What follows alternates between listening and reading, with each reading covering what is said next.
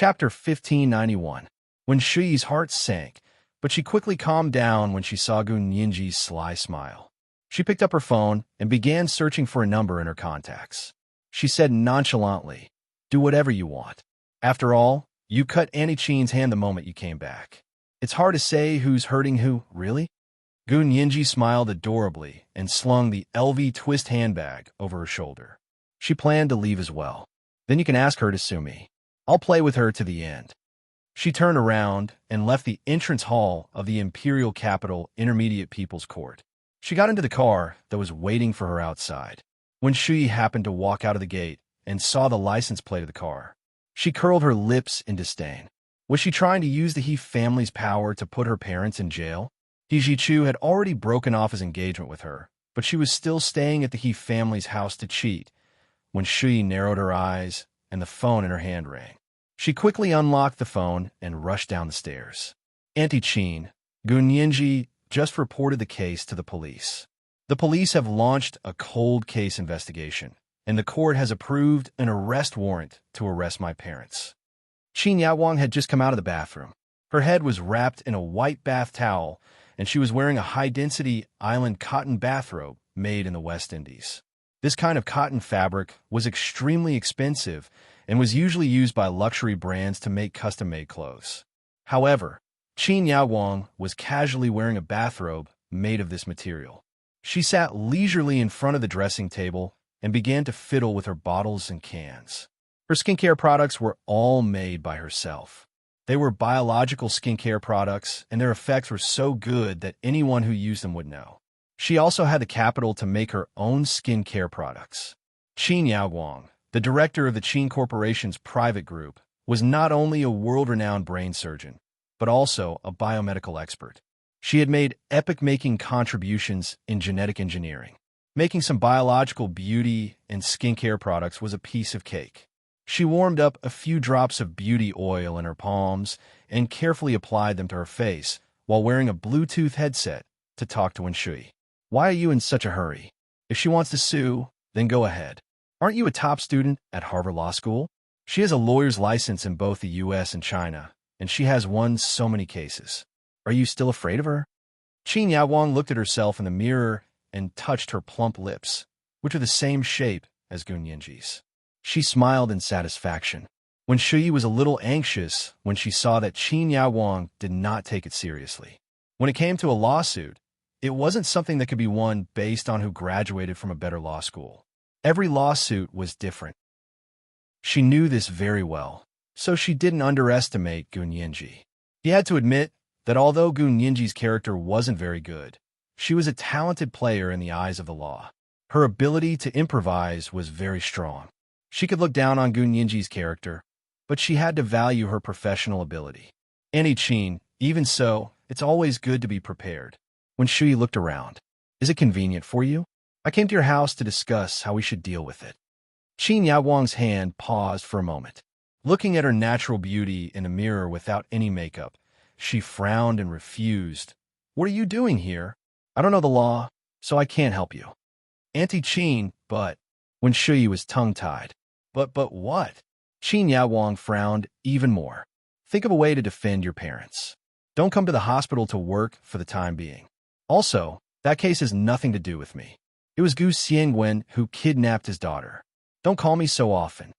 After saying that, Qin Yaowang hung up the phone and blocked when Shuyi's phone number. She sat in front of the dresser and fell into a daze for a while. She said to herself, "Yes, it had nothing to do with me. It was that crazy lunatic Gu Xiangwen who did it from the beginning to the end." When Shuyi called Qin Yaowang again and realized that she couldn't get through, she stood at the foot of the steps of the entrance of the Imperial Capital Intermediate People's Court and looked blankly at the cars and pedestrians coming and going on the road in front of the door. She gripped her phone tightly. She understood what Qin Yaowang meant. This matter had nothing to do with her. Therefore, she could only insist that Gu Xiangwen was the mastermind. Gu Xiangwen was already dead.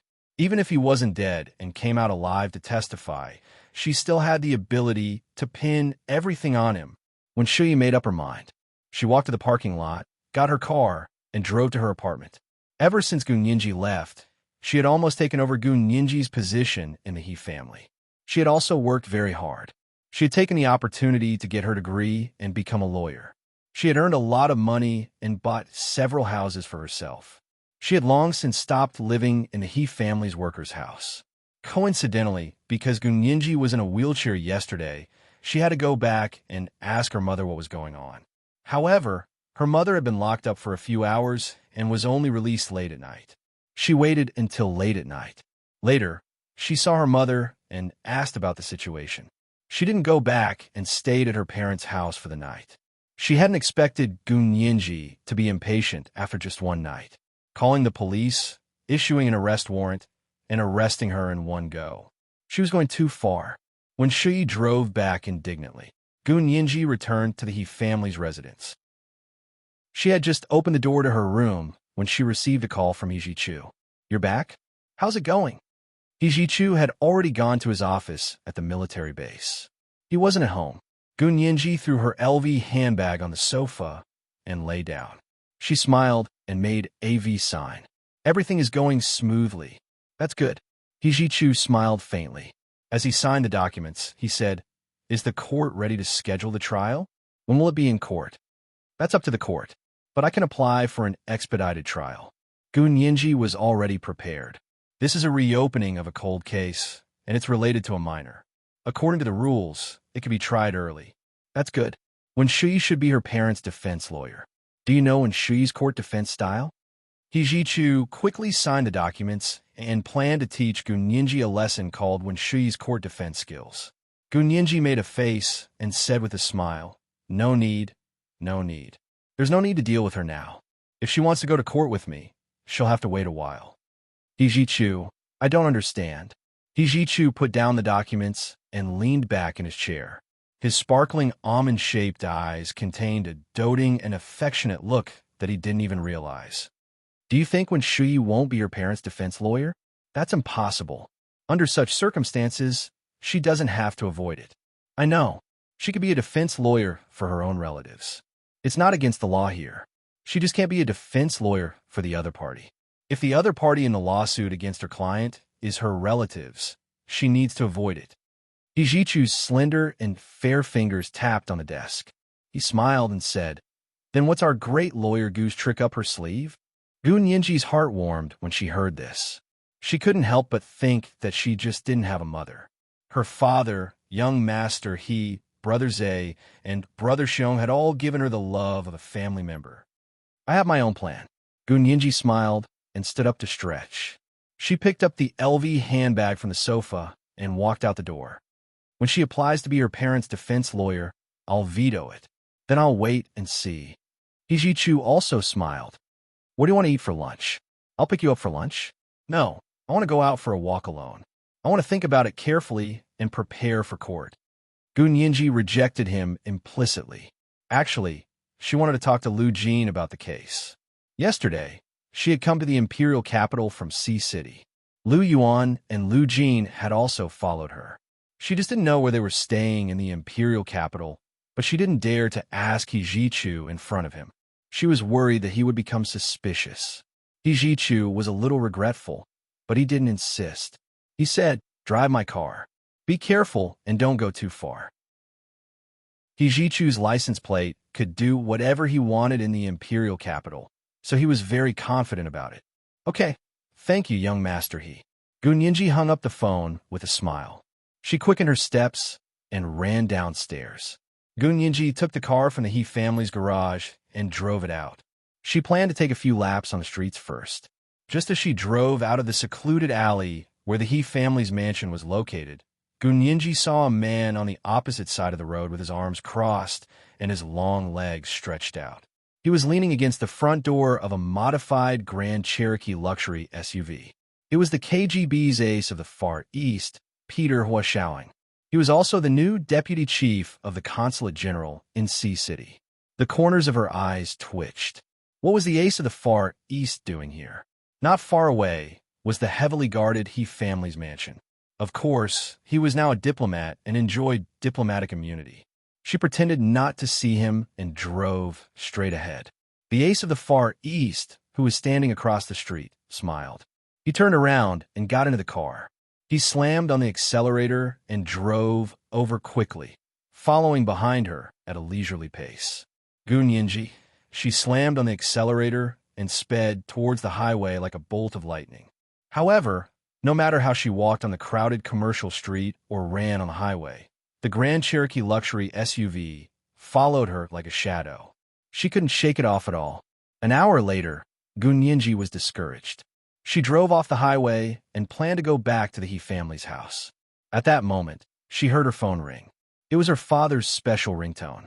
Gu Nianji was delighted and quickly answered the call with her Bluetooth headset. Lu Jin held the phone in front of the floor-to-ceiling window of a high-rise apartment and asked with a smile, "Nianji, when are you coming home?" "Gu Nianji, where are you?" She quickly said, "I wanted to send you a message later." Lu Jin smiled and sent the address to her phone. "I guess you're almost done with your work by now. Boss Lu is cooking. What do you want to eat?" Gu Nianji felt hungry at the mention of eating. She couldn't help asking, "Does President Lu know how to cook paella?" Lu Jin laughed. "I have to. I'll go find a recipe and let him learn on the spot." Gu Nianji. After the call, Gu Nianji saw in the rearview mirror that the big and flashy Grand Cherokee luxury SUV behind her had disappeared. She breathed a sigh of relief. Looking at the address on her phone, Gu Nianji quickly turned around and drove towards Lu Jin and Lu Yuan's apartment. What she didn't know was that while she was focused on making the phone call, the ace of the Far East had quickly changed cars with his own people. Now, he was driving the most ordinary black Volkswagen sedan and continued to follow behind her car at a moderate pace. This was the first update of the day, Chapter 1580. Not a single one will be spared for. A reminder for everyone's monthly votes and recommendation votes. At 8 p.m., the second update. P.S. Thank you to Fly001 for your 10,000 Chidian coins yesterday. Moi, all the big shots and little angels. Chapter 1592. Lu Yuan and Lu Jin's apartment was located northwest of the 4th Ring Road in the imperial capital. The He family's mansion was located in the center of the imperial capital, inside the 2nd Ring Road. There was still a long way to go from the 2nd Ring Road to the northwest of the 4th Ring Road. Gu Nianji was in a good mood. She turned on a car stereo and hummed along. She knew that singing was also her weakness, and she was tone deaf, so she only dared to sing alone in the car. Not long after singing, she noticed a black Volkswagen sedan that had been following her since she got on the highway. She had been off the highway for a long time now, and she was driving through the streets and alleys of the 4th Ring Road. This car had been following her at a moderate speed. The model of this car was the most common model on the streets of the imperial capital, but after following her for so long, Gu Nianji had a good memory. She had seen this car in the rearview mirror several times. It would be strange if she didn't recognize it. It looked like the ace of the Far East had changed his car to follow her, right? Gu Nianji felt depressed. How could this person be like this? She had already said that she wasn't interested in him, but he still shamelessly followed her. This kind of situation was called stalker abroad. She could even go to the police. Gu Nianji pursed her lips and suddenly stepped on the accelerator. Ijichu's car performance was very good, and it immediately shot out like an arrow leaving the bow. She suddenly sped up, and the car behind her subconsciously followed. Gu Nianji began to change lanes and drift on the busy 4th Ring Road. She felt like she was about to fly. It had been a long time since she had tried driving so freely. She couldn't help curling up the corners of her lips and glancing at the rearview mirror. That car could actually follow her. Her driving skills weren't bad. Gu Nianji skillfully turned the steering wheel. After changing lanes to overtake another car, she suddenly slowed down. She changed 2 lanes in a row and closed in on the black Volkswagen that had just caught up. She turned to look at the ace of the Far East in the car next to her and waved at him proudly. Through the Volkswagen's window, Gu Nianji could see the ace of the Far East's dark face. He seemed to be very angry, and his anger was about to spill out of the window. Gu Nianji suddenly felt refreshed and wanted to laugh out loud. She was the one who had defeated the ace of the Far East from the KGB. He could brag about it for an entire year when he got back. She proudly scratched her cheek with her fingers and shamed the ace of the Far East. Then, she immediately stepped on the accelerator, wanted to speed up and leave. However, she seemed to have angered the KGB's ace of the Far East. The other party also began to show off his driving skills. The front of his car suddenly slanted to the front of her lane, less than 10 centimeters away from the front of her car. Gu Nianji quickly turned the steering wheel to the other lane. Then, the black Volkswagen rushed over again, squeezing her into another lane on the right. Gu Nianji broke out in a cold sweat. He didn't expect the ace of the Far East to be so crazy. It was no wonder that they came from a clan of warriors. She felt ashamed of her inferiority. Gu Nianji wanted to beg for mercy. Her face was pale, her legs were weak, and her feet were trembling. She gripped the steering wheel so tightly that she almost pulled it off. She only saw herself constantly changing lanes, and in the end, she was pushed out of the lane by the ace of the Far East.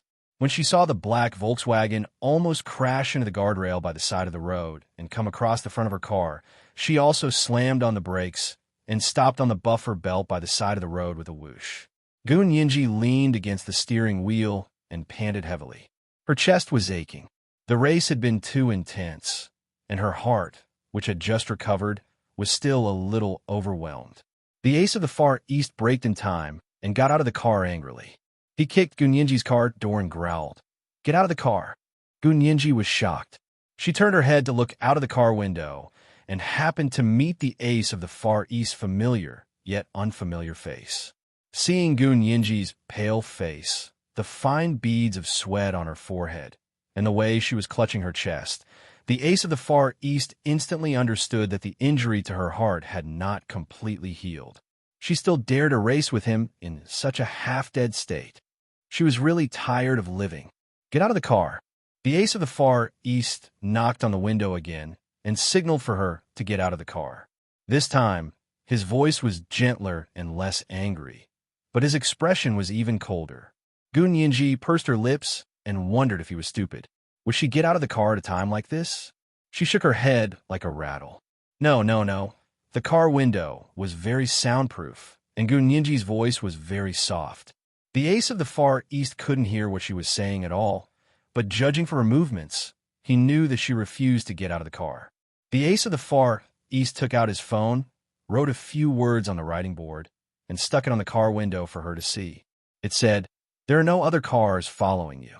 Gu Nianji, seeing that she still didn't move, the ace of the Far East took back his phone and wrote another sentence. "I know where President Liu in your father's apartment is. I can show you the way." Gu Nianji, okay, so he already knew. Then why did she have to race with this KGB agent just now? Gu Nianji opened the car door and got out. She began to doubt her life.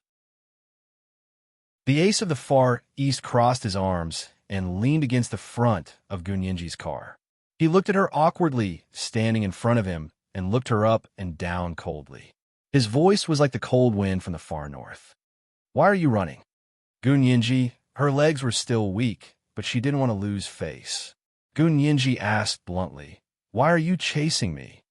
"I said I'm going to chase you." The ace of the Far East's face was cold. "Do you think you can run away?" Gu Nianji rolled her eyes. "Do you think I'll chase you just because you say so? The last person who wanted to chase me was young Master He. Look at how I treated him." The ace of the Far East was speechless. He half lowered his head.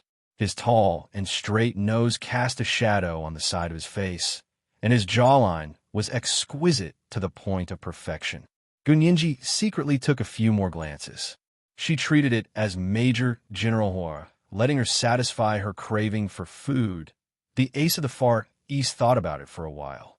The moment he looked up, he happened to meet Gu Nianji's eyes. He immediately smiled and leaned forward. His clear voice seemed to be able to seduce her. "Peeping at me?" Gu Nianji quickly looked away and snorted. She raised her chin slightly. "I'm spying on you." "Peeping? Is that necessary?" She waved her hand. "If you have something to say, tell me quickly. If you don't, I'm leaving. I haven't eaten all morning. I'm starving. President Liu wants to make me paella." The ace of the Far East frowned. "Paella? What's so delicious about that?" Looking at her still pale face, the ace of the Far East advised her, It's not suitable for you to eat any seafood-related food right now. It's not good for your heart's recovery. Gunyinji, if you still want to eat it, I'll call your father and tell him to be careful. The ace of the Far East was about to call Lu Jin as he spoke. Gunyinji quickly stopped him. Okay, I won't eat it. I won't eat seafood fried rice.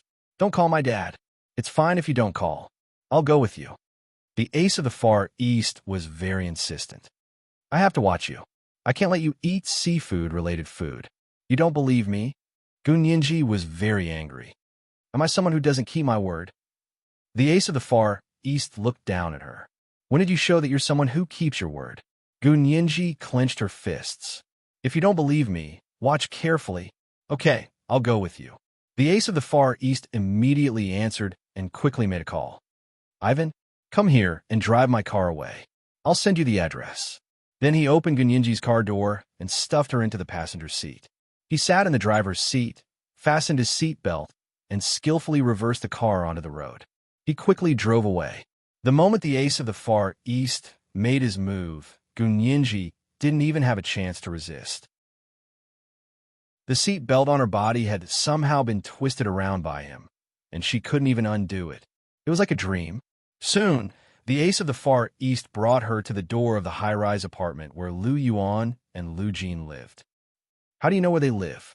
Gunyinji asked suspiciously. She didn't say a word. What misunderstanding do you have about the KGB's abilities? The ace of the Far East said lightly as he rang the doorbell. Lu Jin opened the door gloomily and frowned at the ace of the Far East. Okay, I've sent her here. You can leave now. Gunyinji, this ability to burn bridges after crossing the river seemed to be even better than hers. The ace of the Far East looked at Gunyinji expressionlessly and said, Uncle Lu, I promised Lawyer Gu that I would make sure she couldn't eat Spanish seafood fried rice today. I can't go back on my word. Gunyinji's face darkened. Who had she offended? Just because she thought of Major General Hua, she wanted to take a bite of his signature Spanish seafood fried rice to express her yearning. She couldn't even eat the seafood because of the ace of the Far East. Lu Jin had no choice but to let them in. He asked in confusion, Ninji, why can't you eat Spanish seafood fried rice? Didn't you ask for it on the phone just now? I just asked someone to bring the ingredients over. The core ingredient of Spanish seafood fried rice was saffron. It had to be especially authentic saffron to create that unique taste. Lu Jin's apartment had all kinds of ingredients, but it was missing saffron. Mr. Peters said that my wound has just healed, so I can't eat seafood. Gunyinji covered her chest and looked away from the kitchen with great difficulty. Through the translucent kitchen door, she could see Lu Yuan's tall figure standing in front of the cupboard. But there's no scientific basis for the side effects of seafood on wound healing. Lu Jin began to talk nonstop. There's a saying among the people that hair, such as seafood, is also included in hair. It will affect the healing of wounds after surgery and increase the chance of infection. This saying is completely baseless. There are 3 stages of wound healing after surgery. In the first stage, a blood clot forms at the wound.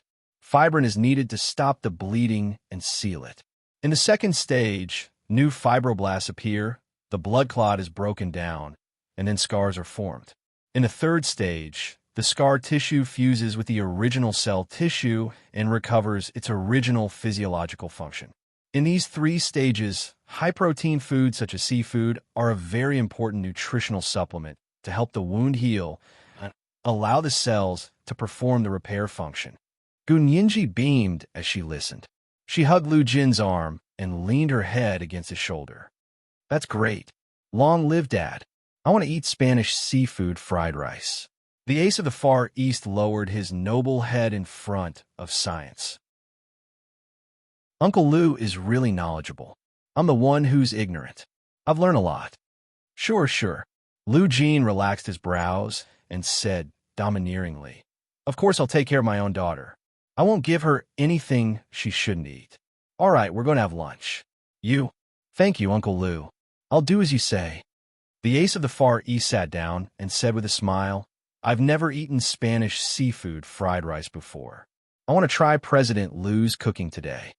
This was today's second update, Chapter 1581, better than respect. A reminder for everyone's monthly votes and recommendation votes. Moi, all the big shots and little angels. Chapter 1593. Most people would probably pinch their noses and allow themselves to be scrounged for food, even if they were unhappy. Unfortunately, the ace of the Far East had miscalculated this time. Lu Jin was a righteous person with an interpersonal disorder, so he didn't fall for it at all. He patted the back of the sofa where the ace of the Far East was sitting and said unhappily, "Who said I wanted you to stay for dinner? Don't interrupt people if you don't understand them. Listen carefully. What I mean is, we're going to eat. The door is over there. Please go back." He stretched out his hand and made a "please go out" gesture. The ace of the Far East, who was good at reading people's expressions, had probably never seen such a blunt rejection and expulsion before. He was stunned for a moment before standing up embarrassedly. His gaze lingered on Gunyinji's face for a moment, and he said calmly, "All right, since I don't have the fortune to eat, I'll wait outside." He stood up. "What are you waiting for?" Lu Jin was so angry that he was about to rush to the kitchen and chase him away with a big broom. "Why aren't you leaving? I'll send her back to the He family after she finishes eating." The ace of the Far East pointed at Gunyinji with a very cold expression. "Otherwise, I won't be at ease." Gunyinji quickly said, "I don't need you to send me back. I could drive myself." She even took out the car keys and proudly tossed them into the air. The ace of the Far East looked at her silently and took out his phone from his trouser pocket. He showed Lu Jin the video of Gunyinji racing and drifting on the crowded streets today. "Uncle Lu, I didn't know your daughter was so naughty. Look at how she's driving so recklessly. This is a downtown area, and her injury is just healed." Lu Jin watched Gunyinji's car drive so fast in the video that he was so nervous that he couldn't breathe. He turned around and glared at Gunyinji. He turned his outstretched hand in Gunyinji's direction. "Nyinji, where's your car? Give me the car keys." Gunyinji instantly had the urge to rush out the door, but under the watchful eyes of Lu Jin and the ace of the Far East, she still chose to recognize the circumstances. She pointed downstairs and whispered, "Park in a parking lot downstairs." She obediently handed the car keys to Lu Jin and muttered, "This isn't my car. This is young Master He's car." "What are you doing?" "What? I'm going to modify your car. Install a remote control system in your car. It can't exceed 50 miles per hour. If it exceeds that, I can take away the control." Lu Jin took the key from her and reprimanded her sternly. Gunyinji hated the ace of the Far East who had snitched on her. She glared at him and mouthed silently, "Snitch. Despicable man." The ace of the Far East pretended not to see it. He reached out to stop Lu Jin and said with a smile, "This is young Master He's car. It's not convenient for you to modify it. It's best if you modify Lawyer Gu's own car." He added, "After I forced Lawyer Gu's car to stop, I drove over. So, I waited outside the door. After she finished eating, I would be the driver to send her back. I'll drive, don't worry." When Lu Jin heard this, he was too embarrassed to chase him out again. Besides, he had seen the video of Gunyinji driving, so he really didn't dare let her drive alone again. He quickly said, Okay. Come in and have a seat. Boss Lu made 2 big pots of paella. One of them is spoiled. Eat it so it won't be wasted." Gunyinji, the ace of the Far East, pretended to be pleasantly surprised. "Really? That's great. Uncle Lu, you're so magnanimous. I've troubled you and President Lu. Eat your food. Don't talk so much." Lu Jin realized that he had fallen into a trap, but for his daughter's sake, he had no choice. When he thought of Gunyinji driving like a roller coaster, Lu Jin couldn't help but think that he should have developed a self-driving car back then. The 3 of them returned to the dining room and sat down. Lu Yuan opened the translucent glass door of the kitchen and poked his head out to look at the ace of the Far East. "Huh, Deputy Chief Counsel Peter is here too? What a rare guest." "Yes, he's Nyinji's driver now. Bring the spoiled paella over for him to eat," Lu Jin said bluntly. It was obvious that he didn't like the ace of the Far East, Deputy Chief Counsel Peter. Lu Yuan laughed. "How can I do that? I've already thrown away the spoiled one. The rest are all pretty good. I make a lot, and everyone has some. 2 or 3 more people can eat it. Authentic paella was made from bahia, short grain rice, a Spanish specialty. The rice core was very hard and easy to absorb water. The ingredients were fresh scallops, prawns, mussels, crab meat, oysters, squid, Spanish specialty pepperoni, chicken, bell peppers, and small tomatoes. It was usually stir-fried with olive oil and cooked until it was fragrant. Then raw rice, green beans, and lemon were added, and it was stewed in seafood stock. The key to this dish was to use saffron to color it. The stir-fried paella was golden in color, and it formed a rich and unrestrained feast with various colors of seafood. As they spoke, the ace of the Far East had already taken the initiative to go to the kitchen to help bring out the food. A wide, shallow, black gold glazed pot was placed in the middle of the dining table. In front of everyone was a white bone china plate with orchids painted on the edge. Lu Jean happily picked up the spoon and scooped a big spoonful of it into her plate. He said eagerly, "Try Boss Lu's cooking. I ate this in a small pub in Spain. It was the best Spanish seafood fried rice I've ever had. I didn't know how to make it, but I still remember the taste. I forced Boss Lu to try it, and I finally succeeded." Gun Yinji looked at the appearance of the dish. It was similar to the one Major General Hoa had made for her back then, and she was very happy. She picked up her spoon and scooped a big mouthful into her mouth. Before she could savor the delicious seafood fried rice, the nauseating smell of onions spread from her taste buds to her stomach. It was like a hook trying to hook her stomach out. Gun Yinji covered her mouth and quickly ran to the kitchen to vomit all the fried rice. She then vomited into the trash can until the sky turned black. Even her chest ached faintly before she sat on the ground, panting. Lu Jean was stunned. "What's going on? Is this food poisonous?" Lu Yuan's face darkened. "How could it be poisonous? I made it myself. Don't you trust me?" "Of course not." Lu Jean scratched his head and ate a few mouthfuls. He then went to the kitchen to see Gun Yinji. He helped her out and gave her a bottle of mineral water. "Drink some and rinse your mouth." Gun Yinji gulped down half a bottle of mineral water before she completely suppressed the smell of onions. She smiled bitterly and said, "There are onions in the seafood fried rice." "Yes, I peeled an onion." Lu Yuan nodded and said in realization, "You can't eat onions." "Yes, I can't. I feel sick when I eat it." Gun Yinji covered her chest and said in a low voice, "The best Spanish seafood fried rice I've ever eaten didn't have onions in it. Major General Hua had modified it, but it was still delicious." "That's still called delicious? That's not authentic." Lu Jean shook his head helplessly. "If I had known, I would have made you something else to eat. What do you want to eat? Should I order takeout?" Gun Yinji took a deep breath and said, "Then let's make egg fried rice. Is that convenient?" She looked at Lu Yuan eagerly. She had just vomited, and now the tip of her nose was a little red. Her eyes were watery, like a little rabbit that had choked on water. Lu Yuan also felt a little sorry for her. He patted her on the shoulder. "Okay, Uncle will make you Yangzhou fried rice." Gun Yinji forced a smile. "Thank you, President Lu." The ace of the Far East had been sitting at the side the whole time. He watched this scene silently. He finished all the Spanish seafood fried rice on his plate and sighed. "What a pity.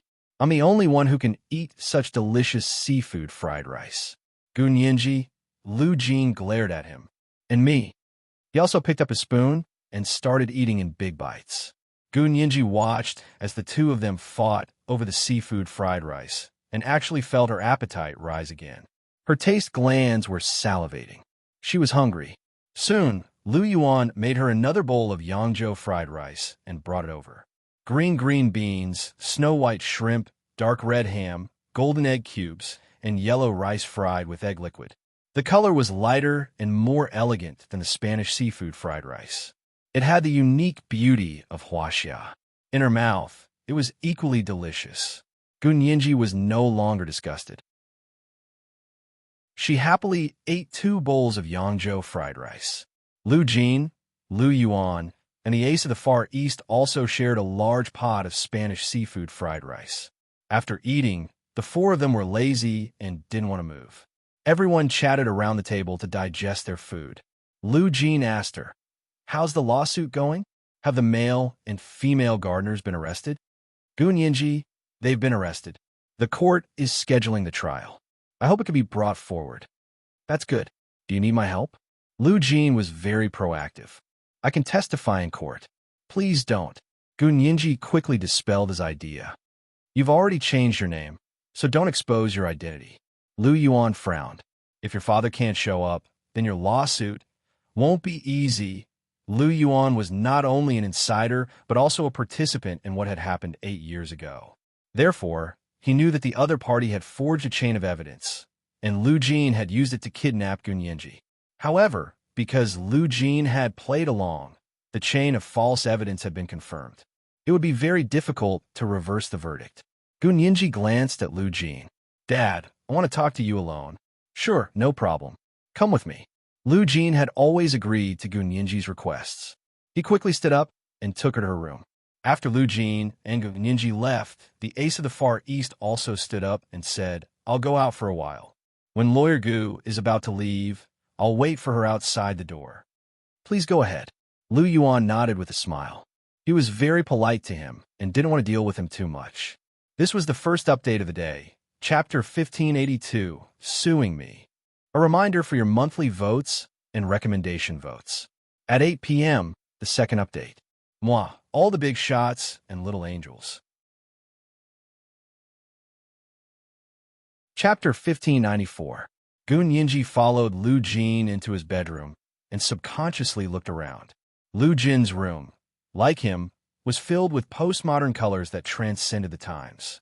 The bedding was painted with simple black and white geometric lines.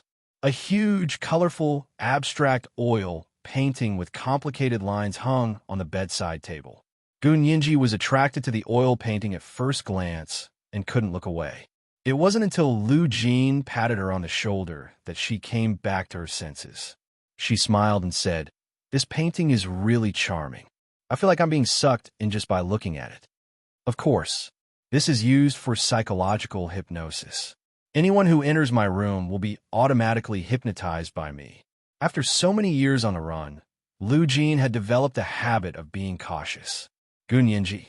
She shook her head speechlessly and followed Lu Jin to the sofa by the window in his room. She took out her phone and notepad and began to ask him questions. Dad, what I want to ask you is, how did you intercept Qin Yawang back then?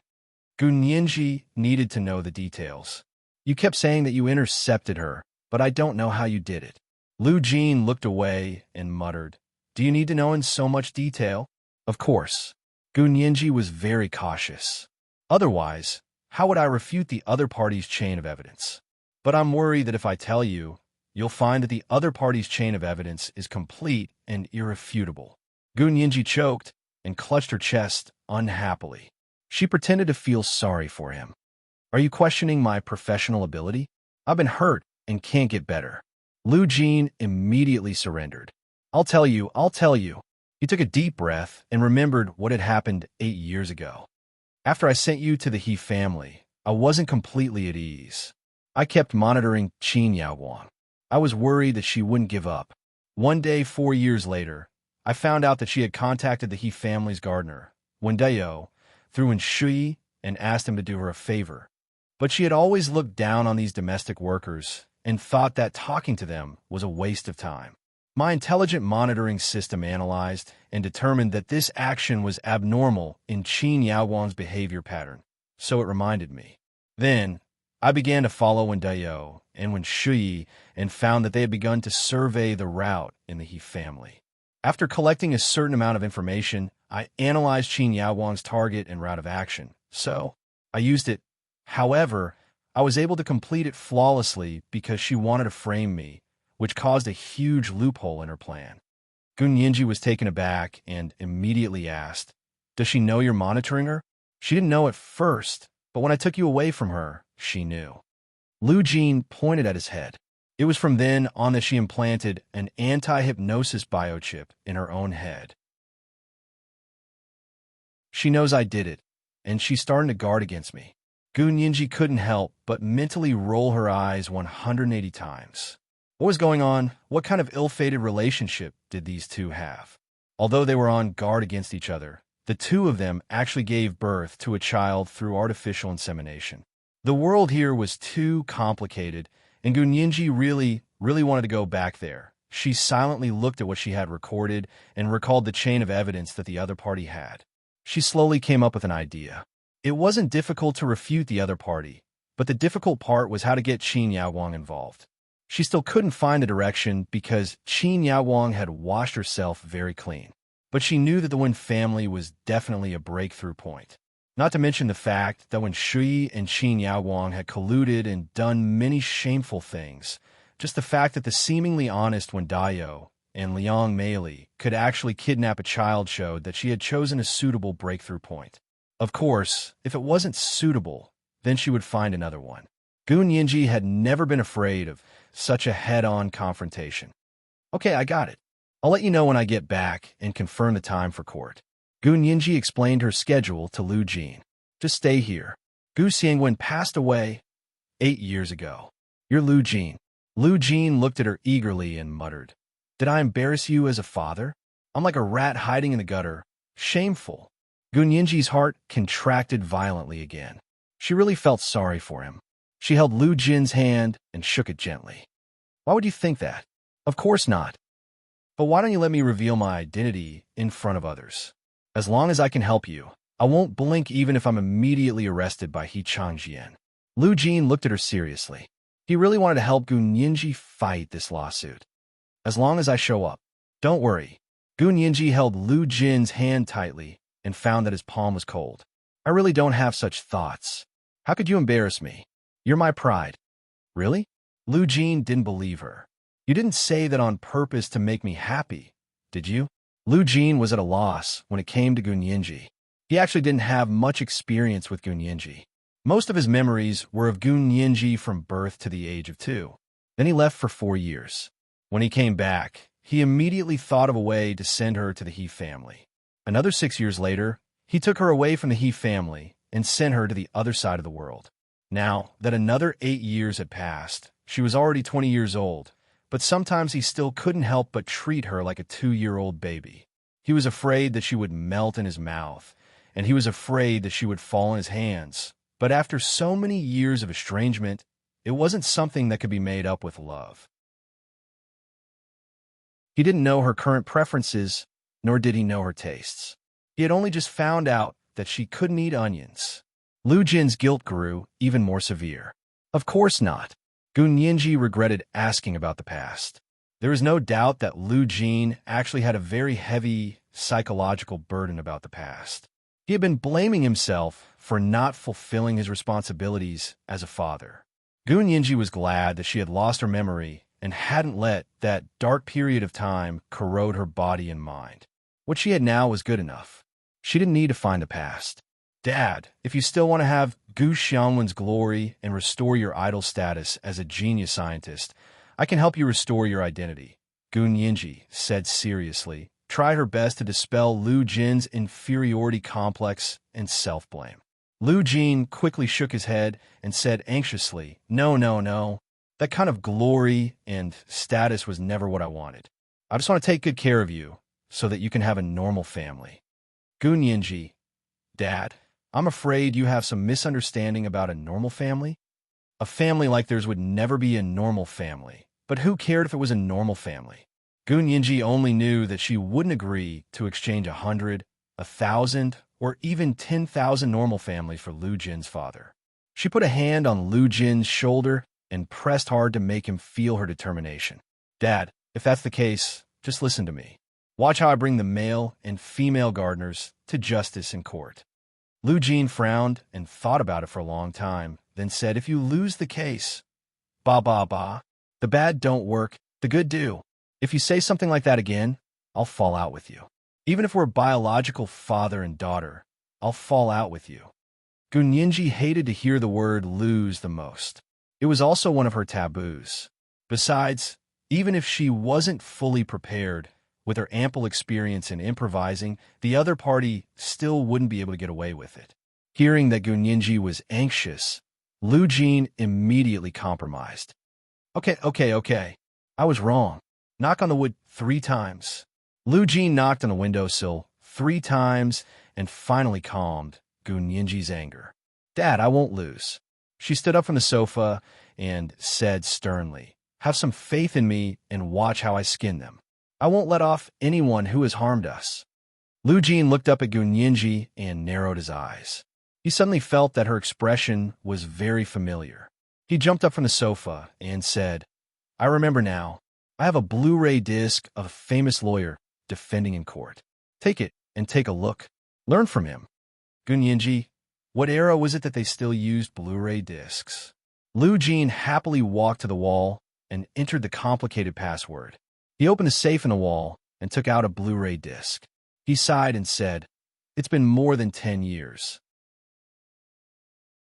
Actually, I should transcribe them and save them in the cloud system." "Well, wait a minute. I'll transcribe them now." Lu Jin's computer was very powerful. It only took him 5 seconds to transcribe 100 gigabytes of content on the Blu-ray disc to the computer and then transfer it to his own encrypted cloud system. "This is the account number and password. You can take a look when you have time," Lu Jin said as he carefully locked the Blu-ray disc back into the safe. Gun Yinji, "Dad, when did you become interested in the law?" Gun Yinji was speechless. Wasn't this father too omnipotent? He didn't even know the law, did he? "I don't know anything about the law," Lu Jin admitted honestly. "But I once saw a powerful person in a lawsuit. I hope she can give you some inspiration and let you learn something practical." Gun Yinji looked at him suspiciously and felt even more strange. She immediately used her phone to connect to the website that Lu Jin had given her and entered the account number and password. The internet speed was very fast. After she connected, she saw that there were many small folders here. Each folder was named after a time and place. Looking at the time, it was more than 10 or 20 years ago. She clicked on a folder that was the closest to the present, which was 12 years ago. There was a video file that had just been transcribed and uploaded. Gun Yinji opened the video file and found that it was a video of a trial. The lawyer who was arguing eloquently was an ordinary-looking woman, but as soon as she spoke, she was immediately charming. It made people completely ignore her appearance and only feel her unparalleled attractiveness. Gun Yinji was extremely surprised. This is young Mastery's mother. She had seen this woman's photo at the He family's house, so she was no stranger to her appearance. "Yes." Lu Jin nodded honestly. "She's the most powerful lawyer I've ever seen. Yinji, you'll definitely be as good as her. No, you'll be better than her." This was the second update of the day. Chapter 1583, You'll Be Better Than Her. A reminder for everyone's monthly votes and recommendation votes. Moi little angels. Chapter 1595. Gun Yinji's eyes curved as she held Lu Jin's hand and said, "Thank you, Dad, for having confidence in me. That's right. Trust me. I'll help you get justice." Lu Jin's hand trembled imperceptibly. He didn't dare look Gun Yinji in the eye and muttered, "Just get justice for yourself. Don't worry about me." "How can that be?" Gun Yinji thought Lu Jin was still worried. So she quickly said, "You can find an excuse to listen in, but it's best to disguise yourself as someone else.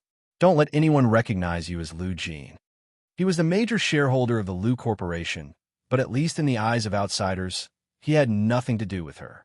If he paid too much attention to her, it would arouse the suspicion of people with ulterior motives, especially He Changjian, who was very suspicious. Gun Yinji thought of He Changjian's ruthlessness of rather kill the wrong person than let him go. So she didn't want the people she cared about to be in danger at all. Seeing that Gun Yinji was worried about him, Lu Jin was instantly happy. He winked at her. "Don't worry, I have a way. At most, the Lion King will make a comeback. If anyone can recognize him, I'll give him both Nobel Prizes." Gun Yinji giggled and said playfully, "Our family is really good at acting. Dad, I think you should seriously consider entering Hollywood." "Hollywood is nothing." Lu Jin deliberately raised his head at a 45-degree angle. "Being a real scholar is the most important test of skill." Yes. Actor tycoon Lu Jin has woken up. It's not even dark yet, and you're already dreaming. Gun Yinji giggled as she rambled on with Lu Jin. Finally, he let go of the burden in his heart. Perhaps he hadn't let go of his past so quickly, but as long as he had a good start, he would slowly get over it. Gu Nianji patted Lu Jin on the shoulder. All right, I have to go back. I won't be here again until the court hearing. Lu Jin reluctantly saw her out and frowned. It's not a problem for you to stay at the He family's house all the time. You should move out. I'll buy you a house in the imperial capital. I'll mention it to young Master He, but you don't have to buy me a house. Gu Nianji turned around to stop Lu Jin and winked at him. I'll rent a house. Lu Jin understood instantly and held her hand with a smile. I understand. Rent a house. Feng Dongjin is here. How about we sign a permanent rental contract? If you don't say it, we can still be good friends. Gu Nianji shook their intertwined hands. Okay, I really have to go. The two of them chatted and laughed as they walked as if there was no one else around. They had already passed through most of the living room, but no one looked at Lu Yuan, who was sitting on the sofa. Lu Yuan couldn't bear to see the father and daughter clinging to each other. He simply shook open a large newspaper and covered his entire upper body. Out of sight, out of mind. Lu Jin opened the door and said to Gu Nianji, I'll walk you down. Uncle Lu, there's no need. I'll send Lawyer Gu back. The ace of the Far East and Deputy Chief Counsel, Peter, suddenly stood up from the door and blocked Lu Jin's view. Lu Jin's expression immediately darkened. He pulled a long face and said, Why haven't you left yet? If one meal isn't enough, do you want 2 meals? Uncle Lu, you're too polite. I'm just worried about Lawyer Gu's safety. The ace of the Far East stood straight behind Gu Nianji. His chin was facing Gu Nianji's head, and he handed Lu Jin a handle-like device. This was taken from Nianji's car. Take a closer look and see if there's anything wrong with it. Standing too close, Gu Nianji could feel the heat of his breath. She moved away uncomfortably and said with a cold expression, Mr. Peter is too polite. He's the deputy chief counsel of the country, but he's actually my chauffeur. I'm afraid I'll lose my luck. That's right. We're all commoners. It's not good to have anything to do with you high-ranking officials and nobles. Lu Jin took the handle, but still spoke up for his daughter. The ace of the Far East expression was calm as he said leisurely, Yes, I'm the deputy chief counsel of the Soviet Union. Anyone who wants to attack my car will think about whether they're prepared to go against the entire Soviet Union. This was the confidence of a diplomat. Abroad, they represented their own country, and behind them, there was also a powerful country backing them. Gu Nianji, she was convinced. Wasn't that enough? Gu Nianji pursed her lips and turned to walk towards the elevator. The ace of the Far East quickly nodded at Lu Jin and caught up with Gu Nianji into the elevator. The elevator door slowly closed in front of Lu Jin. Lu Jin watched angrily as his daughter stood with another man. The scene was unusually harmonious. What are you being so arrogant for? It's just a dove taking over a magpie's nest. Lu Jin glared at the elevator and turned to go back into his room. After closing the door, he saw that Lu Yuan had blocked himself with a large newspaper. Huh, what kind of news is so good? You're so engrossed in it that you didn't even say goodbye to my daughter. Lu Jin sat down opposite him on the sofa, crossed his legs, and looked at the handle that Peter had given him. It turned out that it wasn't a handle, but a receiver for a locator. Interesting. Lu Jin laughed happily. Lu Yuan lowered the newspaper, revealing his forehead and eyes. He said mockingly, It was clearly you father and daughter who came and went freely in the living room as if there was no one else around. I, a living person, couldn't even see you sitting here. Now you're still accusing me of not saying goodbye to your daughter. Did you give me a chance to say goodbye? Speaking of saying goodbye, Lu Jin stopped smiling and was also full of complaints. Don't say any more. That deputy chief counsel is guarding the door. He's like a tiger eyeing its prey like a wolf. I can't chase him away no matter how hard I try.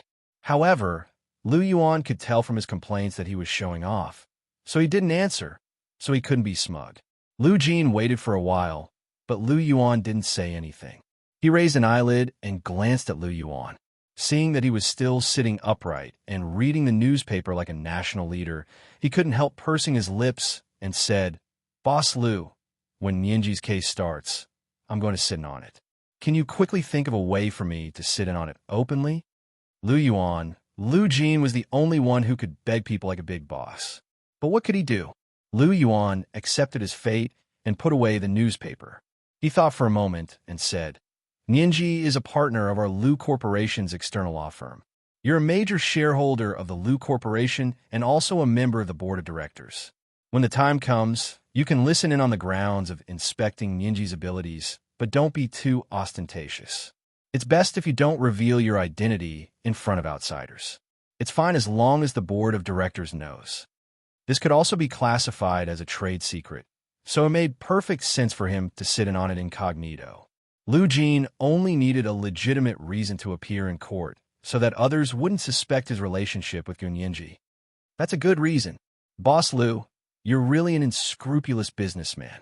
You came up with such a high-sounding reason without even blinking. Lu Jin gave him a thumbs up. Lu Yuan wasn't comforted. He glared at him angrily, put away the newspaper, and went back to his bedroom. Winter was coming. Lu Yuan planned to be a Buddhist-like president. He didn't want to stoop to the level of Lu Jin, who was an infuriating person with interpersonal disorder. Gun Yinji and the ace of the Far East sat in the moving car. The ace of the Far East said lightly, I've tampered with the GPS in this car.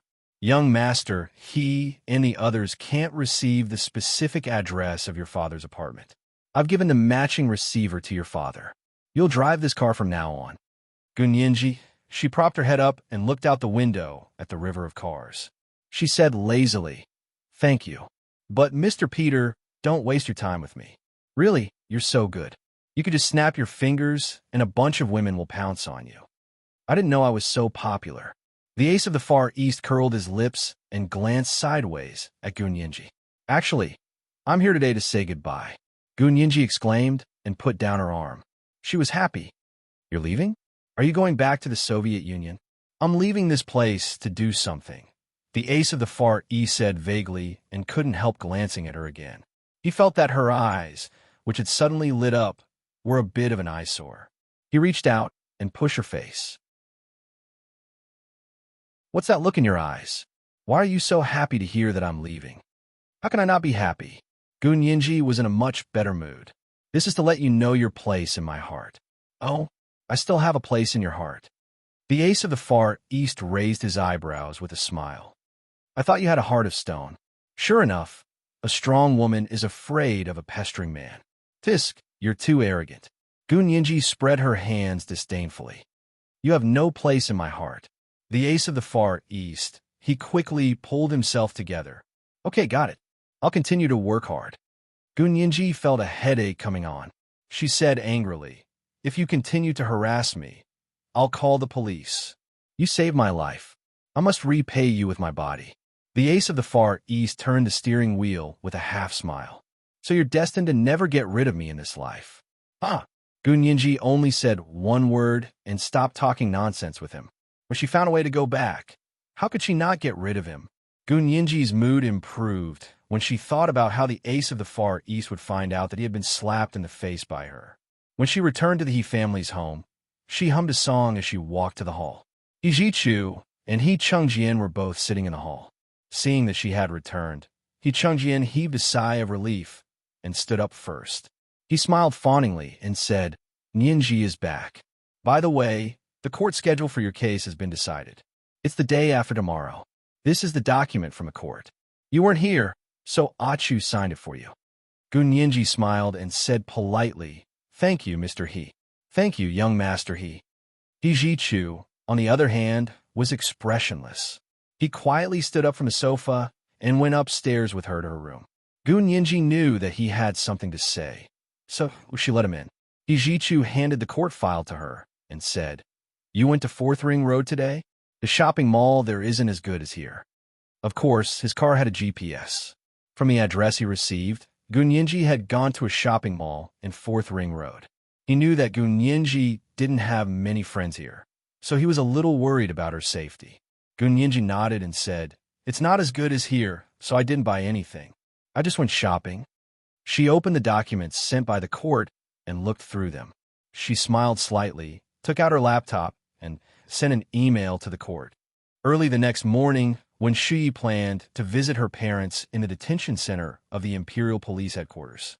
Before she could leave, she received a subpoena from the court. The person from the court politely said, "Lawyer 1, your defense lawyer's application has been rejected by the plaintiff's lawyer, and the plaintiff's lawyer has found new evidence to list you as the defendant. This is the court subpoena. You will appear in court with your parents tomorrow for the first trial." This was the first update of the day. Chapter 1584, The Essence of Acting. A reminder for everyone's monthly votes and recommendation votes. Before they knew it, the monthly votes had reached 5,000. There were 3 updates today. At 1 o'clock in the afternoon, the monthly votes were 5,000 plus updates. At 8 o'clock in the evening, the 3rd update. P.S. Thank you to the leader of Only Reading Makes People Happy in Life for the 30,000 Chidian coins yesterday. P.S. Knocking on wood is a superstition in the United States. It means that if you say something bad and don't want it to come true, knock on wood. Onwood 3i directly translated it as knocking on wood 3 times. In fact, it had the same meaning as the Chinese saying, "Bad things don't work, good things do." Moi moi, all the big shots and little angels. Chapter 1596. When Shuyi's heart sank. How is that possible? Evidence from 8 years ago. How could there be evidence from 8 years ago? Wasn't this far-fetched? When Shuyi tried her best to maintain her composure and said calmly, "Me, as the defendant? Did you make a mistake?" This is the court's decision. The plaintiff's lawyers submitted new evidence yesterday. After the court reviewed it, they felt that there were indeed doubts, so they allowed her request. The court took out a receipt for when Shuyi to sign, indicating that she had received the court summons herself. When Shuyi's face darkened as she signed her name on the receipt. After the court left, when Shuyi called Gun Yinji directly. Fortunately, Gun Yinji didn't block her. "Gun Yinji, what do you want?" As soon as the call connected, when Shuyi questioned her rudely, "Didn't you say that you wouldn't use the He family's power? Now you have to take back what you said." Gun Yinji held her phone and stood calmly in front of the window to feed the goldfish. She said calmly, "If I really used the He family's power, you and your parents wouldn't even have a chance to have a public trial. Don't you know how you do things here?" When Shuyi choked, but she didn't agree with Gun Yinji. She sneered, "You're playing this game with me?" If the court didn't know that it was related to the He family, do you think it would have been scheduled so quickly? The case in my hand was filed last year, and it hasn't been tried yet. It's been scheduled for 3 years. Gun Yinji threw away the fish food in her hand and said calmly, "My case was filed 8 years ago. It's been 8 years. Even if it was scheduled according to what you said, it should have waited. What right do you have to say that I used the He family's power to get the court to schedule it ahead of time? You always say that I'm bullying people. You say that over there, and you say the same here. You really don't know how big your face is, do you? Your case is a cold case. How can it be treated like that?"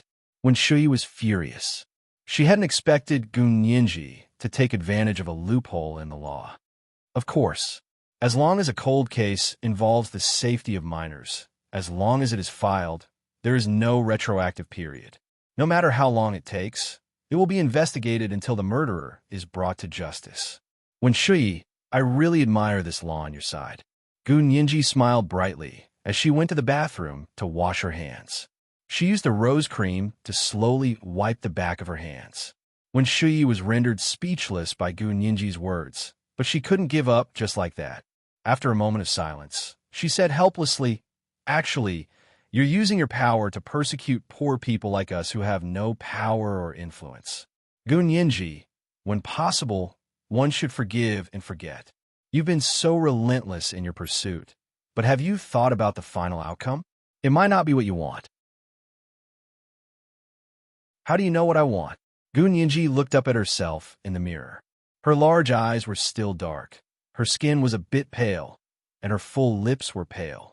She looked into the mirror and said word by word, "I just want the people who harmed me to pay the price they deserve. Not a bit more, not a bit less. This is the legal justice I seek."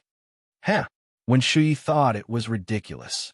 "Gun Yinji, the justice you seek will never be achieved, because we live in a world of people, And where there are people, there are people. You'll regret it. Gun Yinji raised an eyebrow. Tell that to the judge and the jury. See if they'll pay attention to you. Gun Yinji hung up the phone. She thought about it and blocked Wen Shuyi's number. As the plaintiff and defense lawyer, it was not appropriate for her to have private contact with Wen Shuyi, the defendant. During lunch, Gun Yinji asked He Ji-chu, "Young Master He, did you give my phone number to Wen Shuyi?" He Ji-chu didn't even look up. He patiently cut a piece of steak and said, "No, I didn't give your number to anyone." He Ji-chu had applied for the phone number Gun Yinji was using now. He Chengjian coughed unnaturally at the side. He didn't say anything, but Gun Yinji suddenly realized something.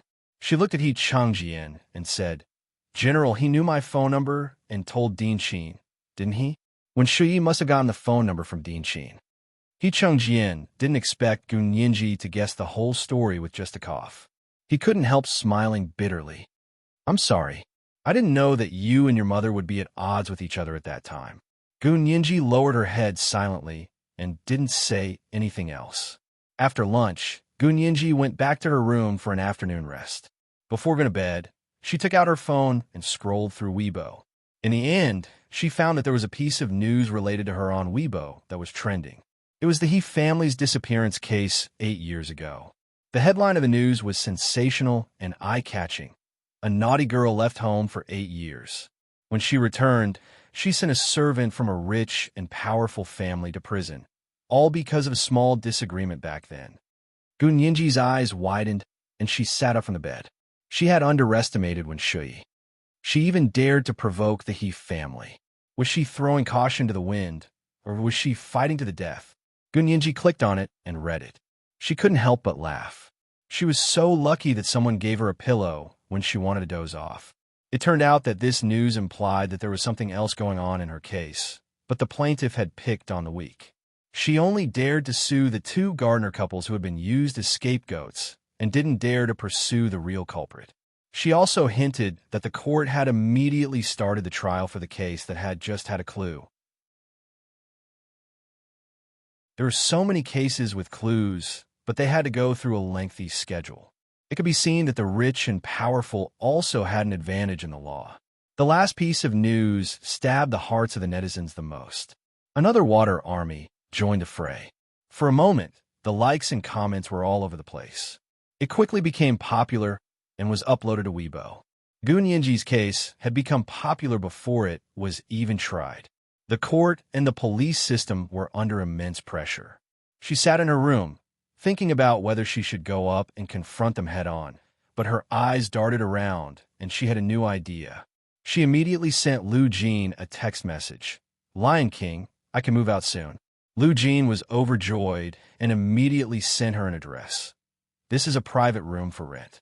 It's a well-renovated serviced apartment with 3 bedrooms, 2 living rooms, and 2 bathrooms. It's very suitable for professionals to live in. Gun Yinji hadn't expected that she would have a reason to move out of the He family's house so soon and live with her father. She really wanted to give Wen Shuyi, who had been tirelessly teaching her. She smiled and knocked on the door of He Ji-chu's room. He Ji-chu sat on the sofa and waited for her. "Come in." He held a glass of red wine and had already taken a few sips. His face was a little red, as if he was drunk. His almond-shaped eyes were a little blurry. Gun Yinji pushed open the door and stood at the door with an aggrieved expression. "Young Master He, I think it's better for me to move out." "What's wrong?" He Ji-chu rubbed his temples. His voice was a little hoarse. "Are you not used to living here? Do you want to live in my own apartment?" "No need." Gun Yinji walked in and handed him her phone. "Look, I'm still living in your family's property, but I can't get rid of this bullying reputation." He Ji-chu skimmed through the trending news, and the corners of his eyes twitched. "I'll get someone to deal with it." "Please don't." Gun Yinji quickly stopped him. "If you make a move, it'll really prove that I'm bullying others." Gun Yinji understood the twists and turns here too well. How could an online child not know the power of deleting posts and muting them? That would only confirm the rumor. "Then what do you want?" He Ji-chu leaned against the sofa and stared at her with his almond-shaped eyes. "Are you just going to watch them spread rumors?" "Of course not. But before the first trial tomorrow, I don't want to do anything to them." After the first trial, I'll gather evidence to sue them. Only the law could teach the media, who were keen on spreading rumors to gain attention.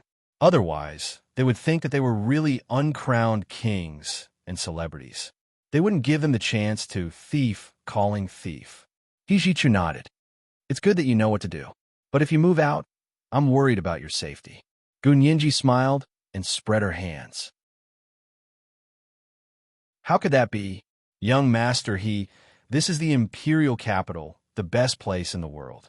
Are you so unconfident in the safety of your city? Don't worry, even if I move out, I'll rent a house in a first-class neighborhood. I won't mistreat myself. She showed him the address Lu Jin had given her.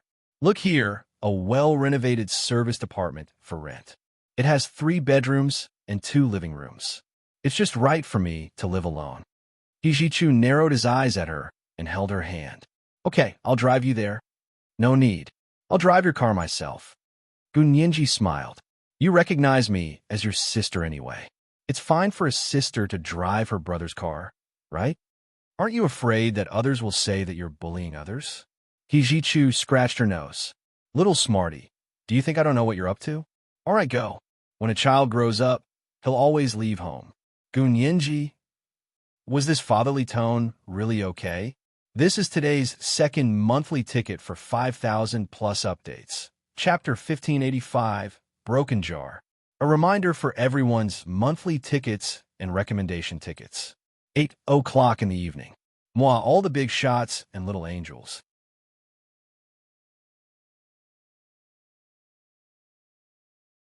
Chapter 1597. Gunyinji looked at Hijichu carefully and saw that he was smiling lazily. His handsome features seemed to have weathered the vicissitudes of life, and his eyes were deep and meaningful. He exuded a deep masculinity. Professor, he was so charming. Gunyinji sighed and smiled. Young master, you're actually the most charming when you're a professor at our side. Do you know how many fangirls you have at school? Hijichu continued to smile and almost blurted out a teasing remark, but he managed to hold it in. He pushed the tip of his tongue against his teeth and mumbled, Then I can consider continuing to be a professor. Who knows? Maybe I'll be able to find someone suitable to marry soon. Gunyinji gave him a thumbs up.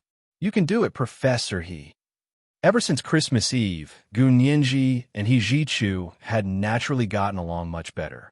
She sincerely regarded him as an older brother. Although they were not related by blood, her affection for him did not diminish at all. Hijichu helped her pack a few large suitcases and carry them to the trunk of the car. He said, These are all the things you usually use. I'll leave the ones you don't use in your room. Come back and stay with us during the holidays, okay? Gunyinji nodded solemnly. I'll come back to eat with you during the holidays. Coming back to stay and coming back to eat were 2 different concepts. Hijichu hugged her silently. Let's go. I'll warm your room in a few days. Gunyinji smiled and waved goodbye to him.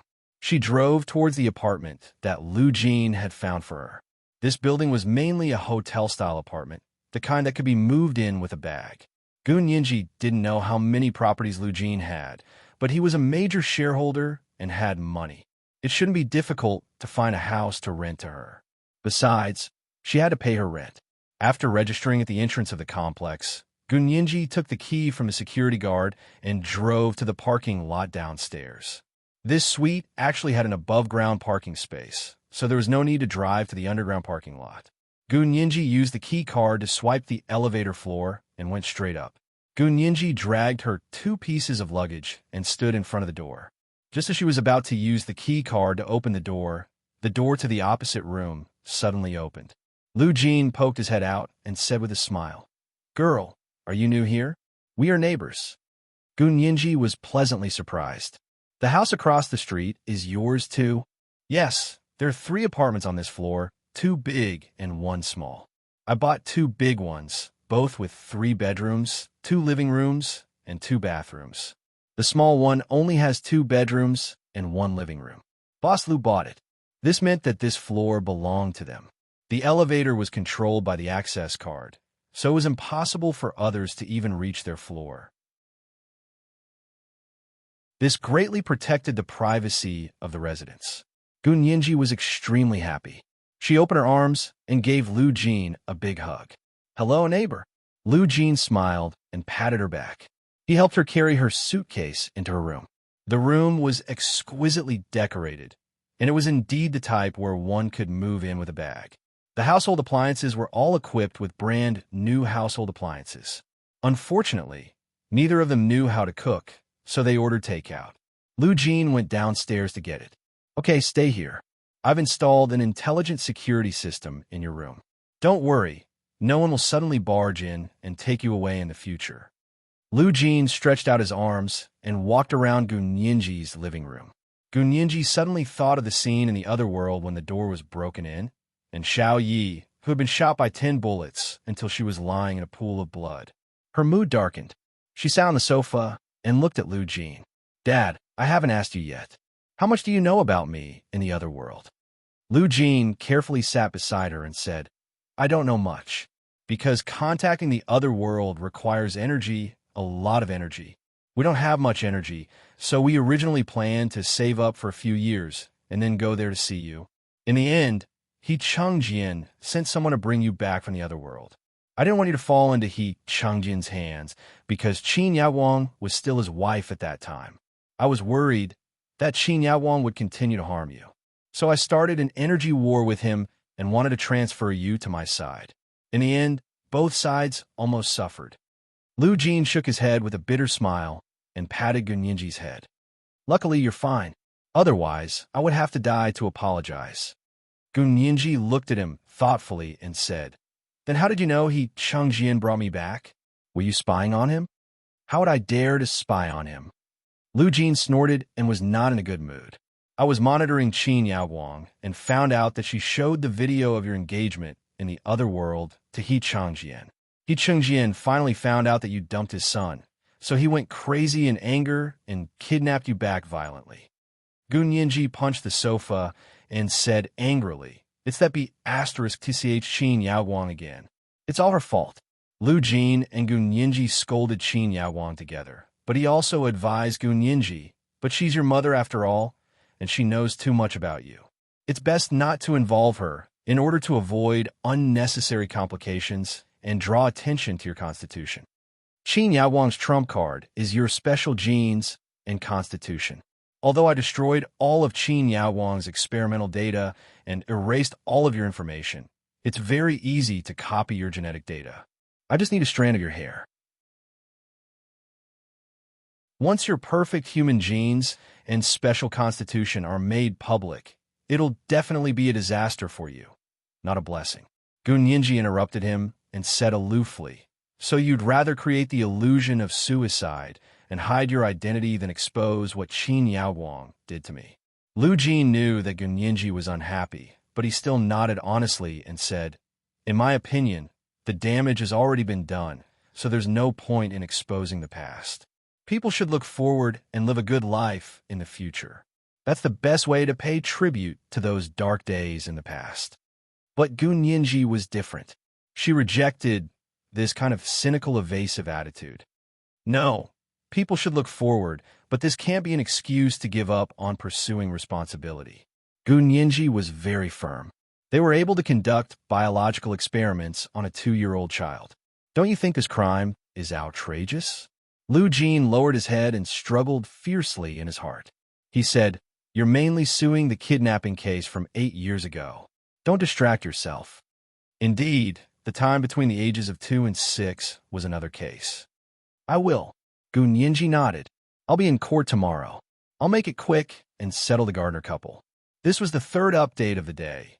Chapter 1586, It's Her Again. A reminder for everyone's monthly votes and recommendation votes. Mwah, everyone little angels. Chapter 1598. Gun Yinji didn't feel much joy after moving to a new home. That was because her attention was focused on her case tomorrow. "Are you really confident?" Lu Jin was still very worried about Gun Yinji's first court appearance here. Gun Yinji didn't tell Lu Jin too much about what she had done in the other world. She didn't want him to worry. "I've made a lot of preparations." Gun Yinji explained her intentions to Lu Jin. "First of all, I deliberately took out the evidence related to Wen Shuyi at the last minute and refused to let her be her parents' defense lawyer. I wanted to catch her off guard. She can't be a lawyer. She can only find a new lawyer to defend her parents. And the new lawyer only has one day to prepare. He might not even understand the whole case before he'll be forced to do it. Of course, maybe this new lawyer is very good and can straighten out the case in one day and one night. However, he won't know the whole truth like Wen Shuyi, so it's very easy for things to go awry during the defense. That way, I'll have a chance to take advantage of. Gu Nianji's words made Lu Jin's eyes sparkle. Nianji, you're really suitable to be a lawyer. Lu Jin held her hand and was overjoyed. That's great. That's great. You're only 20 years old this year. You're even younger than young Master He's mother when she became famous. Gu Nianji wiped Lu Jin's hand away speechlessly. Dad, it's just a small lawsuit. How can it be as exaggerated as becoming famous? All right, I'm just saying this to reassure you. Respect my professionalism. I won't let you down. Lu Jin nodded heavily. Okay, Dad believes in you. Although he still had doubts in his heart, he didn't show it. Because true confidence had to be demonstrated through actual results. People who were worried about you wouldn't be at ease just by saying it. Gu Nianji had a good night's rest. The next morning, she woke up and ate breakfast, washed up, and picked out her clothes. Then, she left on time at 8 o'clock. She had to arrive at the Imperial Capital Intermediate People's Court at 8:30 to undergo all kinds of security checks. The court session would officially begin at 9 o'clock sharp. Gu Nianji drove He Jichu's car to the underground parking lot of the Imperial Capital Intermediate People's Court.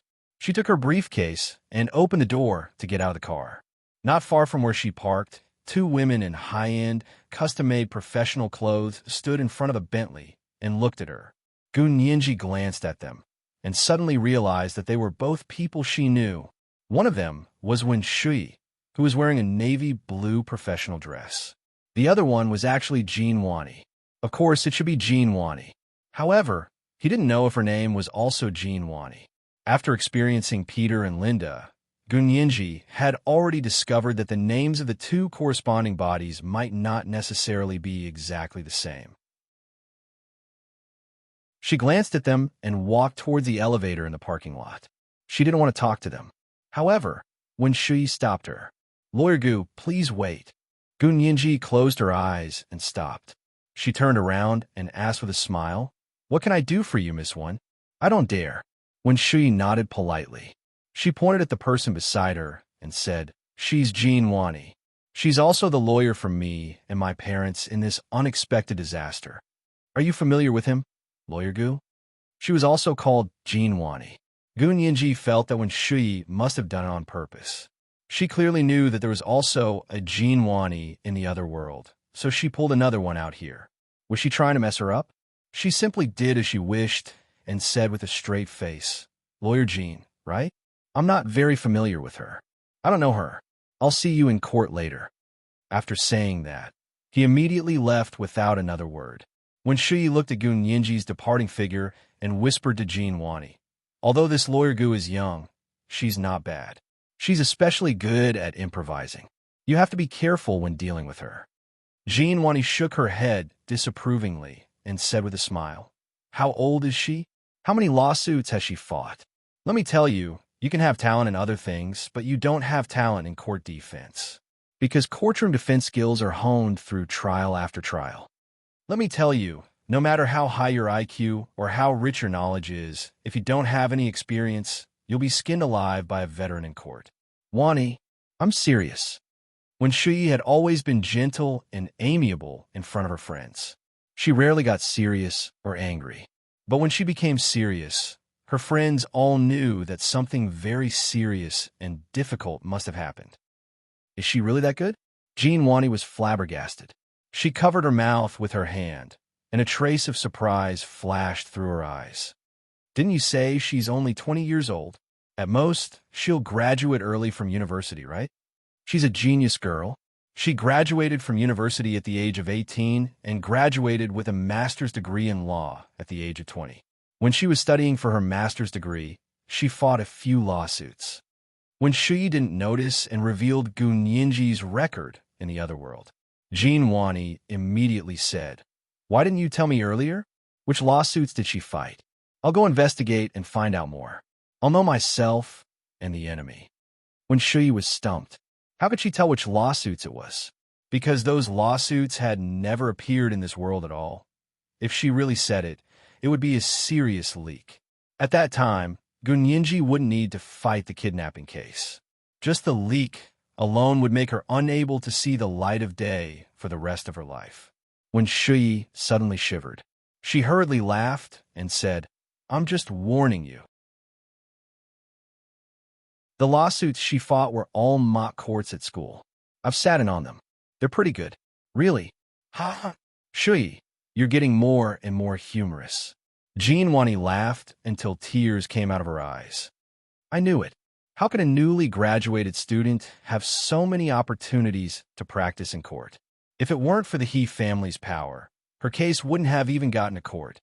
By the way, are you afraid of offending the He family? When Shui quietly changed the topic, she didn't want Jean Wani to remember what she had just said about Gun Yinji. I believe in justice.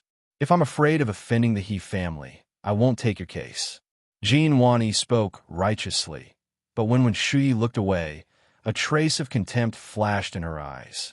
Who is the He family? How could she be afraid of them? Only when Shui, the daughter of the He family's gardener, would worship the He family like gods. Gun Yinji arrived at Court A of the Imperial Capital Intermediate Court for security check. The briefcase she brought was taken by the bailiff and searched carefully with an electronic device. The female bailiff on the other side waved her over and scanned her entire body with a metal detector. She even had to take off her shoes to ensure that no dangerous items were brought into the courtroom. In the past, the security check in the courtroom wasn't that strict. However, after several cases of defendants or plaintiffs who were dissatisfied with the court's decision storming the courtroom and using homemade explosives or guns to kill and injure the judge, the security check in the courtroom had been raised to the same level as that at the airport. Gun Yinji quietly went through the security check. She put her phone and other electronic equipment into a transparent plastic bag and locked it in the electronic cabinet by the door of the courtroom. She could only bring a laptop in. Of course, the laptop had also been tested to ensure that there were no unsafe items in it. She walked into the courtroom and thought that she was the only one on her side. As soon as she entered, she saw that not only were Lu Jin and Lu Yuan sitting in the gallery behind the plaintiff's seat, but also the boss of the Sea City law firm, Jin Dazhuang, the receptionist Xiao Zhang, Zhao Yangze, and Bai Shuang. She stopped in her tracks in surprise. Was this the first trial that a group of people had come to watch her? She was still a little excited when she thought about it. Xiao Zhang, the receptionist, waved at her from her seat and smiled as she made a good luck gesture. Gun Yinji was very touched. She nodded slightly and turned her gaze to Lu Jin, who was sitting next to Lu Yuan. It was a little strange. As a patient with interpersonal disorders, how could Lu Jin be so thoughtful? When Lu Yuan saw her like this, he smiled and pointed at himself. Lawyer Gu, you have to thank me. It has nothing to do with anyone else. Lu Jin quickly nodded and said seriously, this was all arranged by President Lu. I'm here as a representative of the Lu Corporation's board of directors to inspect the law firm we're working with. The corners of Gun Yinji's mouth twitched. Thank you. Please listen carefully. She walked up to Jin Dazhuang and Xiao Zhang and greeted them with a smile. Where did you guys get here? Why didn't you contact me? We just flew here yesterday. President Lu specially asked us to come here to cheer you on. Xiao Zhang stood up and held Gun Yinji's hand. His eyes were red. I heard that you were kidnapped by these people when you were 12. You must not let them go. Yes, that's why I brought them to court. Gun Yinji held her hand and winked at her.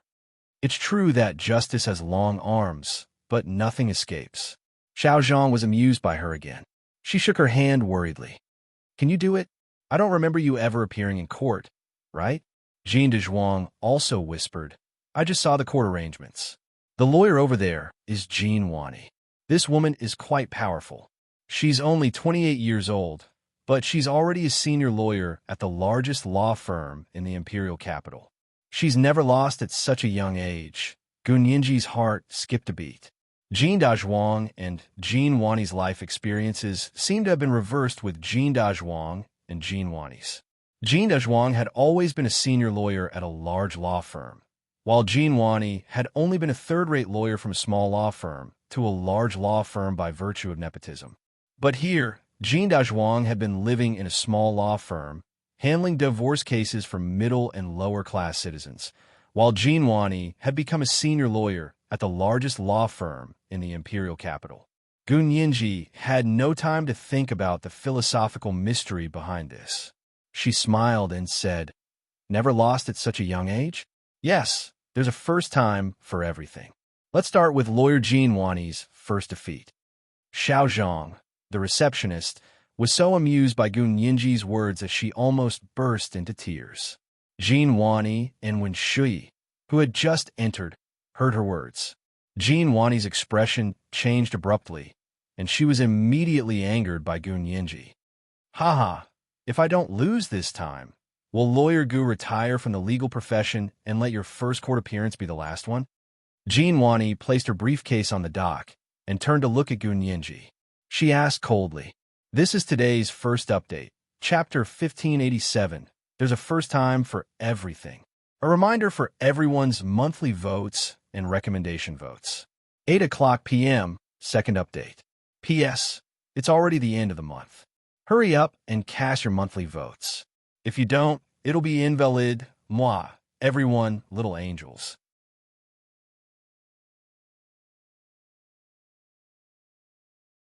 Chapter 1599.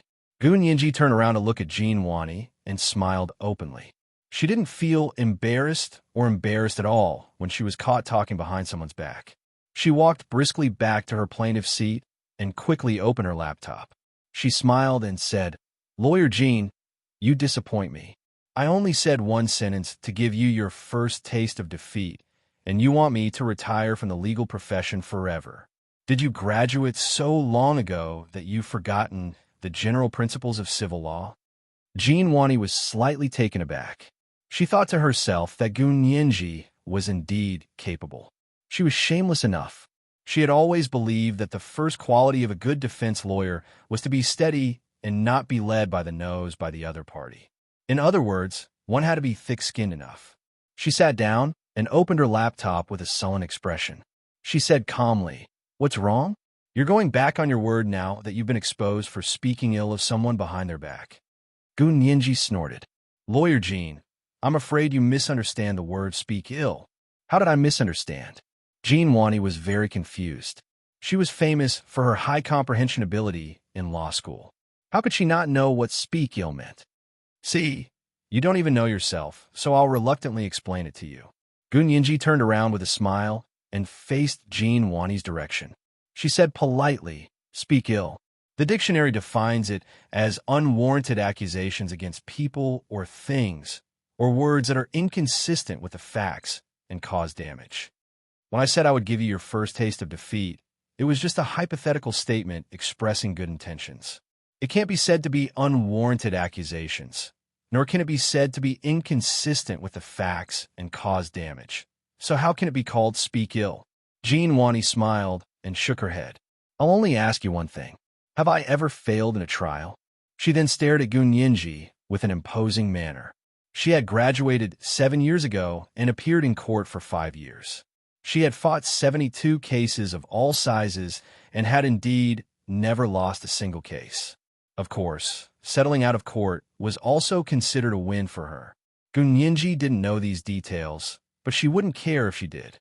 She looked away and chuckled. As expected, Lawyer Jin's comprehension ability is problematic. What you said about never losing was in the past tense. When I said I would give you your first taste of defeat, it was in the present tense and future tense. Don't you think it's illogical? The group of relatives and friends behind Gun Yinji burst into laughter. Zhao Yang's laughter was the loudest.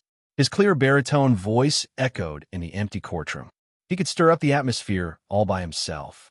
All he needed was a whistle. Lu Yuan turned around to look at him. Only then did he try his best to hold back his smile and calm down. Jin Wani narrowed her eyes and immediately changed the topic. You're really good at twisting words and forcing logic. But even so, what does it have to do with the general principles of civil law? Saying that I have forgotten the general principles of civil law. Does this count as slandering my professional ability? I can sue you for slander. Ha! Do you still remember the general principles of civil law that I mentioned? Gunyinji looked up with a smile, her eyes sparkling as she looked at Jean Wani. If you still remember the general principles of civil law, then you should know that rights and obligations are equal in civil law. If you make me lose a case, I'll retire from the legal profession forever. In civil law, rights and obligations were absolutely unequal. I can completely ignore it. Jean Wani was stunned. She didn't expect the general principles of civil law to be used in this way.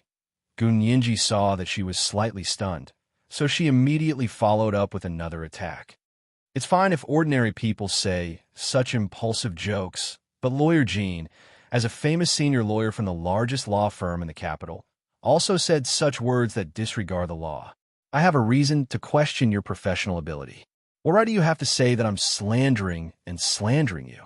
Jean Wenshui, who was beside her, tugged at her lapel and pouted at the judge's seat. Just then, the judge entered. Jean Wani took the opportunity to shut up and find a way out. Before the court session, Jean Wani had almost completely lost the battle of words with Gunyinji. She was a little impatient and forced herself to look at the analysis of the case on the computer to familiarize herself with the key facts on the chain of evidence. Later in court, she would beat her to a pulp to appease the hatred in her heart. Lu Jin, who was sitting in the gallery behind the plaintiff's stand, wished he could cheer for Gunyinji like crazy. His excitement was evident in his words. He almost jumped up from his seat to offer Gunyinji his knee. Although Lu Yuan didn't speak to Lu Jin, he completely understood his feelings. In fact, Lu Yuan was also very surprised. He knew that Gunyinji was smart and could even be called a genius. She was also beautiful, cute, and pitiful. However, he didn't know that she could be so sharp in court. It was her first time appearing in court in a strange place, but she didn't have stage fright at all. He turned to look at Lu Jin and nodded at him approvingly. Lu Jin's eyes suddenly lit up, and he mouthed, "Isn't my daughter amazing? She my daughter. I gave birth to her." Lu Yuan, as expected, if you gave her some color, she would open a dye shop. If you gave her some sunlight, she would shine. If you gave her a broken basket, she would lie down and lay eggs. He glared at Lu Jin, warning him not to let anyone see through him. Then, he quietly looked away and quickly scanned the courtroom. Fortunately, not many people noticed them. That was because everyone had been attracted by the battle of words between Gunyinji and Jean Wani. One was a fledgling lawyer, who was also the plaintiff and the victim. The other was a young lawyer from the largest law firm in the capital who had never lost, and they were both beautiful women. It was supposed to be a one-sided situation, but now there was the possibility of a young lawyer making a comeback. How could people not be excited? After all, everyone loved to watch a reversal and face-slapping drama. Lu Jin had no one to share his joy with, so he could only maintain his poker face. He reached out and moved the miniature plastic pinhole camera embedded in his collar button, recording Gunyinji's every word in action. This thing was made of high-grade plastic, and the metal detector of the court security check couldn't detect it at all. The judge was a slightly plump, middle-aged woman in her 40s. She looked very upright and serious, and her eyes were very sharp when she looked at people. She sat down in the presiding judge's seat, and the two judges sat down on her left and right. This case involved a minor. Although the minor had already grown up, according to the principle of retrial of a cold case, it was still tried as a minor case. The victim's privacy was protected, and it was not disclosed to the media. All the people present had signed a special confidentiality agreement and declared that they were friends or colleagues of the plaintiff. After the judge sat down, she first asked if the plaintiff and the defendant were present. As the plaintiff, Gunyinji chose to defend herself, so she was also her own lawyer. The defendant's lawyer, Jean Wani, stood up and said, "The defendants, Wendayo and Liang Meili, have been taken into custody by the police station and are already waiting outside the door. The third defendant, Wen Shui, is sitting in the dock." The judge checked the documents and compared them with herself, then nodded. Let the defendants, Wen Dayo and Liang Meili, and when Shi quickly stood up and watched as her father and mother were brought in by 2 bailiffs. It had only been 2 or 3 days since they last saw each other, but she felt that their spirits had collapsed. When Wen Dayo and Liang Meili saw Wen Shui, the emotions that they had been holding back for several days suddenly exploded. They hugged her and cried. Gun Yinji.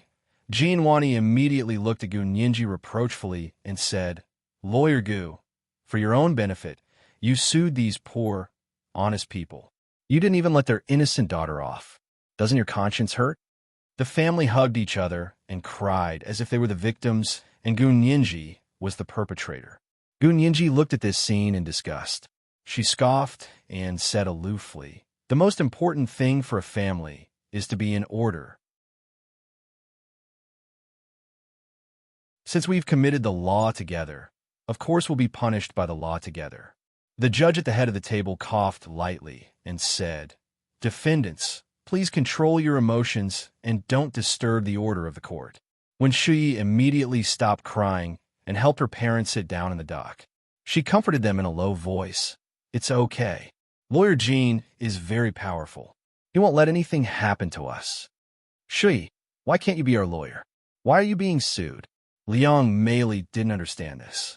That matter has nothing to do with you. Wen Shui gave them a look and said, Mom, don't say any more. The lawyer will say it. Wen Dayo reprimanded Liang Meili in a low voice. Listen to your daughter.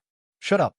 Liang Meili looked anxiously at Gun Yinji, who was sitting in the plaintiff's seat, then lowered her head. When the judge saw that they had all quieted down, he knocked the gavel and said, The first trial of case number 7856 begins.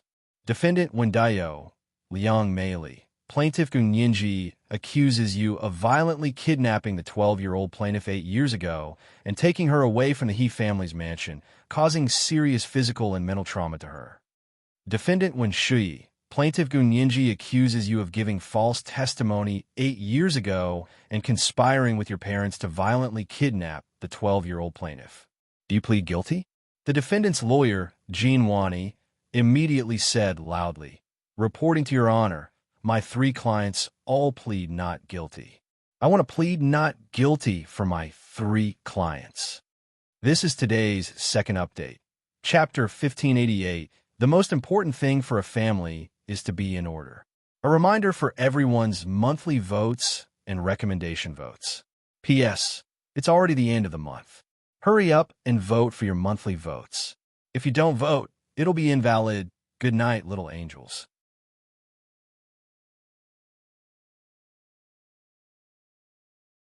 Chapter 1600. Excuse him. The evidence was irrefutable, and she still dared to plead not guilty? She really dared to say it. If it wasn't for the fact that this was her first time appearing in court, and she needed to pay attention to her image and etiquette, Gun Yinji really wanted to roll her eyes in public. The judge and jurors in the courtroom also heard Jean Wani's defense. They frowned as they looked at the file in their hands. They knocked the gavel and said, Defense lawyer, are you sure you want to plead not guilty? Yes, Your Honor. Jean Wani replied calmly without even looking at Gun Yinji. The judge then asked, Then you want to deny all the plaintiff's charges? Yes, Your Honor. Jean Wani nodded again and said in detail, Your Honor, my client did not violently kidnap the plaintiff 8 years ago, so I plead not guilty for them.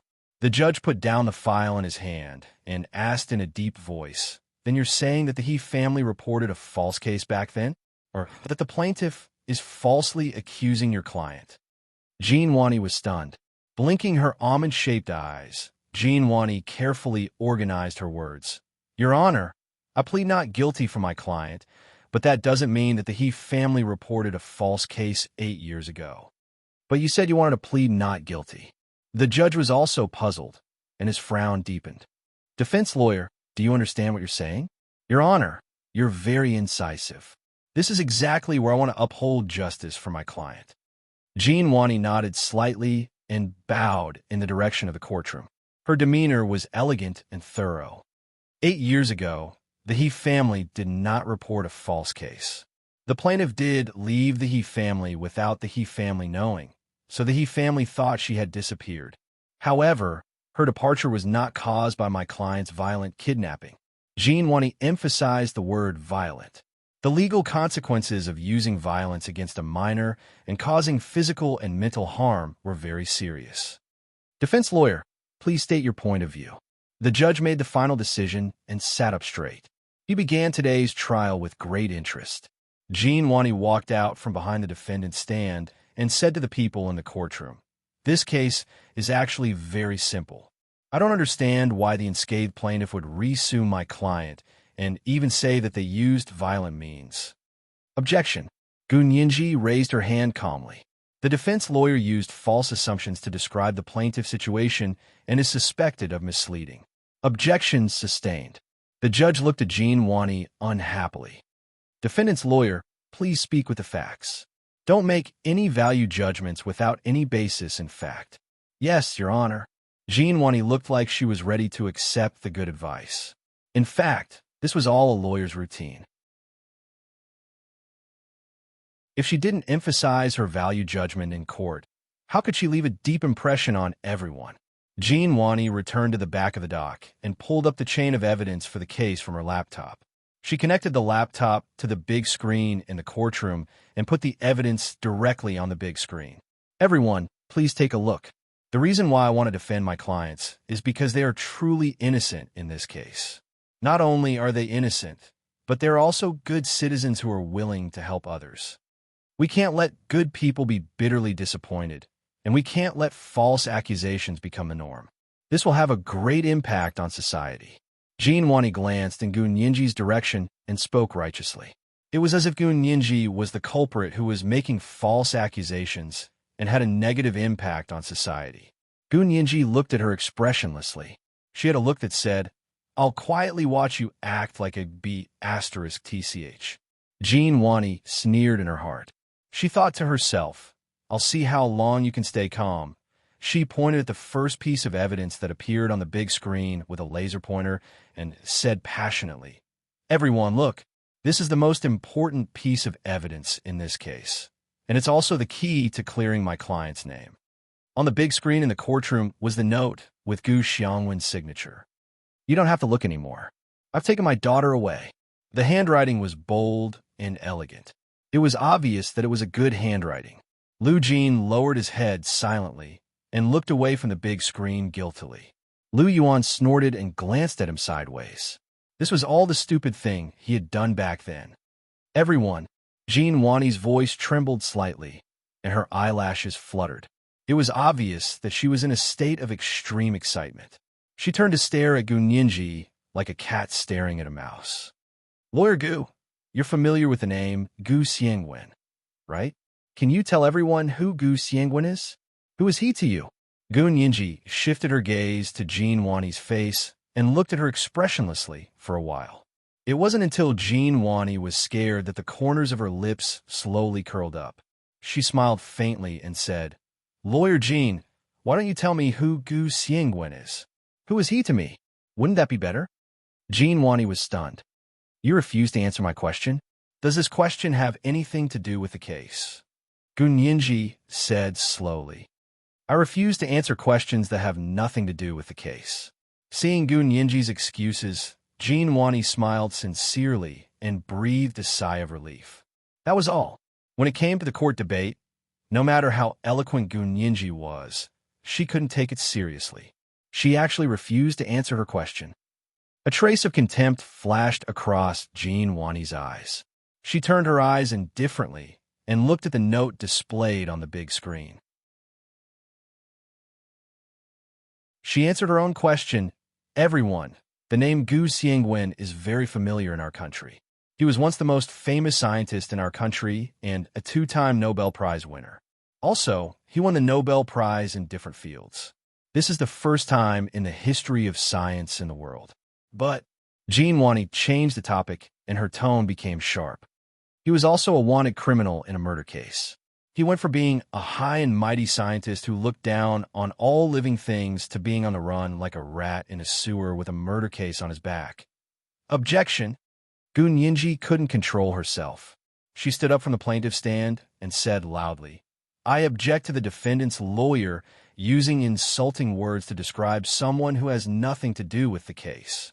Before the judge on the bench could determine if her objection was valid, Jean Wani had already said, "Lawyer Gu, you've been evading the issue time and time again, refusing to talk about this Gu Xiangwen. Is it because he's your father? Your so-called violent kidnapping 8 years ago was actually your biological father taking you away." She walked out from the defendant's stand and pressed in Gu Nianji's direction. "Lawyer Gu, admit it. You're making a false accusation. It was clearly your father who missed his daughter, but he had a wanted order on him and didn't dare appear in front of the He family. So he asked my client to help take you away to see him. How is this a violent kidnapping? They did it for the sake of helping you reunite with your flesh and blood." Jean Wani's face turned red, and there seemed to be a fire burning in the center of her eyes. She looked at Gu Nianji with bright eyes. "Do you want to continue listening?" She turned around and played her chain of evidence with the remote control. This note was written by Gu Xiangwen himself. It has been authenticated by a famous criminal investigation handwriting expert in our country. It has full legal validity. As she spoke, she walked back to her stand and handed over the original copy of the note. "This is the original handwriting I got from the police department's cold case file. Because the cold case had reiterated that the evidence had to be submitted to the court. The judge and the judges on both sides surrounded the note and examined it carefully." Jean Wani picked up the laser pointer and pointed at the chain of evidence on the big screen. She continued, 8 years ago, the He family held a birthday party for the plaintiff, Gu Nianji. Gu Xiangwen used this opportunity to tell my client how much he missed his daughter. He begged them to bring her out to meet him. My client is kind-hearted and a good person. He has been in the He family for so many years, but he has never argued with anyone or made enemies with anyone. Gu Xiangwen is also a soft persimmon. He knows that it's useless to look for others. It's only useful to look for them. He cried many times, and my client finally relented. He agreed to bring her out to meet him, but he had to send her back as soon as possible after the meeting. So on the day of her birthday, after they explained the situation to the plaintiff, Gu Nianji, the 12-year-old plaintiff, agreed on the spot and took the initiative to leave with their help. Jean Wani finished speaking confidently and looked at Gu Nianji triumphantly. "How is it? Lawyer Gu, you clearly agreed to leave to meet your father. How did it become a violent kidnapping? You still don't admit that you're falsely accusing my client? Oh, by the way, I heard that you lost your memory. You completely lost your memory before you were 12 years old. So you can't remember how you left the He family?" Gu Nianji looked at Jean Wani quietly. She thought to herself that if she hadn't reunited with her father and knew the tortuous experience behind it, she really would have believed her. Look at how well this story was made up. There was a cause and an effect, an action and logic, and there was physical evidence to support it. It was a completely different world. She raised her eyelids slightly and saw that most of the people in the courtroom seemed to have heard it. The judge on the left side of the courtroom was still nodding. Gu Nianji lowered her eyes to hide the mockery in them. This was the first update of the day. Chapter 1589, Believing Her. Today was the last day of March. Hurry up and cast your monthly votes. There were 3 updates today. At 1 o'clock in the afternoon, the monthly votes were 5,500 plus updates. At 8 o'clock in the evening, the 3rd update. P.S. If the monthly votes exceed 6,000 today, we'll continue with the 3rd update tomorrow. Big shots, little angels. Chapter 1601. It's not your fault. Your father, Gu Xiangwen, is a lunatic. He can do anything. Jean Wani said contemptuously again. Her gaze and words completely infuriated Gu Nianji. Gu Nianji opened her eyes abruptly and looked over without any emotion. Her gaze was cold, like an icicle with thorns that could pierce people invisibly. However, no matter how angry she would not be disrupted. It was as if the heavens had given her a meal. The more angry Gu Nianji was in court, the more calm she was. Because she knew that if she wanted to really attack the other party, she had to refute the other party in court. There was no use in trying to win with words. Gu Nianji took a deep breath and tried her best not to turn around and look at Lu Jin, who was sitting in the gallery. She didn't know how Lu Jin would feel if he heard someone say that about him with his own ears. Jean Wani's fingers tapped on the mouse on her laptop, and her emotions reached a climax. At that time, the plaintiff was also worried that the He family wouldn't let her go, so after discussing it with my client, Gun Yinji quickly escaped while the lights were out. My client only made way for her so that she could leave through the back door. After the plaintiff left the He family, she immediately met with Gu Xiangwen, who was waiting outside. Gu Xiangwen is very good at hypnosis. He led the plaintiff and hypnotized the soldiers standing guard along the way. Just like that, he took Gun Yinji away from the He family's mansion. When they got in the car on the street, not only did my client, Ms. Wen Shui, see it with her own eyes, but two passers-by also saw it. As Jean Wani spoke, she played the video of the testimony provided by the two passers-by. These two passers-by looked like ordinary passers-by. A man in his 30s and an old woman in her 60s happened to be passing by the roadside. They saw a tall and thin man holding a chubby little girl's hand and getting into a car parked by the roadside. We're all very familiar with that tall and thin man. He's the great scientist who used to be on TV. Later on, I think he was charged with murder and became a wanted man, right? The little girl was 11 or 12 years old, right? She was fair and chubby, had black hair, and was wearing a princess dress. She was very cute. Then, they identified the photos in the video and found the photos of Gu Xiangwen and the 12-year-old Gun Yinji. Jean Wani's eyes flashed with pride. She glanced sideways at Gun Yinji and continued. There's one last piece of direct evidence. Countless people witnessed it. She played a news video from that year. Amidst the flames, a tall and thin man was laughing maniacally. Behind him, a burning car could be vaguely seen. Inside the car, there was a little girl screaming in horror as she stuck to the edge of the window. When the camera zoomed in, the little girl's face was revealed. It was the 12-year-old Gun Yinji. This last piece of evidence happened a month after the 12-year-old Gun Yinji disappeared from the He family's birthday party. This proved that the person who had taken the minor Gun Yinji from the He family was her biological father. It has nothing to do with my clients, Wendayo and Liang Meili. It also proves that my client, Ms. Wen Shui, did not give false testimony. In conclusion, I believe that my three clients are not guilty in this case. I hope the court will consider this case carefully and give my clients justice. Jean Wani ended her defense statement in a sonorous and forceful manner and looked at Gun Yinji provocatively. In the courtroom, the judge and the two judges seemed to have been persuaded by Jean Wani.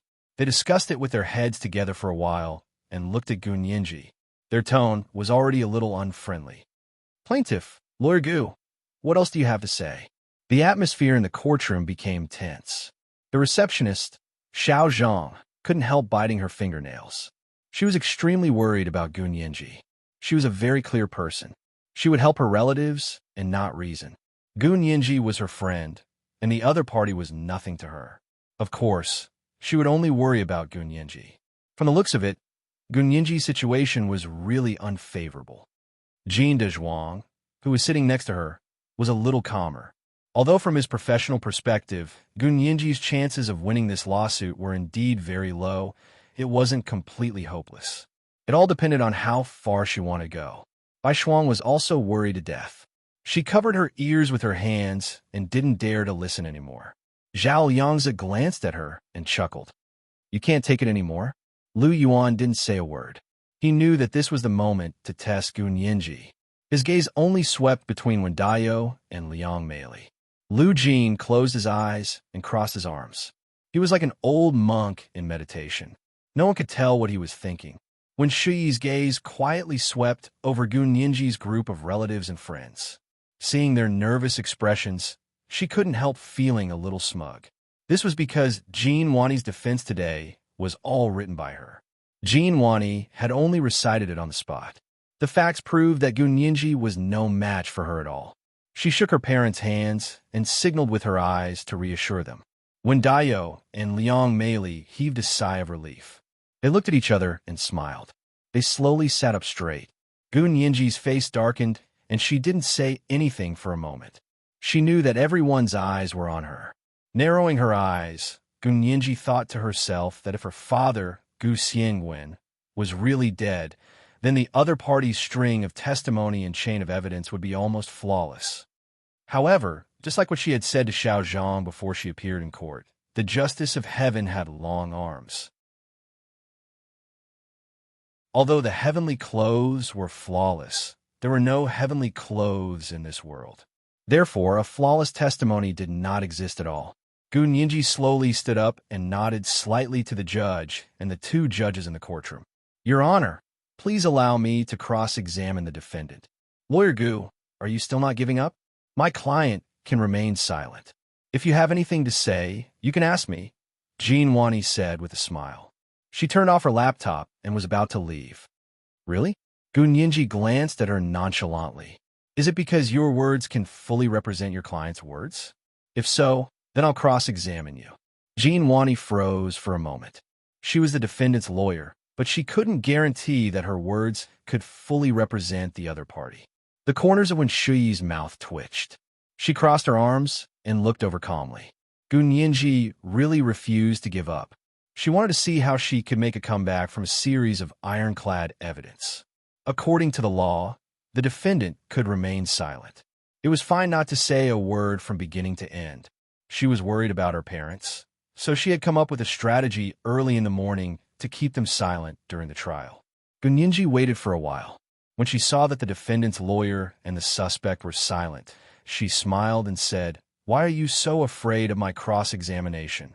Is it because you have a guilty conscience? Or are you afraid that you'll make more mistakes if you say more?" Jean Wani rolled her eyes and said sarcastically, "Objection! The plaintiff's lawyer is slandering my client with speculative words." Sustained. The judge looked at Gun Yinji with a straight face. "Please get to the point as soon as possible." Gun Yinji spread out her hands and glanced at Wen Daiyou and Liang Meili. She smiled and said, "Actually, you don't have to be afraid of my cross-examination. If you tell too many lies, they will become the truth. If you don't speak, the lies won't have a chance to become the truth. How about it? Why don't you accept my questioning?" Her eyes were very big, and her pupils were extremely black. The whites of her eyes were so white that they were blue. When she looked at people, her eyes were clear and bright, like a mountain spring that could be seen to the end at a glance. In front of such a pair of black and white eyes, not many people could continue to lie. Wen Daiyou and Liang Meili didn't dare to look at her again and lowered their heads. Gun Yinji admired their embarrassment for a while before clapping her hands and saying, "Okay, I won't make things difficult for you. Actually, I don't have to interrogate you. According to Article 53 of the criminal law, the sentencing of all cases must focus on evidence, investigation, and research, and not on believing confessions easily. If there is only the defendant's confession and no other evidence, the defendant cannot be found guilty and sentenced.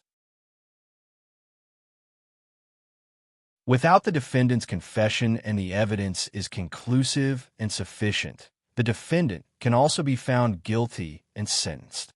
Gun Yinji walked forward as she spoke. Finally, she stood in front of the dock and leaned forward slightly. She smiled and knocked on the table in the dock. "So, you can remain silent, but it won't stop the court from convicting you. In other words, whether or not you can be convicted has nothing to do with whether or not you will answer my questions." Wen Daiyou and Liang Meili looked up abruptly in shock. Shui, is this true? We can be sentenced even if we don't speak." Liang Meili was the first to lose her composure and tugged at Wen Shuyi's wrist. Wen Daiyou wiped his face with his rough palm and asked hesitantly, "How could this be? Didn't they say what?" Gun Yinji quickly and politely continued the conversation. "Mr. Wen, what do they promise you? If you have any questions, you can ask me. This is today's second monthly vote for 5,500 plus updates. Chapter 1590. You can remain silent. Today is the last day of March. Hurry up and vote for the monthly vote. There are 3 updates today. At 8:00 in the evening, the 3rd update. P.S. If the monthly votes exceed 6,000 today, we'll continue with the 3rd update tomorrow. P.S. Jin Dazhuang and Jin Wani are two people. Jin Dazhuang is a man, and Jin Wani is a woman. There's a Jin Dazhuang and Jin Wani on each side. Don't get confused, dear. Also, the counterparts here can't coexist in the same time and space. But in different time and space, they can survive on their own. Moi, little angels.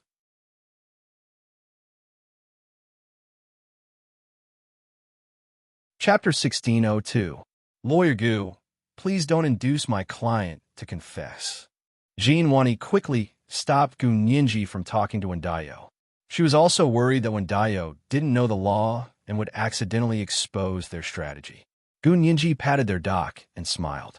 All right, you won't even allow me to ask questions, and you still have the cheek to say that I induced a confession. Lawyer Jin, did you win all your previous lawsuits like this? Jin Wani blushed and braced herself. I told you you can ask me. All right, looks like I can only ask you. Gu Nianji turned to look at the judge in the courtroom. Your Honor, may I begin my questioning? The judge raised his hand. Please don't waste time and get to the point as soon as possible. Gu Nianji nodded and pointed at Jin Wani's laptop. You don't need to use the big screen in the courtroom anymore, do you? Jin Wani froze and shook her head. No need, I've already used it. All right, then I'll use it.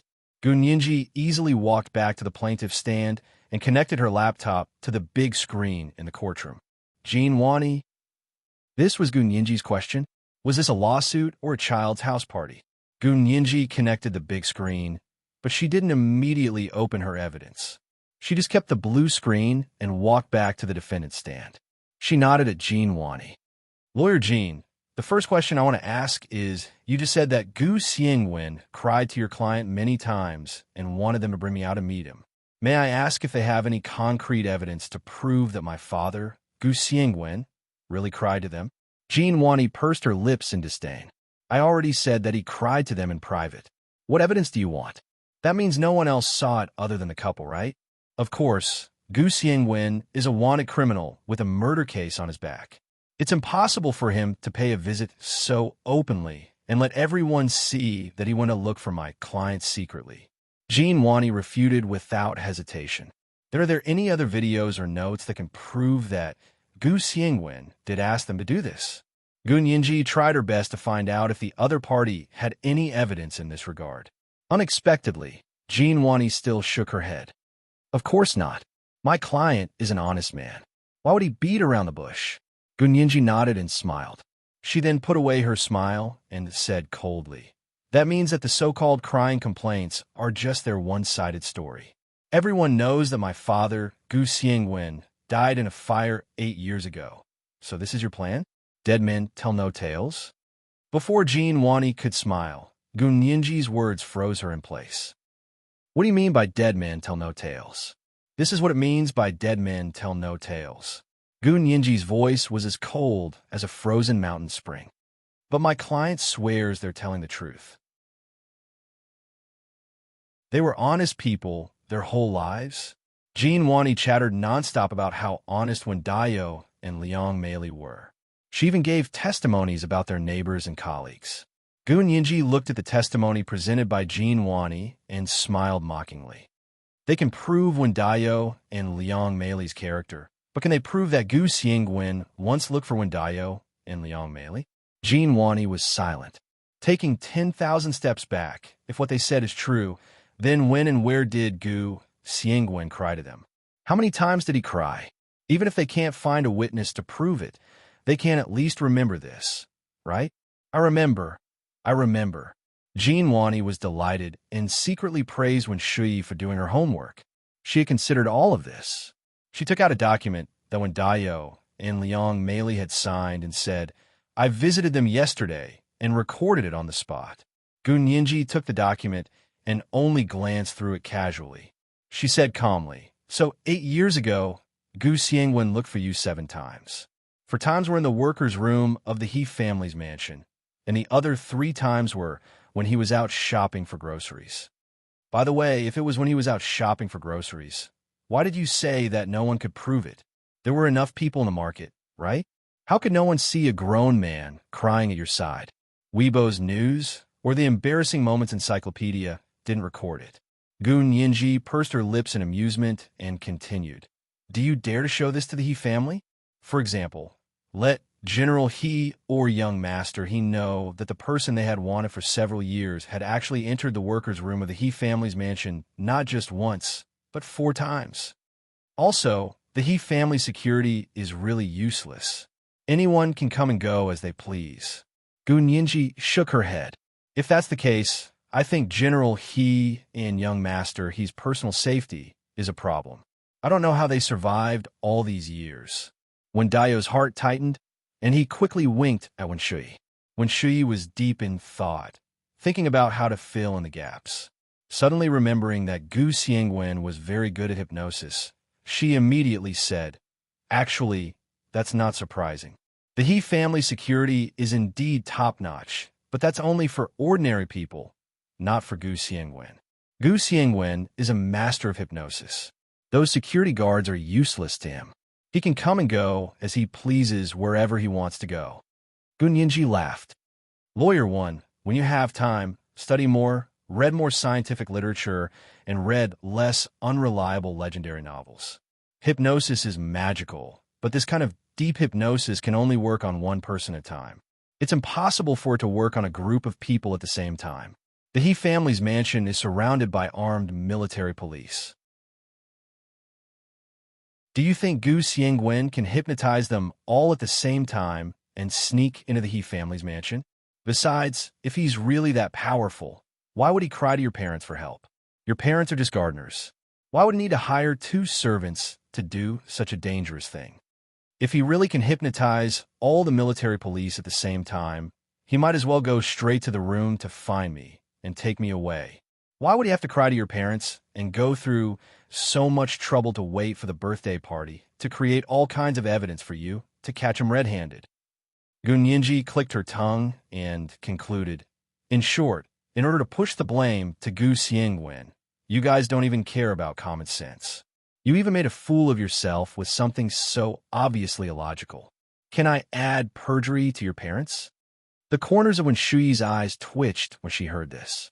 For a moment, she couldn't figure out where Gu Nianji had gotten the perfect evidence. Jean Wani looked at her again and again, but Wen Shui didn't give her any hints. She could only bite the bullet and say, No matter what, you were indeed in Gu Xiangwen's hands at the end. Gu Nianji snorted. That's a separate matter. At least now it proves that Gu Xiangwen's crying to Wen Daio and Liang Meili for help didn't exist at all. They made it up. She turned to look at the judge. Your Honor, I asked the court to agree that the other party's testimony is invalid because they don't have any concrete evidence and they can't justify themselves. They can't even produce a picture. It's too obvious that they've made it up. The judge considered it for a moment and agreed that it was too dramatic for them to say that Gu Xiangwen had cried to them many times. It sounded strange, so he asked Jean Wani amiably, Defense lawyer, shouldn't you ask the client if there's any evidence of Gu Xiangwen crying to them? Any evidence will do. If it was just based on what they said, this piece of evidence would probably be invalidated. Jean Wani subconsciously glanced at Wen Shui. Wen Shui's face was livid. She hadn't expected that even if Gu Xiangwen was dead, Gu Nianji would still be able to find so many loopholes in a piece of evidence that had no evidence. She sat and didn't say anything. She only glanced at Jean Wani indifferently. Jean Wani understood and said aggrievedly, Your Honor, since the court doesn't want to accept this piece of evidence, there's nothing we can do. But my client can swear. That's enough. If swearing works, why do you need a judge's trial? Gu Nianji looked up at the big blue screen disdainfully and sneered. You make it sound like you don't know that people can lie.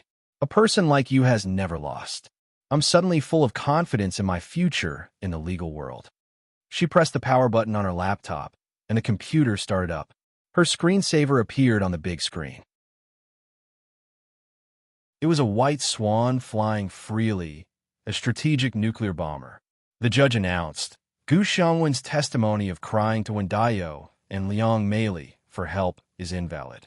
Defense lawyer, please organize your words carefully. Gu Nianji quickly said, Thank you, Your Honor. Gu Nianji opened her folder and continued. Now let's take a look at the testimony of these 2 passers-by, as well as Ms. Wenshui's testimony. The two passers-by said that they saw a tall, thin man holding a chubby, white girl of 11 or 12 years old at the corner of the street.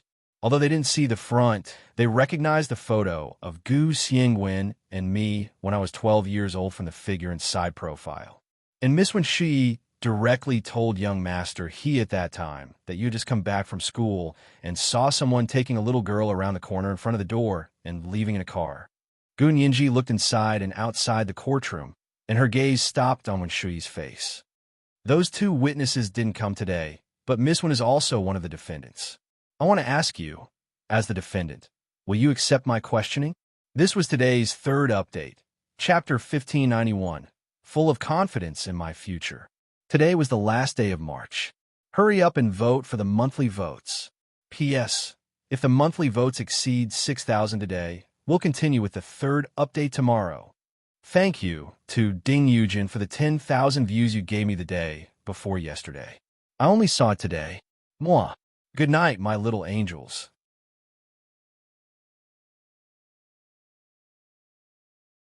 Chapter 1603. Logically speaking, Wenshui was also one of the defendants, so she had the right to remain silent and not say a word. But in reality, defendants who didn't say a word in court either had ulterior motives and were afraid of saying the wrong thing, or they didn't know how to speak. Even good words would be ruined by them, such as Lu Jin, who had interpersonal disorder. And such people gave the judge and the jury a bad first impression. The court debate was to give both parties a chance to talk face to face. If you completely gave up this opportunity, don't complain that there was something wrong with others trying to figure out your motives. Gun Yinji looked at Wenshui with a smile and said, I'm fine even if you don't speak. I can reason it out myself. A trace of impatience flashed in Wenshui's eyes. She wondered what kind of nonsense Gun Yinji would come up with if she let someone like her, who often acted crazy in court, make her own deductions. She raised her head and said calmly, Lawyer Gu, you don't have to goad me. What can I say? Don't hesitate to ask. Gun Yinji smiled and tilted her head to look at Wendayo and Liang Meili, who were sitting on either side of Wenshui. She let out a long oh. You mean the other two defendants have something they can't say, so they can't answer my questions? Lawyer Gu, please don't let your imagination run wild. Jean Wani's heart skipped a beat, and she quickly tried to smooth things over. You're interrogating Ms. Wenshui, not her parents. Gun Yinji stopped teasing Wenshui. She stopped smiling and recounted the testimony of the two passers-by, as well as what Wenshui had said to Hijichu 8 years ago. She held up the testimony she had signed and asked, You said it yourself, didn't you? Wenshui nodded calmly. It's indeed what I said. Not a single word is wrong. Gun Yinji suddenly smiled meaningfully. Miss Wen, you can remember everything I said 8 years ago without missing a single word. Your memory is amazing. Wenshui looked up at Gun Yinji calmly. Lawyer Gu has probably forgotten what happened that night, but to me, it's unforgettable. That's why I remember every detail of what happened that night. Really? Gun Yinji propped both hands on the defendant's table and looked down at Wenshui, who had a round, fair complexion. She asked calmly, Then can you please describe in detail what happened that night? Wenshui shook her head. I'm afraid you'll be disappointed. But you said you remembered every detail. How could you forget what you just said so quickly? Gun Yinji curled one side of her lips into a half-smile. Wenshui stared at her lips that were exactly the same as Qin Yaoguang's for a while and said, I only said that I would disappoint you. I didn't say that I didn't remember the details of that night. There is no logical relationship between the two. What she meant was that the details she remembered wouldn't help Gun Yinji's case. Gun Yinji was slightly taken aback, but quickly admitted her mistake. Fine, I was prejudiced. Miss Wen was indeed a great lawyer. Her words and actions were watertight, but I still want to hear your description of that night. Wenshui lowered her eyes. Her long black eyelashes were like 2 small fans covering her thin eyeliner. Actually, I didn't see much that night, she said lightly. When I came back from school, I saw a very ordinary Audi at the corner of the He family's mansion. Then I saw a tall, thin man holding the little girl's hand and getting into the car. That was it. When I returned to the He family's house, I found that it was a mess. The military and police were standing in the hallway. Everyone was only allowed to enter and not leave. I didn't know what had happened. I asked a servant that my parents were familiar with and found out that you were the one who lost it. When Shui looked up at Gu Nianji. At that time, I remembered the little girl I saw in the man's hand at the corner of the street, so I mentioned it to young Master He. Gu Nianji listened to her carefully and asked carefully, "Then who did you find out that the man was? And who was the little girl he was holding?" When Shui smiled, "I'm a law student. I never jump to conclusions about things that I'm not sure about. At that time, I said that I saw a man holding a little girl's hand in the car. 8 years later, I still say the same thing. As for who the man was and who the little girl was, I don't know, and I never said I knew." When Shui mimicked Gu Nianji's gesture and spread her hands with a smile, Gu Nianji curled her lips. She thought to herself that when Shui was quite cautious, her words had completely shirked her responsibility. "Then what you mean is that you don't know who the man is, and you don't know who the little girl is. You only saw the two of them and the car, and then casually mentioned it when the He family was looking for the little girl in a mess.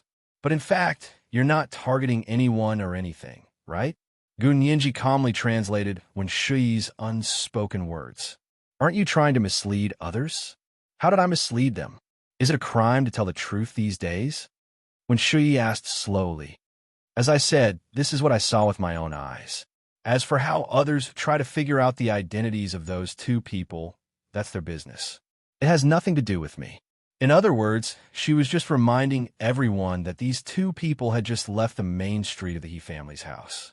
As for whether the people listening to her would subconsciously think that those two people were Gu Xiangwen and Gu Nianji, that was their business. It had nothing to do with her. From a legal point of view, she really didn't have any responsibility for doing so.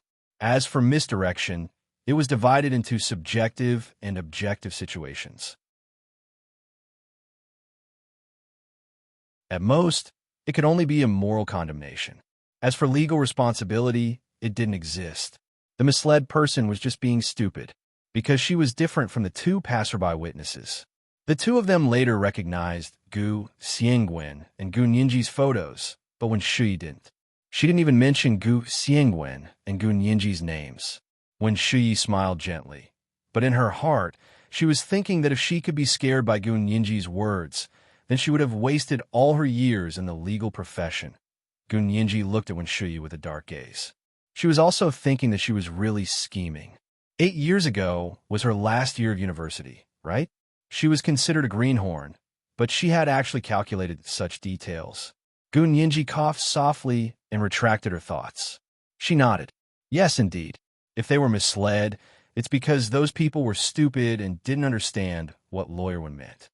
I didn't say that. Lawyer Gu, don't blame me for what you're thinking. Wen Shui returned the words to Gu Nianji with a fake smile. Gu Nianji didn't mind, and she wasn't angry. Her mind raced, and she quickly found another breakthrough point. Miss Wen, what was your relationship with me 8 years ago? Gu Nianji continued to ask with a smile. Although I don't remember it very clearly, in my memory, you seem to be quite familiar with me. She was lying to Wen Shui. Gu Nianji actually didn't remember anything from 8 years ago. All her impressions of Wen Shui came from He Jichu's surveillance videos and the teaching assistant, Wen Shui she had met in the other world 4 years ago. Wen Shui's smile didn't change, but she was muttering in her heart. Could it be that Gu Nianji's memory had actually recovered? Was she just pretending to have amnesia? After all, for Wen Shui, the possibility of pretending to have amnesia was still very high. She blinked her slender eyes and said slowly, "We actually didn't know each other very well back then." "Oh, really? But when you saw me 4 years ago, you seemed to be very familiar with me." Gu Nianji pretended to be surprised and cried out, "Could it be that you were lying to me 4 years ago? Pretending to be very familiar with me?" Wen Shui's expression was obviously stifled. She hadn't expected Gu Nianji to actually mention what had happened in the other world. That was the absolute secret of this world. If Qin Yaoguang hadn't been injured by Gu Nianji and couldn't undergo surgery, Wen Shui's memories of the other world would have already been removed. It was because of Gu Nianji that Wen Shui was no longer He Jichu's personal secretary, and her security level had also been lowered. According to the special law, She wasn't supposed to keep that memory. However, Qin Yawang was still training doctors who could perform this kind of memory-removing surgery. This wasn't something that could be learned in a short period of time. Therefore, when Shuyi's memories were temporarily safe, she didn't want to undergo this kind of surgery. Qin Yawang also didn't want her to undergo this kind of surgery. She had already made arrangements for her. When she became the executive director of the Qin Corporation's private hospital, her security level would be greatly increased, and she wouldn't have to undergo this kind of surgery. At this juncture, when Shuyi didn't want to attract any special attention, her mind raced, and she immediately said, "Familiarity is relative." When I said that we weren't very familiar, I actually meant that you weren't familiar with me, but I was quite familiar with you. So it was only one-sided familiarity, not any connection between us. Really? Gun Yinji tilted her head as if she didn't believe her. Then tell me, how familiar are you with me? This was the first update of the day. Chapter 1592, How familiar are you with me? Today was the first day of April. Please guarantee the monthly ticket.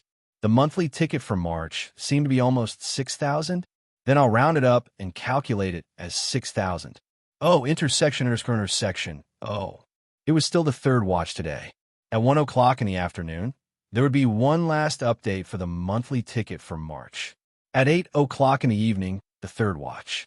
P.S. This month, the monthly ticket will still be updated once every 500. While all the big shots and little angels.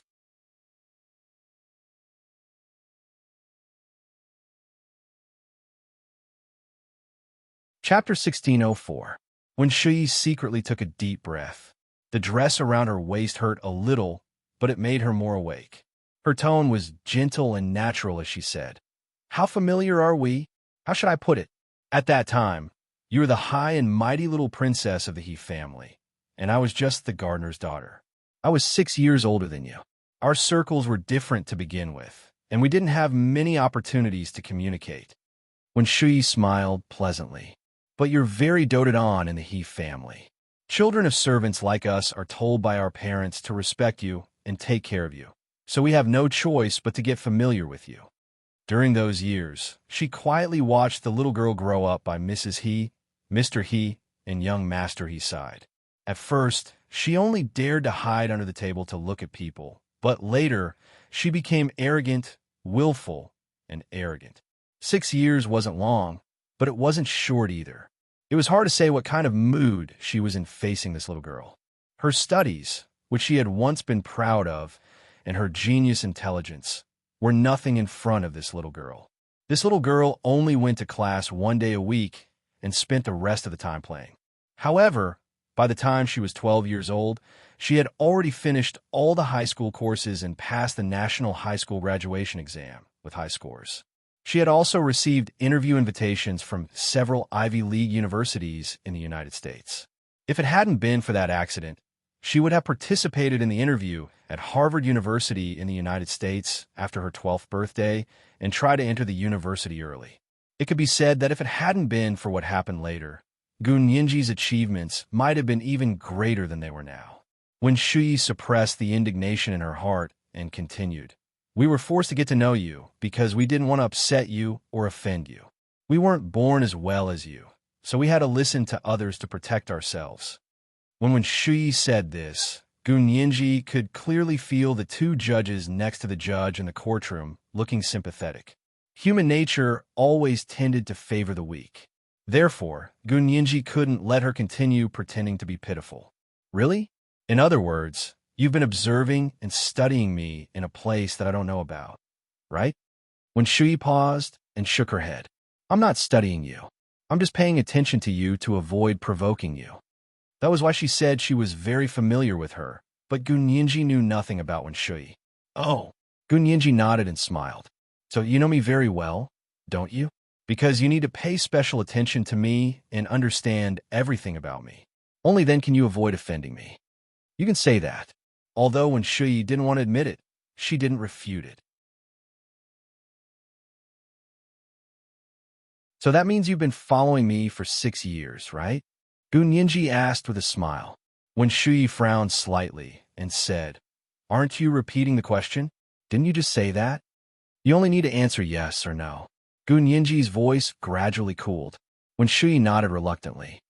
Yes. All right. You've been paying attention to me for 6 years. It can be said that you've been observing me all the time, so you should be very familiar with my every move and word, right? They say that the people who understand you the most are not your family or your friends, but your enemies. I believe it now. Gun Yinji smiled slyly. When Shui's heart skipped a beat, Gun Yinji didn't wait for her to answer. She immediately continued, but you keep saying that you pay special attention to me and know my words and actions very well. But under the streetlight at night, you saw my back and didn't recognize that little girl as me? Does this meet the conditions of a pitiful survival you just mentioned? And when Shui's explanation just now, she had no choice but to pay attention to Gun Yinji. She had no choice but to be very familiar with her in order to avoid offending her without knowing. If she really knew Gun Yinji that well, then she would be able to recognize Gun Yinji just by seeing her back. She would even be able to know that it was her just by hearing her words. But she had just denied that she didn't recognize who the little girl was. Gun Yinji had one hand behind her back and the other tapping on the table in the dock. She smiled. So, Lawyer One, why did you say such contradictory things to divert everyone's attention? You said that you only saw her back and didn't know who the little girl was. You also said that you paid special attention to me for 6 years because you were worried about offending me, so you had to be very familiar with me. Is this your attitude of reverence towards me? You're so familiar with me, but you can't recognize me at a glance. Gun Yinji leaned forward, and her expression suddenly turned stern. Where you're actually lying. Either you've never really paid attention to me, and the He family didn't ask you to be respectful to me and not offend me. Or, the little girl you saw that night wasn't me at all. When Shui bit her lower lip and frowned as she thought about Gun Yinji's words, she said, "It was too dark at the time. To be cautious, I didn't say anything I wasn't confident. What's wrong with that? Really? What other confidence do you need?" Gun Yinji smiled and tossed out the testimonies of the other 2 passers-by. But these 2 passers-by have never seen me before, but they were actually able to find my photo based on the little girl's back and side profile. If even strangers can tell that the little girl is me, then you, when Shui, who claims to have paid special attention to me for 6 years and is afraid of offending me, actually didn't recognize me. This is neither logical nor common sense.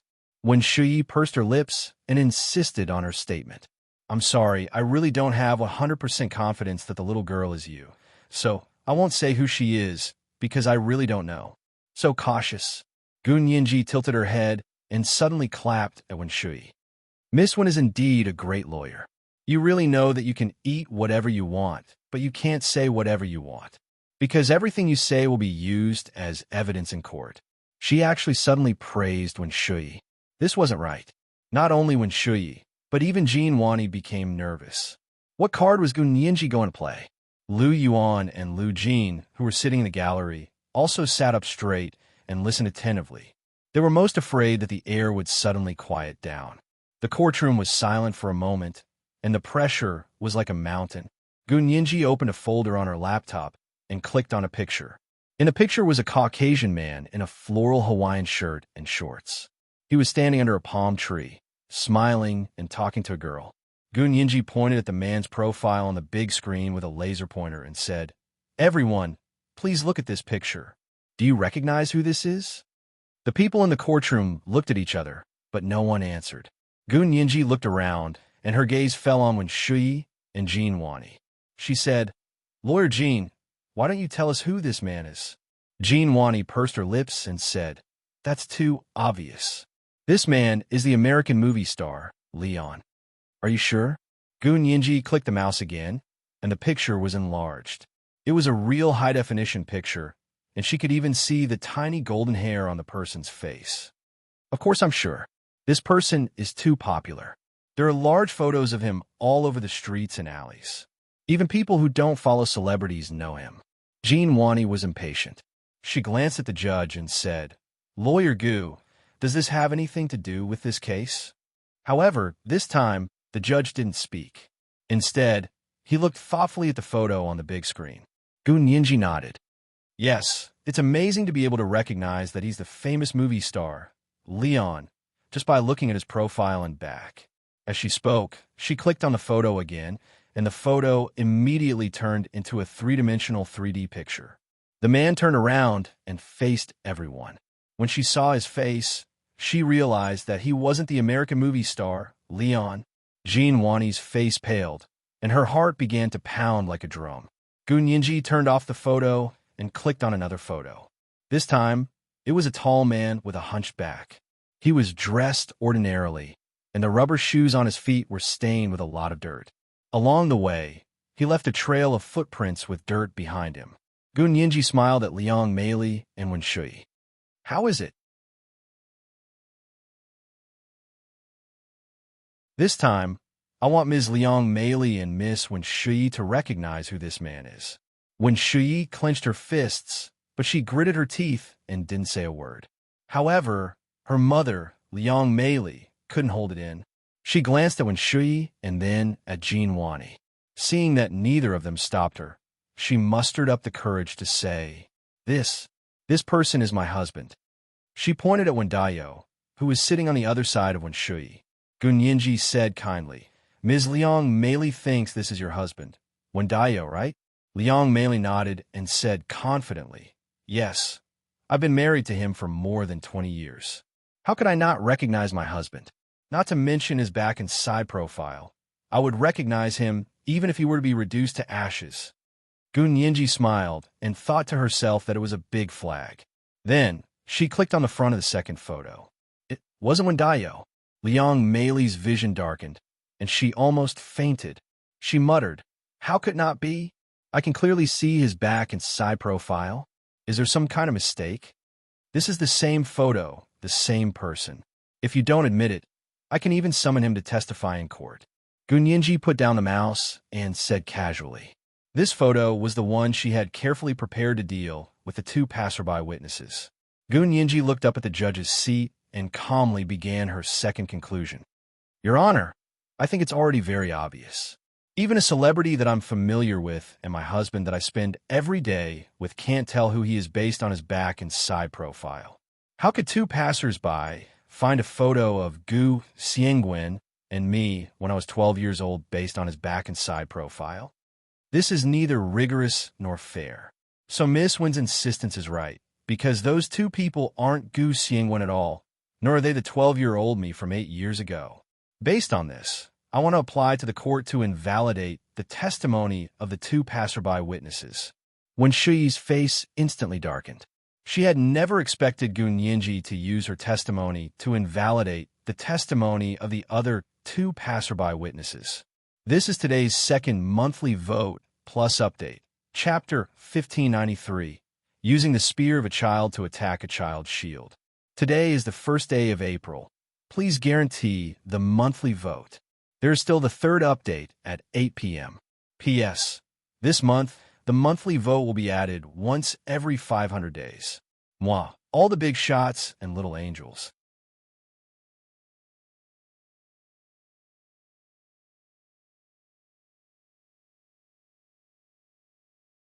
Chapter 1605. In the courtroom, the judge and the two jurors gathered together and began to discuss in low voices. In order for the court to accept testimony, it had to be reasonable and based on evidence. If the loopholes in the testimony could not be explained, then the testimony would be invalid and should not be accepted by the court. Gu Nianji's two experiments happened to prove the uncertainty and objectivity of the passers-by's testimony. Actually, if Wen Shui could also insist that the two people were Gu Xiangwen and the 12-year-old Gu Nianji, then the testimony would be more credible. Unfortunately, she was the most familiar with Gu Nianji out of the three witnesses, yet she insisted that she didn't know who the two people were. This was very strong evidence, and it was from the defendant's side. It was very strong counter-evidence. After careful consideration, the judge and the two jurors agreed to Gu Nianji's request. The plaintiff's lawyer is right. If the defense can't produce stronger evidence, the testimony of these two passers-by will be declared invalid. So far, Two of the three pieces of ironclad evidence on the chain of evidence had already been declared invalid. Now, there was only the last piece of ironclad evidence left, and it was also the most reliable evidence. It was the note from Gu Xianwen. Jean Wani's eyes dimmed. She pursed her lips tightly, revealing her square jaw. When Shuyi looked at Gu Nianji expressionlessly, she wanted to see how she was going to overturn the most reliable piece of evidence. Gu Nianji also knew that everyone in the courtroom was looking at her, waiting for her to refute the last piece of evidence. Although this piece of evidence seemed the most difficult to overturn, it wasn't difficult at all if she figured out the mystery behind it. Gu Nianji clicked on a folder again and opened a picture file inside. This was the note from Gu Xianwen. You don't have to look for it anymore. I've taken my daughter away. Gu Nianji felt a headache coming on when she saw this flamboyant sentence. Her father was really wild and flamboyant. Lu Jin covered his face and wished he could crawl under his seat. How could he come up with such a stupid thing to say about the dark history of the past? He could actually remind Gu Nianji of what was going on, but because he was embarrassed and because he didn't really want to overturn the case, he didn't say anything and let it be. But now that Gu Nianji wanted to overturn the case, he could only watch on in fear. Lu Jin was extremely glad that he hadn't told Gu Nianji about the note. He silently thought that if Gu Nianji could overturn the irrefutable evidence on this note, then he would have to re-evaluate his daughter's legal ability. Gu Nianji's gaze swept across the courtroom and paused on Lu Jin's lowered head for a moment before looking away as if nothing had happened. Gu Nianji looked at the screen again and said to the judge, "Your Honor, can I see the original copy of that note with my own eyes?" The judge nodded. "Sure." She motioned to the bailiff and placed the clear plastic bag containing the original note in front of Gu Nianji. In front of everyone, Gu Nianji put on translucent latex gloves and carefully opened the plastic bag to take out the note. She held the note and walked to the defendant's stand. She placed it on the table in front of Wen Shuyi and Jean Wani and asked seriously, "Can you confirm again that this note was handed to young master 8 years ago?" 8 years ago, He Jichu didn't know who had done it until the hypnotized orderly sent the note. Then when Shuyi said that she had seen a man and a little girl get into the car. Finally, 2 passers-by confirmed that they had also seen a tall and thin man and a fair and chubby little girl get into the car. With these 3 pieces of evidence, He Jichu pinned the crime of culprit on Gu Xianwen. A month later, there was a car fire in the downtown area of Sea City. Although Gu Xianwen and the car were burned to ashes, it completely proved that Gu Nianji's sudden disappearance was Gu Xianwen's doing.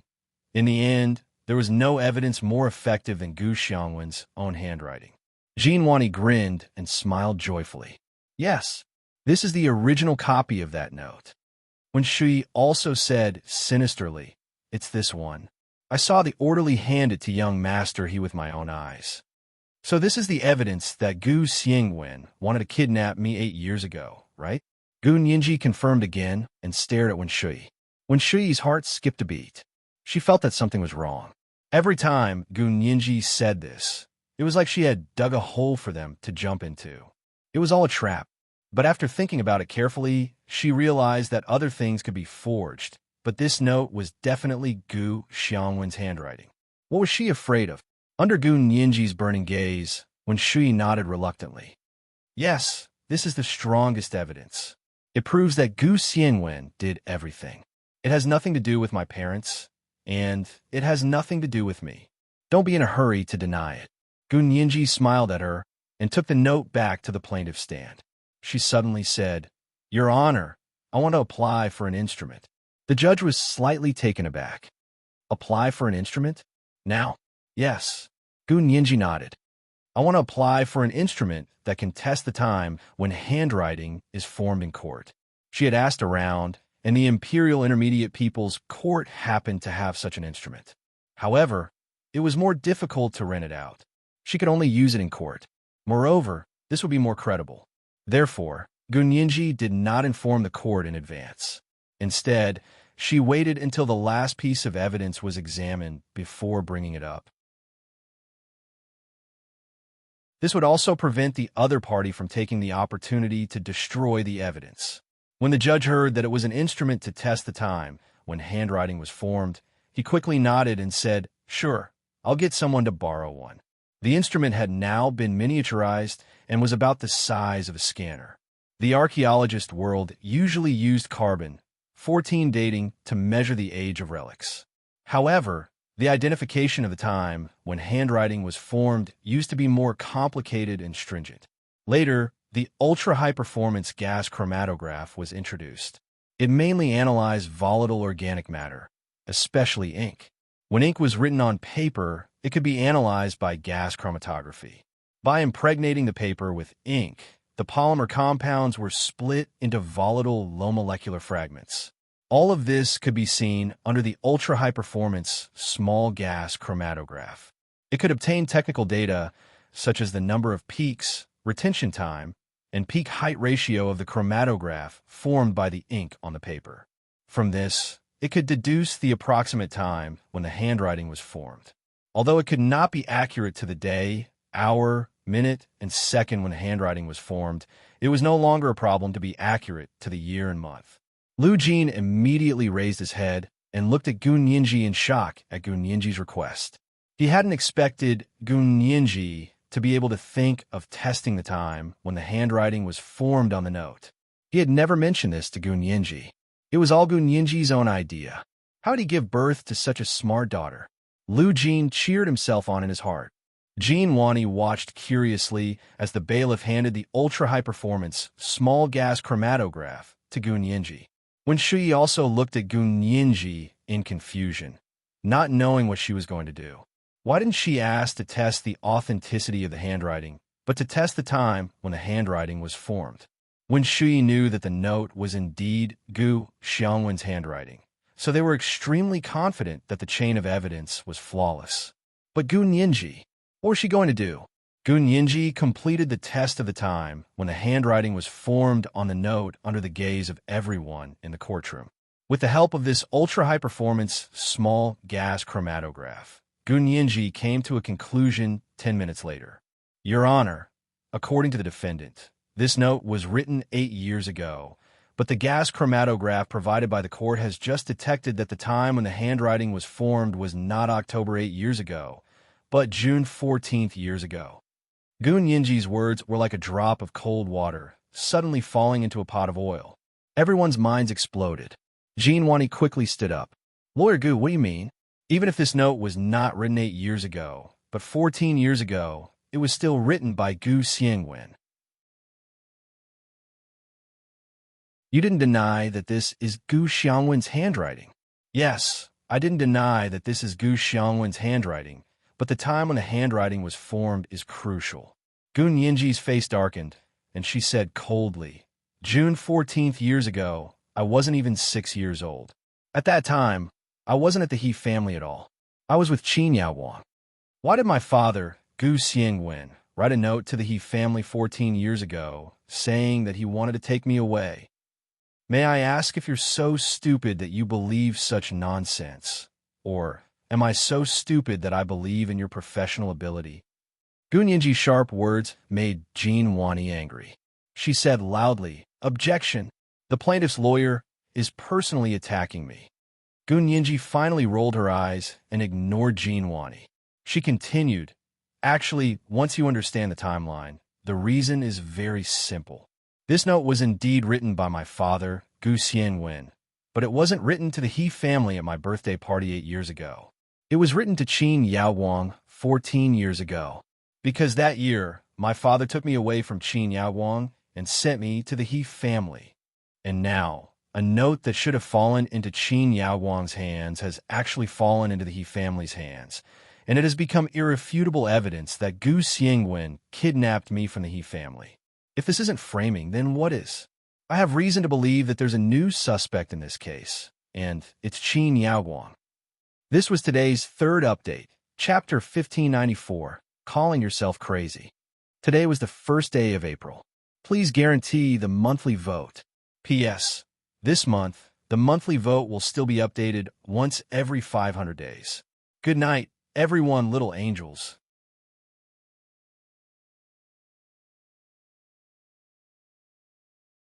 Chapter 1606. The courtroom was so quiet that even the air seemed to have stopped flowing. Qin Yaowang's name was too famous, even more famous than Gu Xiangwen's. She was the director of the Qin Corporation's private hospital group and the head of the brain surgery department. Her reputation in the country and internationally had already surpassed Gu Xiangwen's. Although Gu Xiangwen was very powerful in the hearts of the world, he had died 8 years ago. If Gu Nianji's disappearance hadn't been reopened and he had been singled out as the culprit, most people wouldn't have remembered him. Jean Wani stared at Gu Nianji in a daze. She only came back to her senses when Shui pushed her. She quickly said, "Qin Yaowang? You mean the director of the Qin Corporation's private hospital group? Qin Yaowang?"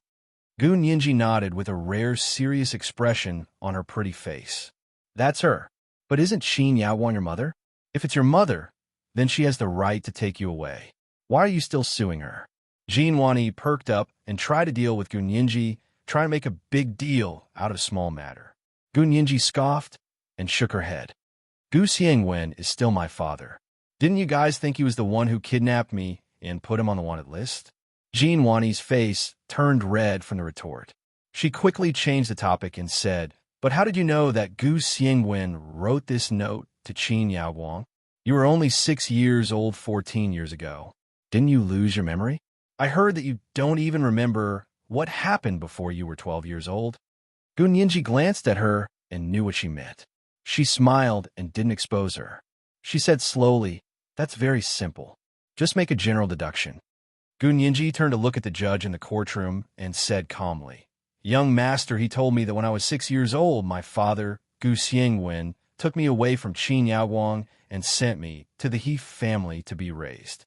And this note has been tested to be written in June 14th years ago. It matches the time I arrived at the He family. Doesn't that mean that my father, Gu Xiangwen, left a note for Qin Yaowang? Don't tell me Lawyer Jean doesn't even know how to do simple logical reasoning?"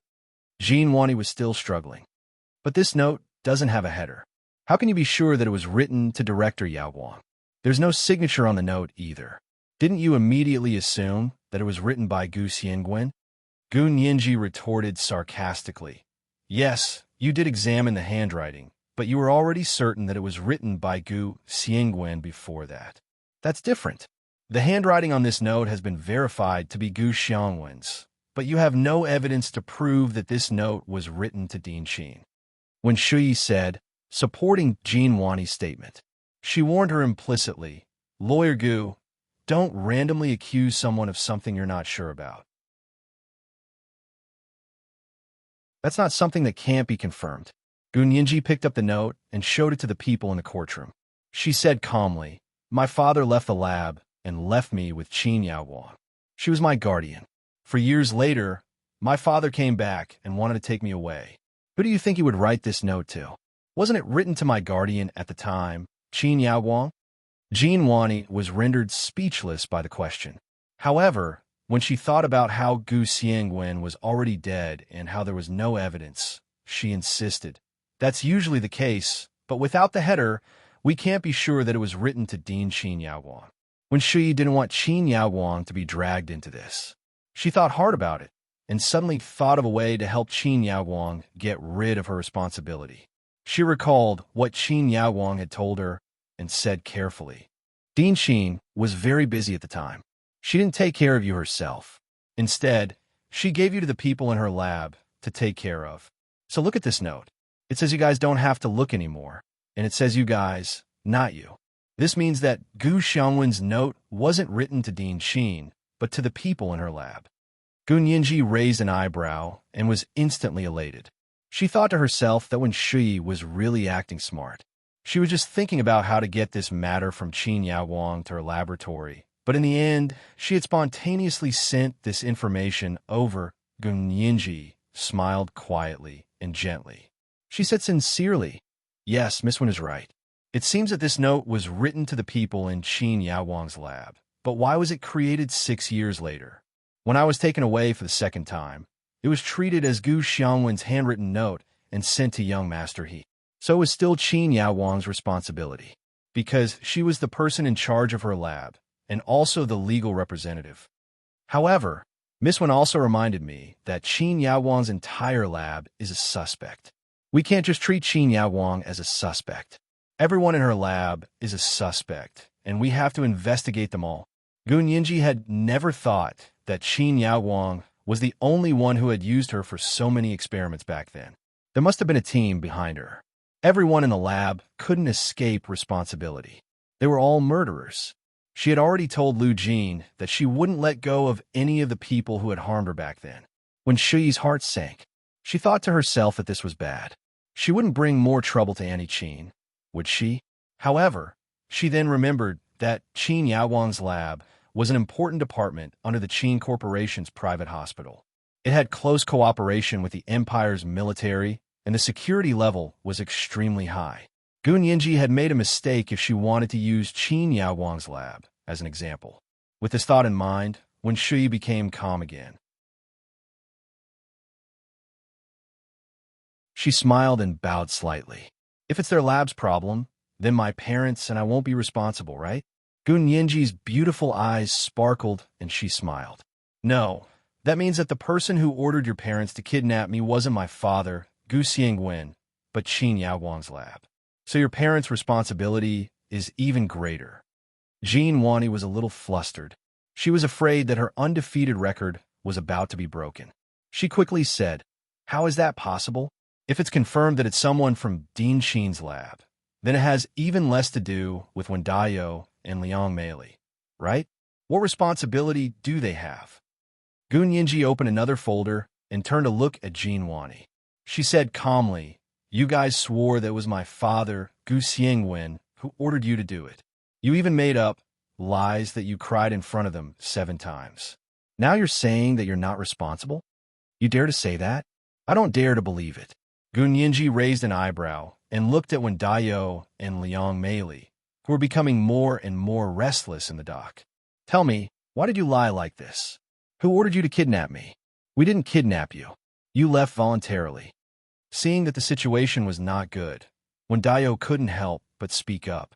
Jean Wani quickly turned to look at him and warned, "Wen Dayo, you should remain silent." Gu Yinji saw an opportunity and deliberately said, "Actually, if the instigator was Gu Xiangwen or Qin Yaowang herself, and you can prove that I left to meet my parents of my own accord, then Wen Shi's parents really don't have much responsibility. After all, Gu Xiangwen is my father, and Qin Yaowang is my mother.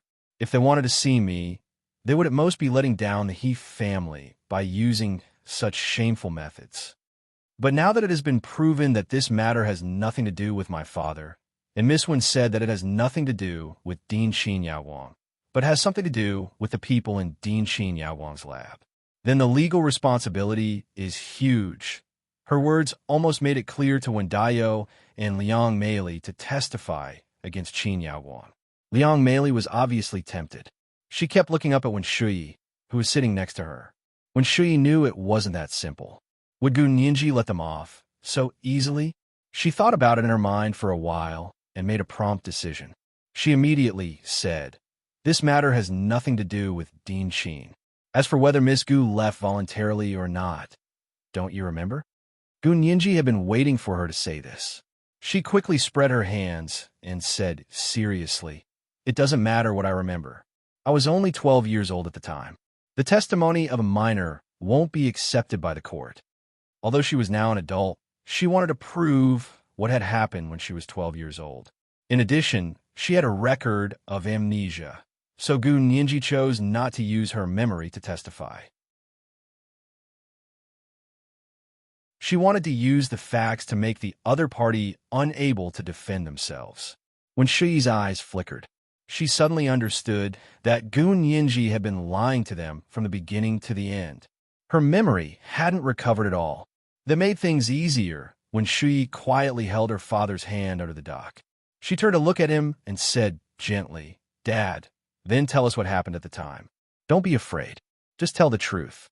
Although Lawyer Gu is a lawyer, she can't deny the truth, can she? Her eyes flickered. Besides, she's lost her memory for so many years. I don't know if she's recovered. Even if she's recovered, what if her memory is messed up? You'll have to help her set things right. When Dayo understood what Wen Shui meant, he felt relieved and quickly nodded. With an honest look on his face, he said woodenly, I know. I only know how to tell the truth. I've never known how to lie in my life. Gun Yinji snickered and chuckled. You just said that my dad cried to you 7 times. When Dayo's dark face blushed a little, but because it was too dark, the blush wasn't obvious. He muttered, someone really cried to us. He said his name was Gu Xiangwen, and I believed him. Gun Yinji curled her lips. Yes, and then? Even if you were deceived, you probably aren't familiar with Gu Xiangwen's appearance, right? Although he used to be a scientist you're familiar with in this country. I'm not familiar with him. When Dayo quickly clarified himself. We're just gardeners from the He family. We live in the worker's house. You and the He family all live in a mansion, and it's so far away. We don't often work in the mansion, and we don't even see him when he comes to the He family as a guest. How could we be familiar with his appearance? That's why I believed him when he said who he was. When Shui deliberately added, it seems that Lawyer Gu still doesn't remember what happened back then. The He family is so big, and the worker's house and the mansion are clearly separated. Even the way in and out is separated. You're high up in the mansion, and we servants' children can only look at you from afar and envy you. You don't recognize us, and my dad doesn't know your dad. Isn't that normal? Is that so? Gun Yinji smiled calmly and didn't deny Wen Shui's statement. She turned to look at Wen Dayo. Then tell me, what happened back then? How did I leave voluntarily? Tell me in detail. Jin Wani and Wen Shui looked at Wen Dayo meaningfully. Wen Dayo coughed and began to narrate what had happened back then according to what they had agreed on. This is today's first update, Chapter 1595. You dare to say that? I can't believe it. Remind everyone of the monthly votes and recommendation votes. Today is Monday, special recommendation votes. Especially important, it was still the third watch today. At 1 o'clock in the afternoon, the monthly vote was 500 plus updates. At 8 o'clock in the evening, the third watch. Moi, all the big shots and little angels.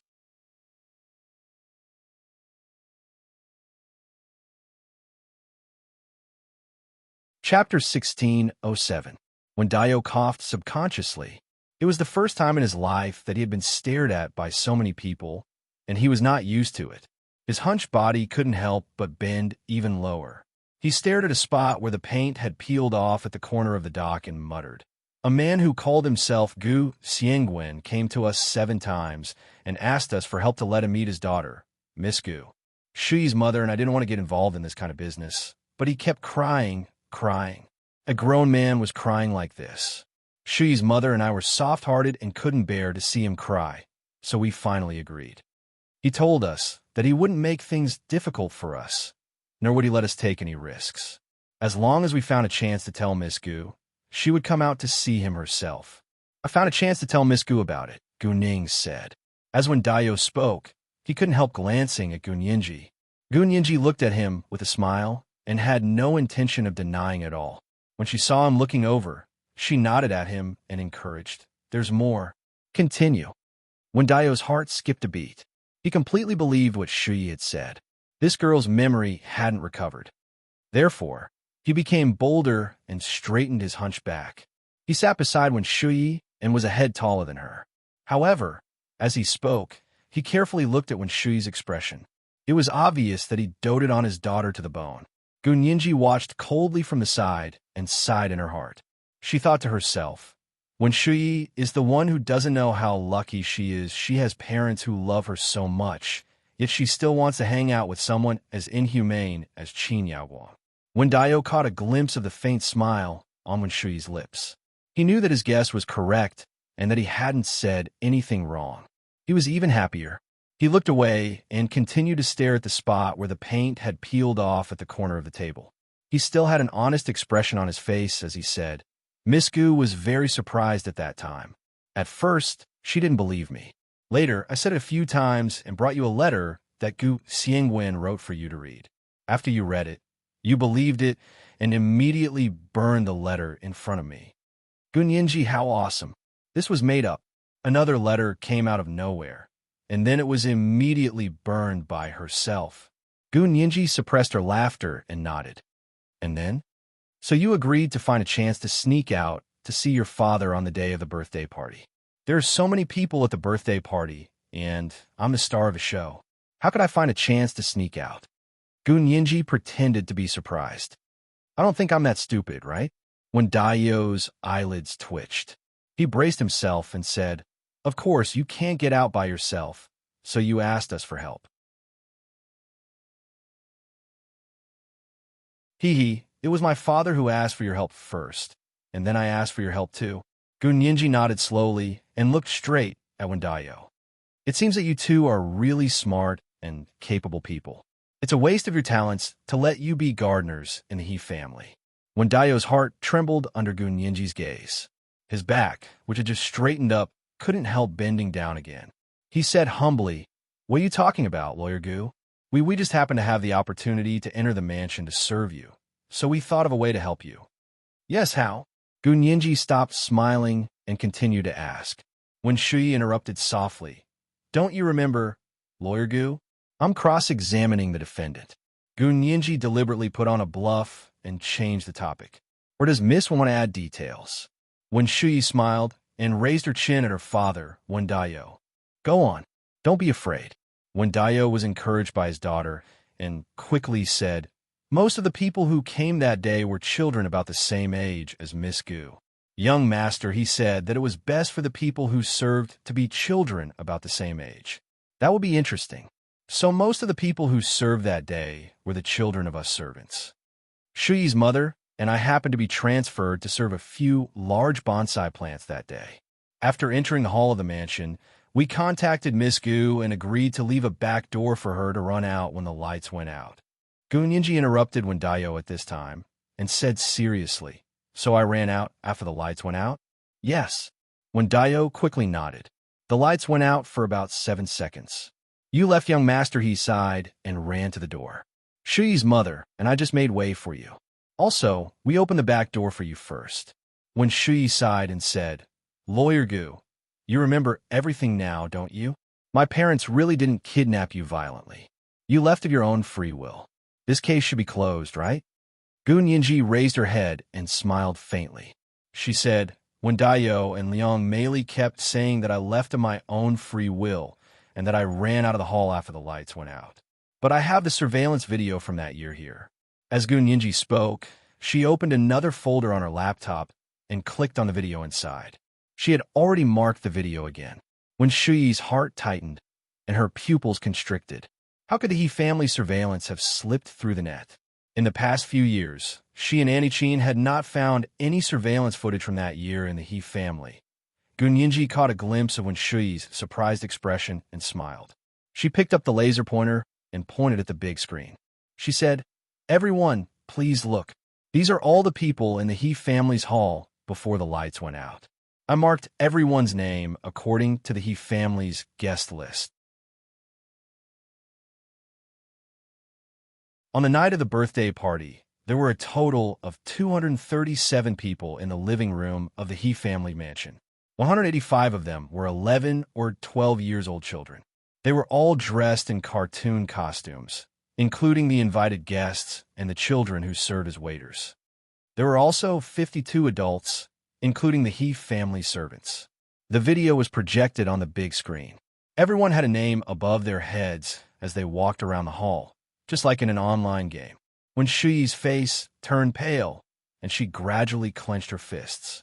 After a while, she loosened her fists and couldn't help biting her fingernails. Wendayo and Liang Meili watched this scene with their eyes wide open. They were very panicked. Jean Wani didn't know that the surveillance video from 8 years ago was still there. She frowned slightly and glanced at Shui. Shui bit her fingernails and stared at the big screen. The video played slowly, and finally, it was time to turn off the lights and blow out the candles.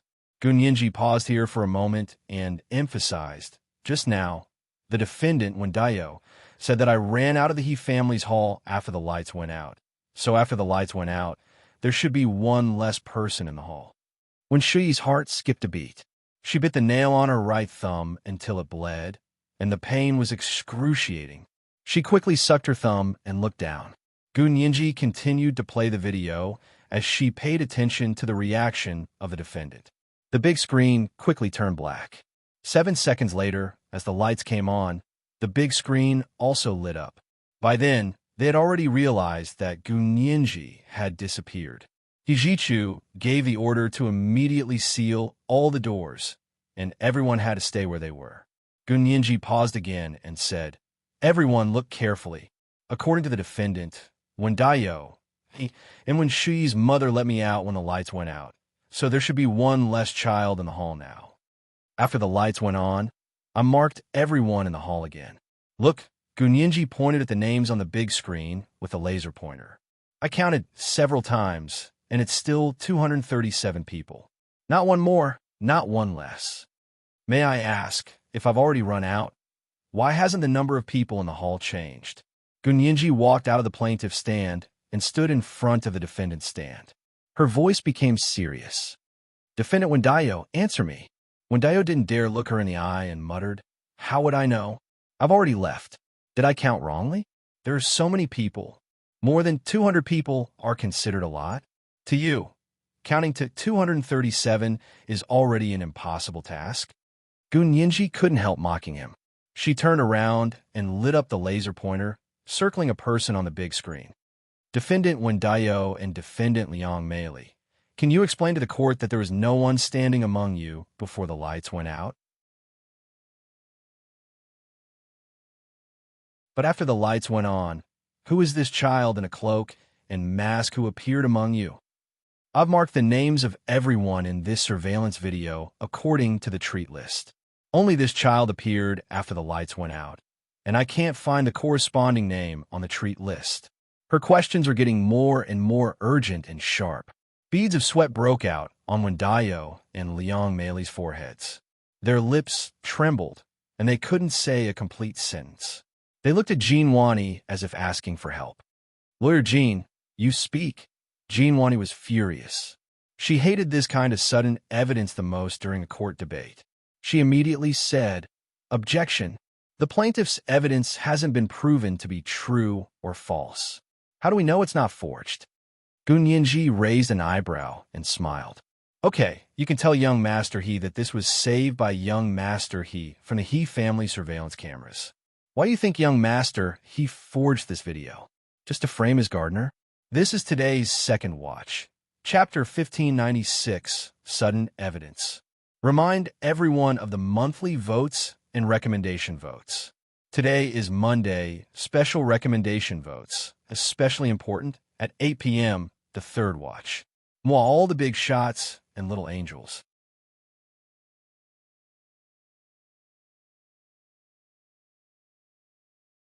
Chapter 1608.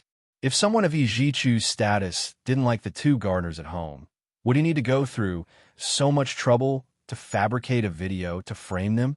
No one in the entire empire would believe this. Young Master He provided this video.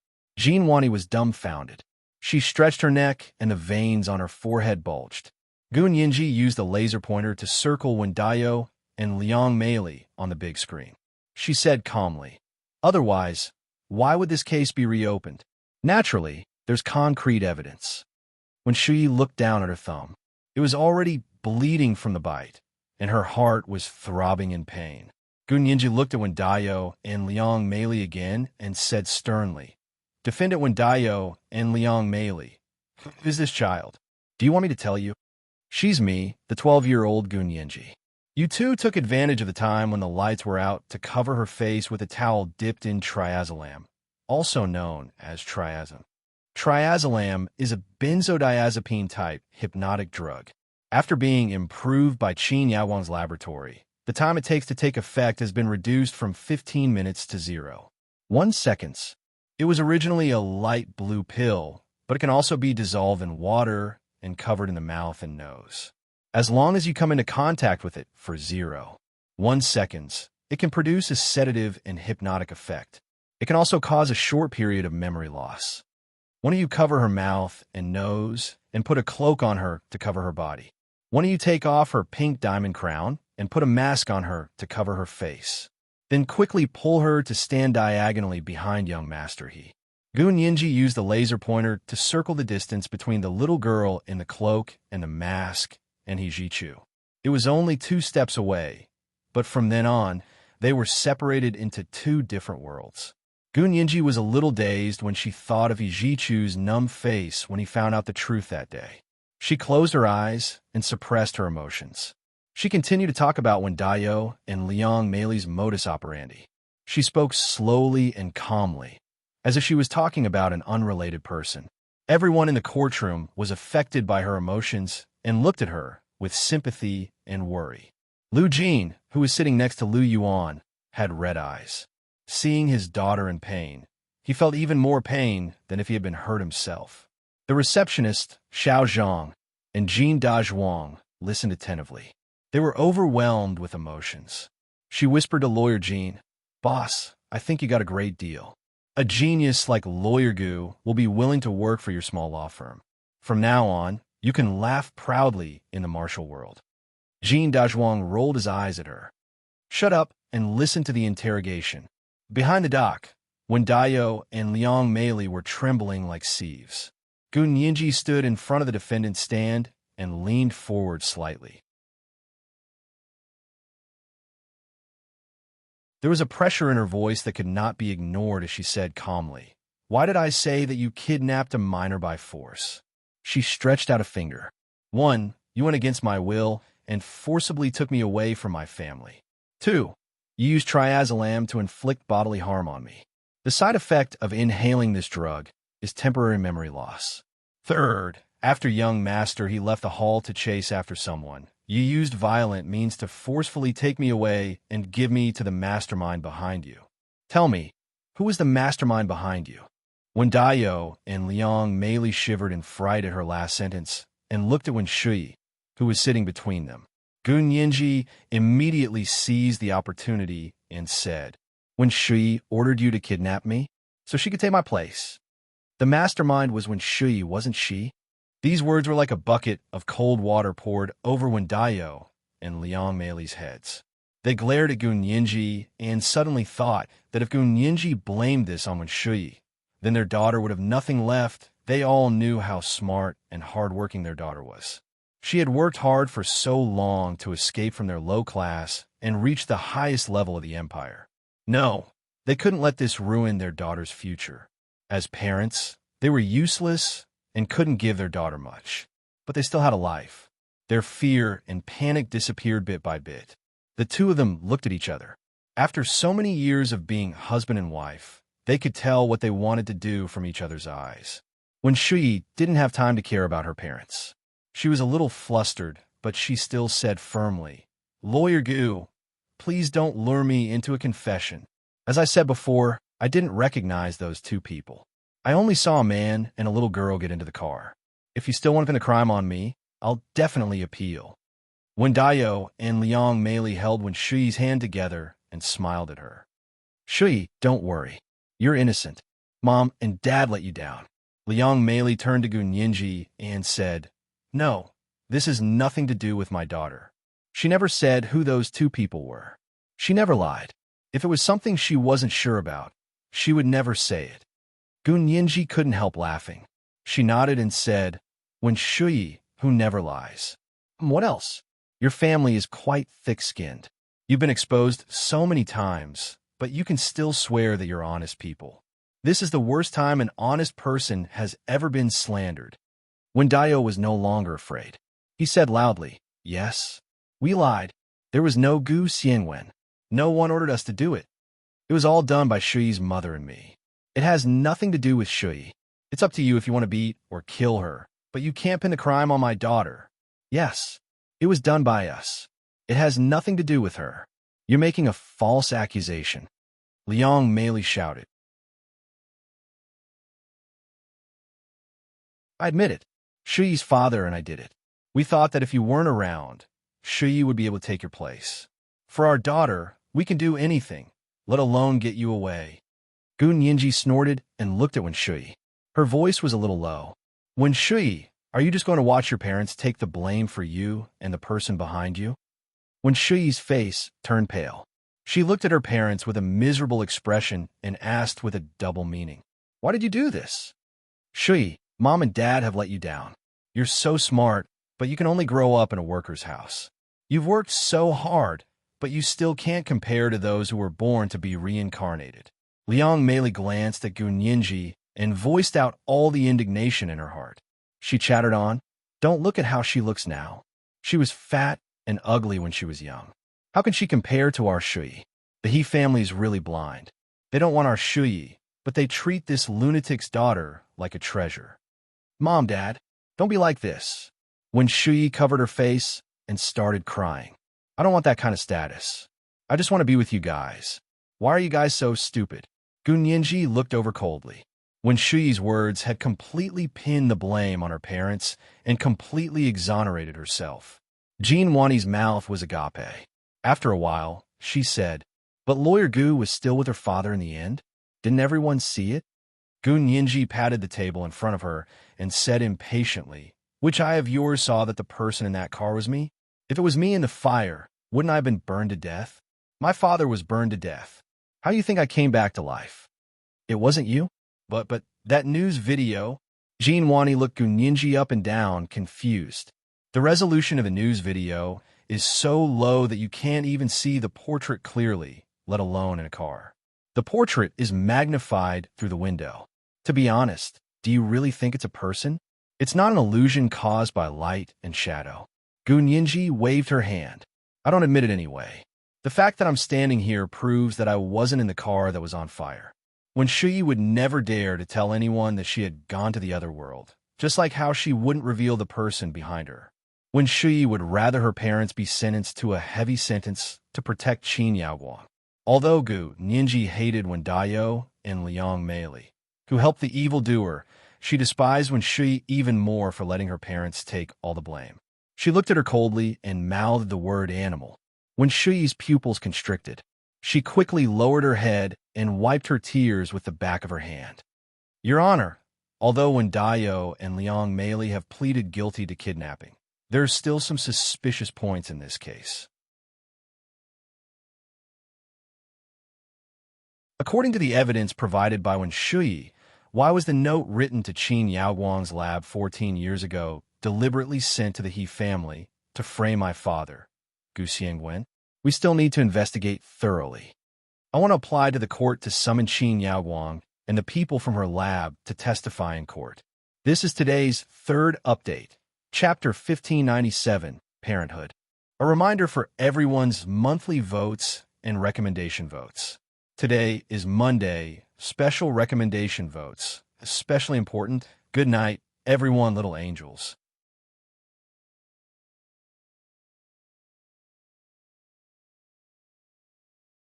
Chapter 1609. The unsolved case that had been frozen for 8 years was stirring up again and again, dragging in people that no one had noticed before. Gu Xiangwen, the culprit who had been confirmed to be the culprit, had quietly stayed out of the matter. Unknowingly, his daughter had cleared his name. The judge was very emotional, but on the surface, he said calmly, "Let's adjourn for 15 minutes today. I'll discuss the progress of the case with the 2 judges."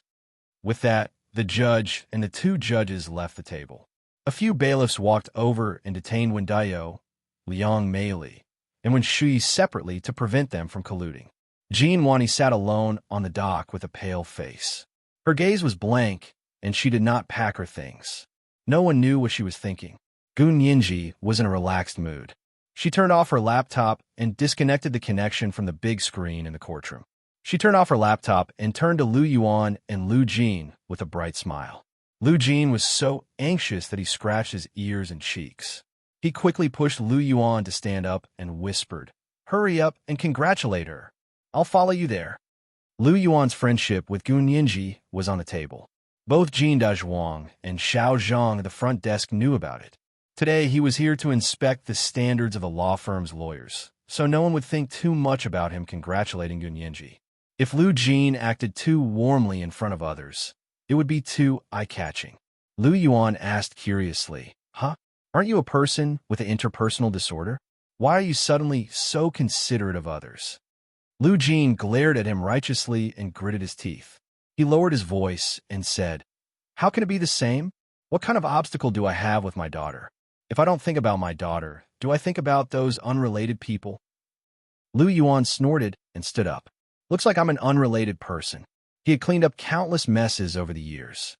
Lu Jin pushed him away from behind and said, "It's good that you know." Lu Yuan. If it weren't for the fact that the two of them had been through life and death together, Lu Yuan would have quit long ago. He walked over from the gallery with a serious expression and reached out his hand to Gun Yinji. He said seriously, "Lawyer Gu, congratulations. Today's court debate was very exciting. It looks like our company has gotten a great deal. A lawyer like you is worth at least 10 times the contract." Lu Jin quickly said, That's right. Let's go back and sign a new contract. 10 times. Gun Yinji, Lu Yuan was so angry that the veins on his forehead bulged. He wished he could cover Lu Jin's mouth. He turned around and scolded in a low voice, "Don't interrupt business matters." Lu Yuan and Gun Yinji. Lu Yuan, Gun Yinji, Lawyer Gu, President Lu really thinks highly of you. Xiao Zhang at the front desk also came over to talk to her.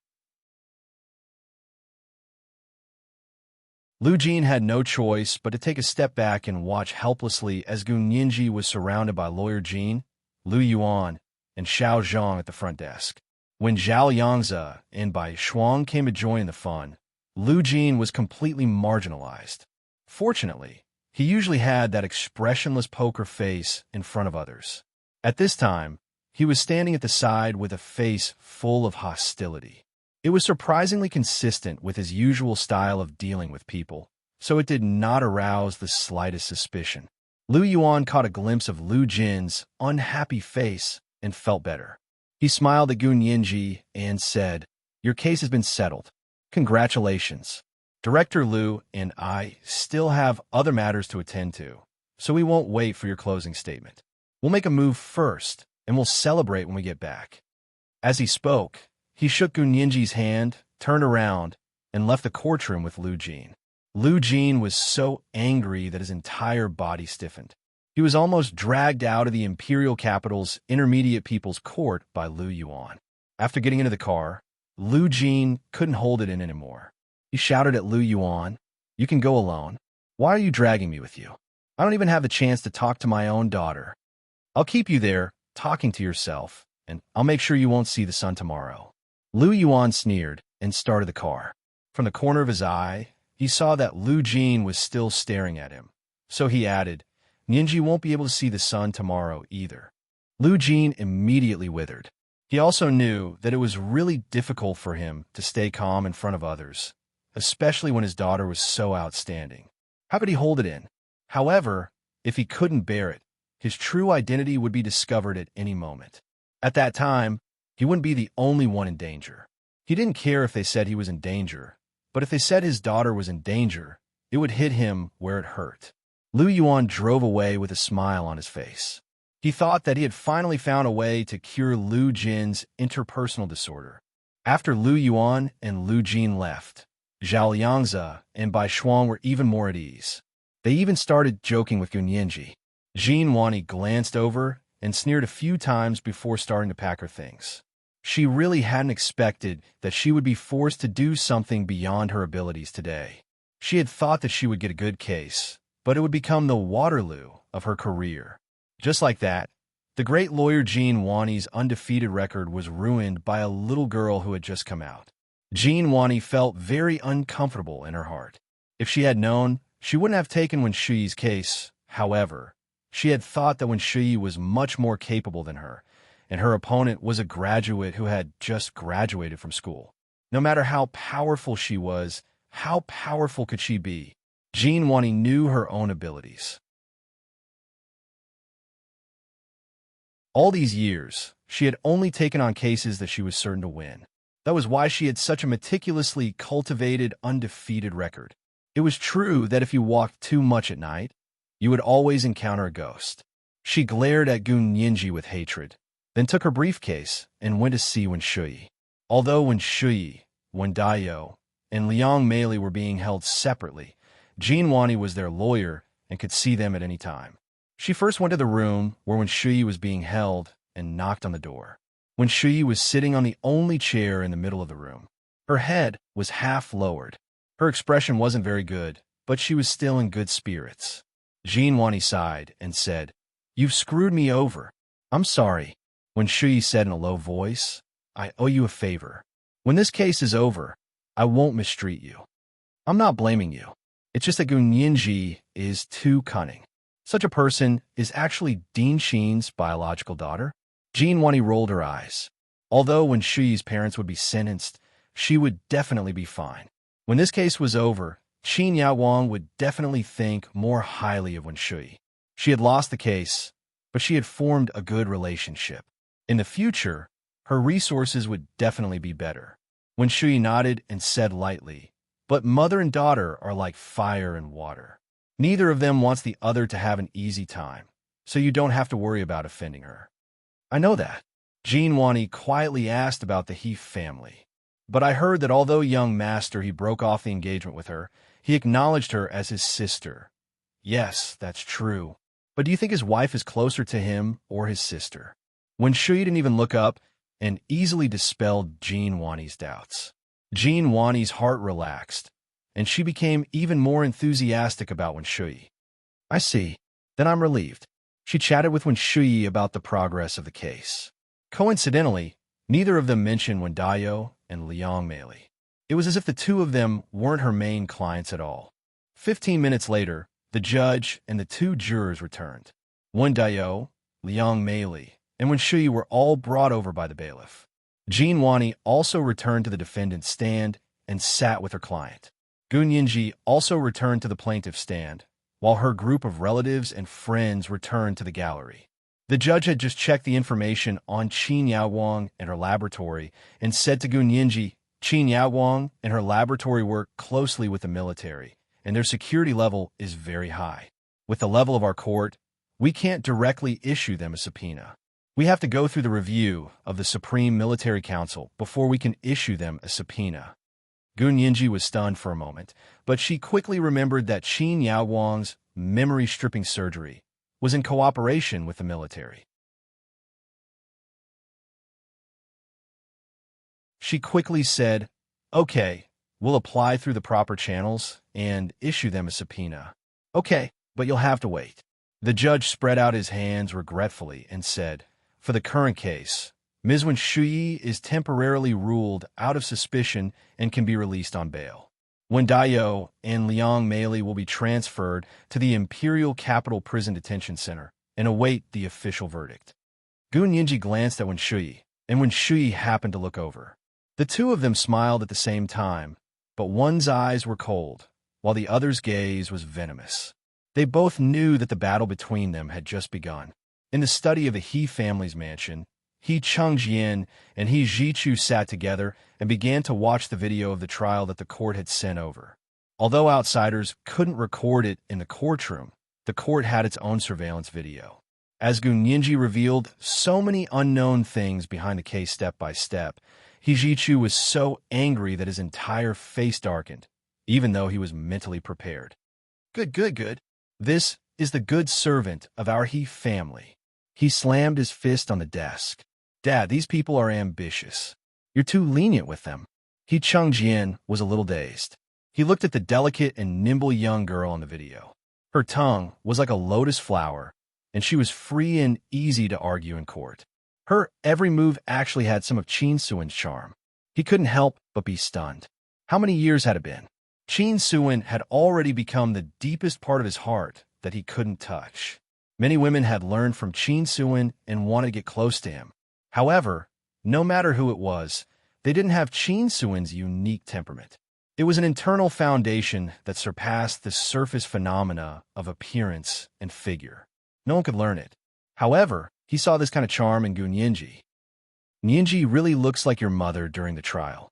You two are clearly a match made in heaven." He Chengjian said faintly, "Achu, do you really not want to marry her? I really hope that you can marry her and have a little daughter like her.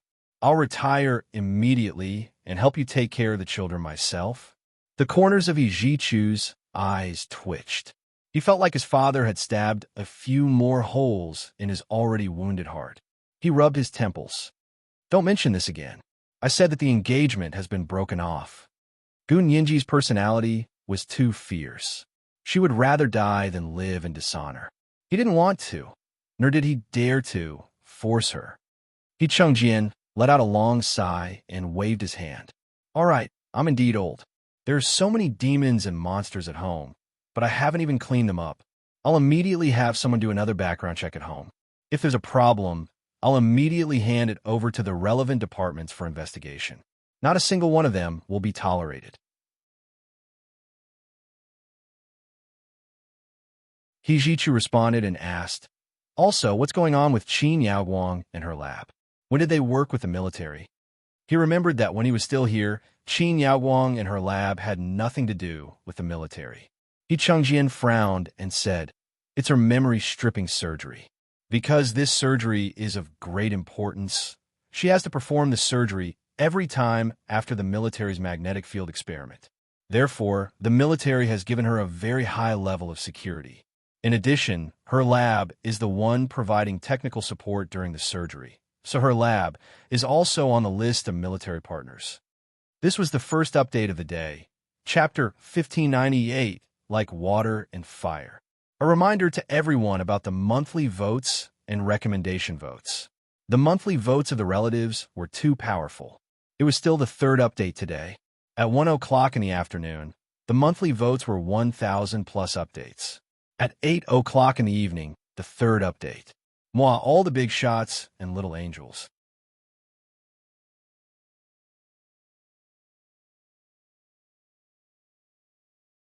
Chapter 1610. He Jichu suddenly understood. But isn't this surgery going to be nationalized? How's her training going? She was the only one who could perform this surgery before. Now that she's injured her hand, she's always worried about training the people below. He Chengjian sighed. Not to mention that she's worried. We're worried too. For such a sophisticated surgery, without 3 to 5 years of practice, no one would be at ease letting them operate on our soldiers' heads. He Jichu was silent for a moment. His sparkling almond-shaped eyes flickered with a dark light. He said lightly, why don't we give up on this surgery? We don't have enough energy now anyway, so we can't send anyone to the other side anymore. He paused for a moment, and his cold voice was a little hoarse. There's no need to send anyone to the other side anymore.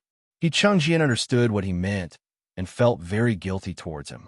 He had originally thought that by bringing Gun Yinji over and physically separating her from Hua Xiaoyang, she would naturally change her mind after a long time. After all, in He Chengjian's heart, his son was unparalleled in the world. There were only women he didn't want, and no women who dared to dump him. However, Gun Yinji was an exception. He Chengjian still remembered that night. He was surprised to see a young girl standing in front of the heavy sniper rifle bullet without hesitation. That kind of determination and intensity had greatly shocked him. There really was a woman who would rather die than be with his son. We can pause it.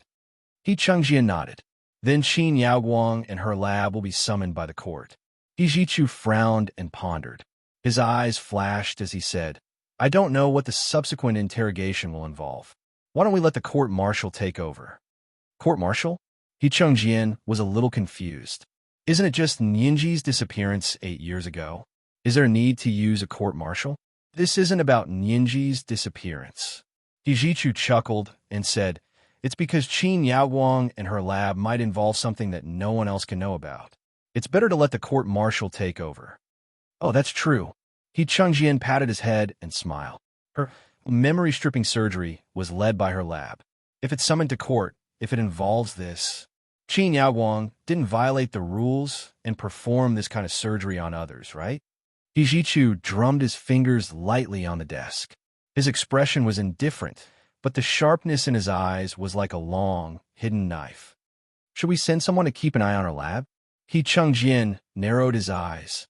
There are people in the military keeping an eye on our lab, but there didn't seem to be any violations in these years. At least, there hasn't been any inappropriate news. He Jichu nodded. She'd better behave herself. If not, then it's definitely not a small mistake. Probably not in the past few years. He Chengjian narrowed his sharp eyes. and the deep wrinkles at the corners of his eyes appeared. After you left, I agreed to marry her. In the past few years, she has been wholeheartedly with our family and rarely goes to the laboratory to do experiments. She really wanted to have a child with me. I saw that she was getting on in years, so my heart softened and I agreed to let her use the sperm that I had frozen back then for artificial insemination. She got pregnant. Unfortunately, the child couldn't stay and was miscarried not long after. He Changjian shifted his gaze and looked out the window at the lonely winter scenery. He recalled and said, later, she had to give up. At that time, when Shui happened to be chased back by you, she stayed by Qin Yaowang's side, took care of her, and accompanied her.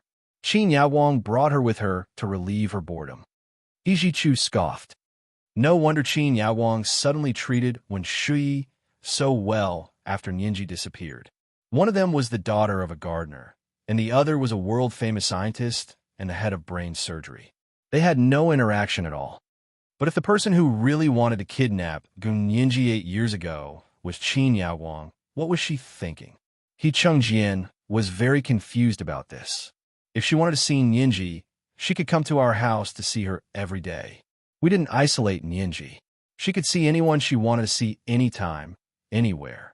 After watching the video of today's trial, although there was no substantial evidence, he had a hunch that Qin Yaowang was a mastermind behind the kidnapping of Gun Nianji 8 years ago. And I remember that when Nianji was at our house, she actually didn't like Qin Yaowang very much. She rarely came to see her, or rather, in the past 6 years, the number of times she came to see her can be counted on one hand. She could have come to see her in person, but she didn't. She even instructed our gardener to set up such a trap to kidnap her, and then blamed everything on that lunatic. He Chengjian was even more confused. Is Qin Yaowang trying to hide something from us? He Jichu didn't have a good impression of Qin Yaowang. He sneered and turned his head. He said disdainfully, "Who knows what she's thinking? I think she's even crazier than Gu Xiangwen." At the mention of Gu Xiangwen, He Chengjian's expression immediately changed. "Don't mention that lunatic's name in front of me." He Jichu's eyes dimmed. He picked up a ballpoint pen from the desk and played with it. He suddenly said, "Dad, Nianji's kidnapping case back then has already proven that there's something else going on. Although Gu Xiangwen was involved, there's a high chance that it's different from what we thought." "So?" He Chengjian looked at him with a dark expression. He slammed the table and shouted, "What are you trying to say?"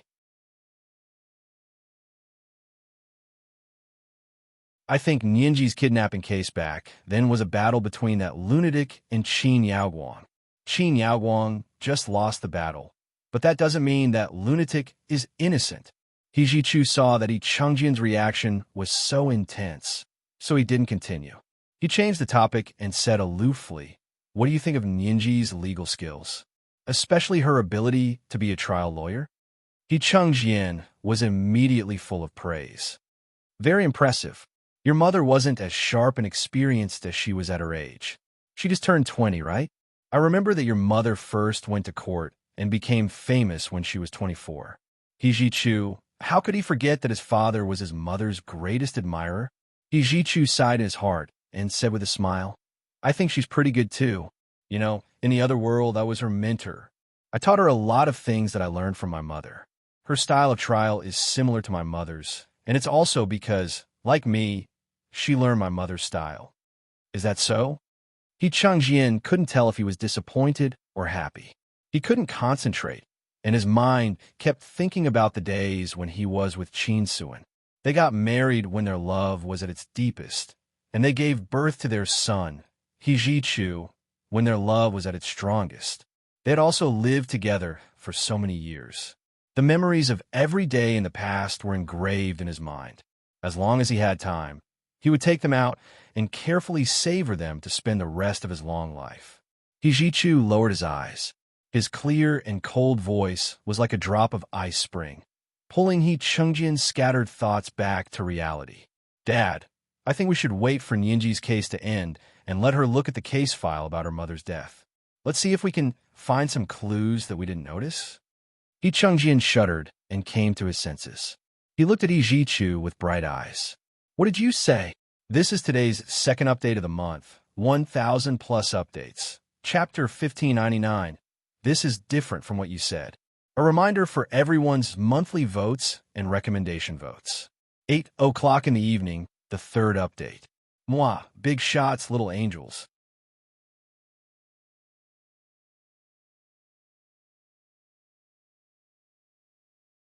Chapter 1611. Hijichu didn't answer immediately. Instead, he continued to look at He Changjian quietly and persistently. Hijichu's appearance was exactly the same as He Changjian's. Both of them had sparkling almond-shaped eyes, high noses, and thin lips. They were a strange combination of amorous and heartless, and they had a different kind of charm. He Changjian looked at his son as if he was looking at himself when he was young.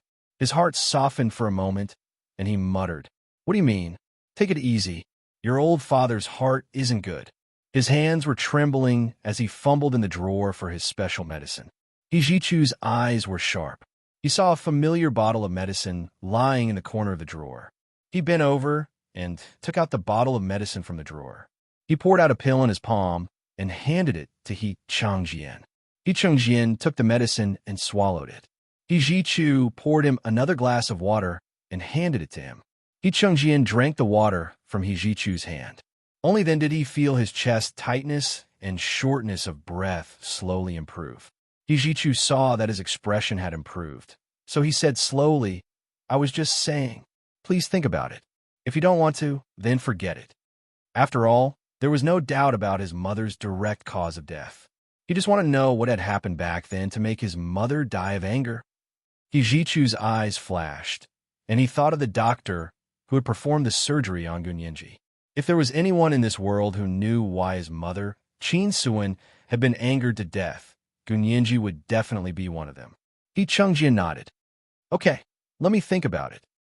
Gunyenji came out of the courtroom and sent Jin Dazhuang and the receptionist, Xiao Zhang, to the airport.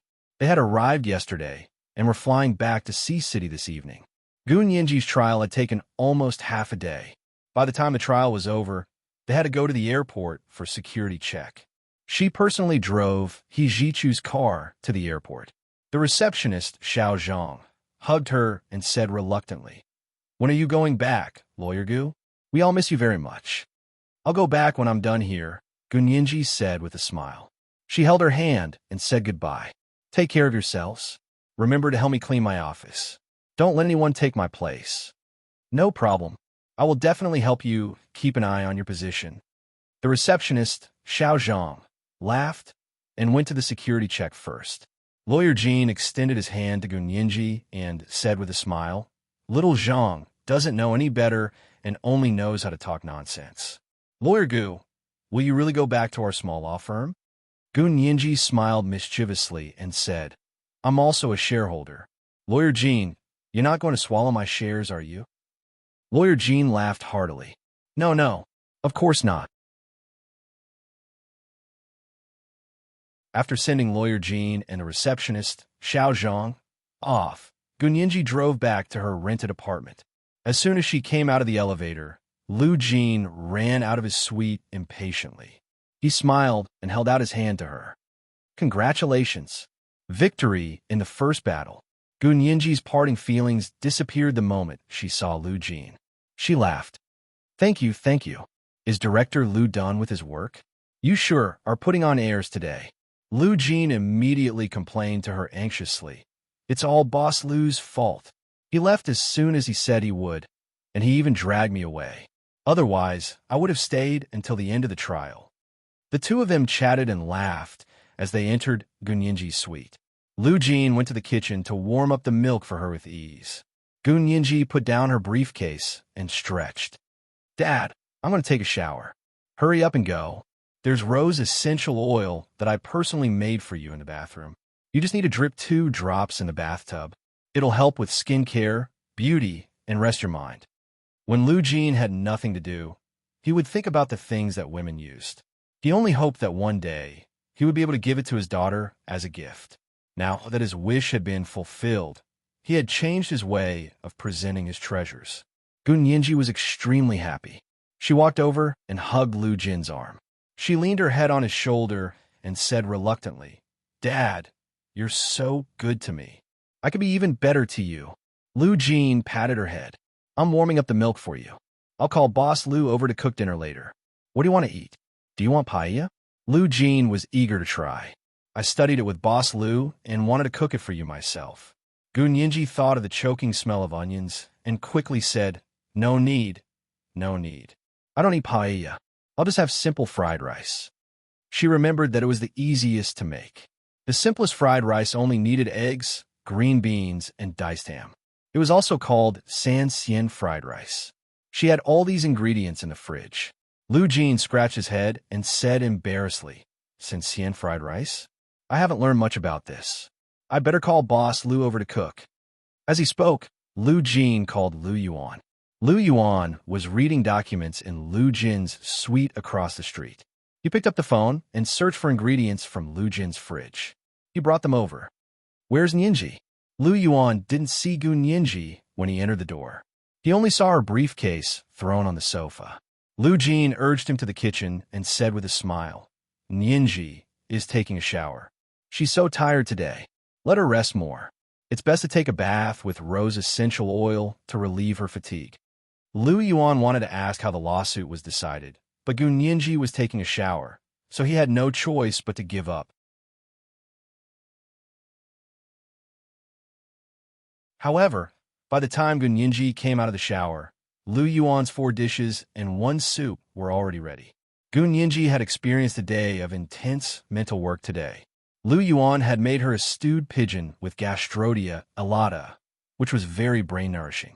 On the table were golden red pepper and salt prawns, spicy shredded pork with green onions and red peppers, steamed fresh abalone, and a stir-fried bolitas with scallops and white sauce. The main dish was the san xian fried rice that Gun Yinji had personally ordered. The rice grains were full and golden, and each grain was soaked in egg juice. The fresh green beans were sweet and refreshing, and the fresh prawns were marinated with a little yellow wine. They were very delicious and didn't smell fishy at all. The dishes on the table were delicious, nutritious, and could also replenish collagen. Gun Yinji looked at the colorful feast on the table, and her appetite was aroused. She immediately sat up straight and smiled at Lu Yuan. "Uncle Lu, you're so amazing. You're so good at cooking." "Of course." Lu Jin spoke as if he had cooked the dishes on the table. He used the serving chopsticks to pick up a pepper and salt prawn for Gun Yinji. "This is very delicious. Eat more." He then scooped up a small bowl of san xian fried rice for Gun Yinji with a large spoon. "This fried rice is too simple. Will it taste good?" Gun Yinji smiled and said, "Cooking simple, home-cooked dishes delicious is the true standard of chef. This is called returning to the basics." She picked up the small spoon and scooped a small mouthful of san xian fried rice in her mouth. She had just taken a sip when she was stunned. The taste of this fried rice, she chewed carefully and her brows gradually furrowed. She couldn't care less about eating other dishes. She scooped herself another large spoonful of san xian fried rice. It was piled high in her small bowl. "Huh, you like my san xian fried rice that much?" Lu Yuan looked at her happily. "Then eat more. If it's not enough, I'll cook more. There's a lot of ingredients. There's enough." Gun Yinji smiled. She barely ate any other dishes except the san xian fried rice. That was because the taste of the san xian fried rice was too familiar. She had a very good memory. She could never forget what she had seen, and she could remember the taste of what she had eaten once. She was very familiar with the taste of Lu Yuan's san xian fried rice. That was because Hua Xiaoling had made it for her once in Song Jinning's small kitchen when she first went to the Hua family. At that time, Song Jinning had expressed that she was very familiar with the taste. Gun Yinji then asked Hua Xiaoling curiously, "Why did your mother ask you that the taste was so familiar?" Hua Xiaoling said, "Because this is the fried rice she used to make for me when I was young. I loved it when I was young." If this was the taste Major General Hua was familiar with when he was young, how could Lu Yuan make it? Gun Yinji's tongue was very sensitive. She could taste the slightest difference in taste. However, this san xian fried rice was 99% similar to the san xian fried rice she had eaten in her memory. This was the third update of today. Chapter 1600, I Can Treat You Better. Reminder, monthly votes and recommendation votes. Good night, little angels.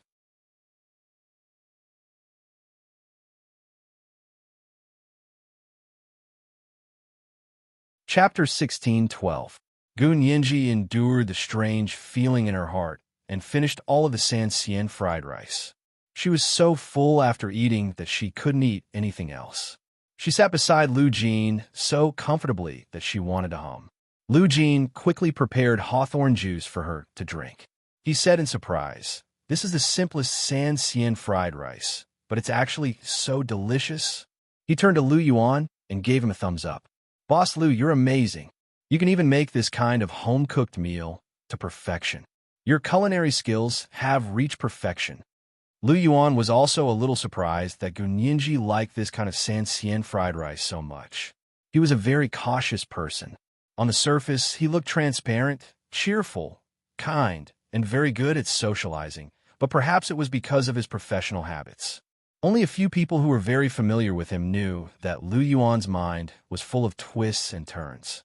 Sometimes, even he didn't know what he was thinking. "Ninji, you like Sansien fried rice so much? Have you eaten it before?" He looked at Gun Yinji quietly and placed a bowl of gastrodia, a lot of stewed, with pigeon in front of her. "Drink a bowl after it's digested. It's been stewed in an electropressure cooker for 3 hours. The gastrodia alata and pigeon have all melted into the soup." Gun Yinji rubbed her stomach and said weakly, "No, my stomach can't take it anymore." She squinted her eyes and smiled. "I've never eaten such delicious Sansien fried rice. Really, I almost swallow my tongue. The stir-fried bolitas with scallops over there is also famous for its freshness, but it can't even compare to the taste of your Sansien fried rice." After saying that, he leaned forward and said with a smile, "Boss Lu, why do you want to be a network security guard? It's a complete waste of your talent. You should open a restaurant, a chain restaurant, and let Huaxia cuisine go global." "That won't do," Lu Jin retorted seriously. "Boss Lu's food isn't something that ordinary people can eat. What's the point of opening a restaurant? Our boss Lu isn't married yet. How can he find a wife if he becomes a professional chef?" Gun Yinji burst out laughing. She clutched her stomach and cried out, I can't. I can't laugh. My stomach hurts." Lu Yuan rolled his eyes at Lu Jin and said resentfully, "You're right. I won't cook for you in the future, in case I can't find a wife. Haha. Just cook for me and Yinji." Ha! Lu Jin was in a very good mood. He put on a show by himself. Lu Yuan sat quietly under the light and slowly finished his meal. He did not say anything else. Gun Yinji thought about it and looked at Lu Yuan again. She noticed something that she hadn't noticed before. From this, it could be seen how terrifying the first impression of a person was. Gun Yinji knew that Lu Yuan was a cautious person, so she didn't stare at him blankly.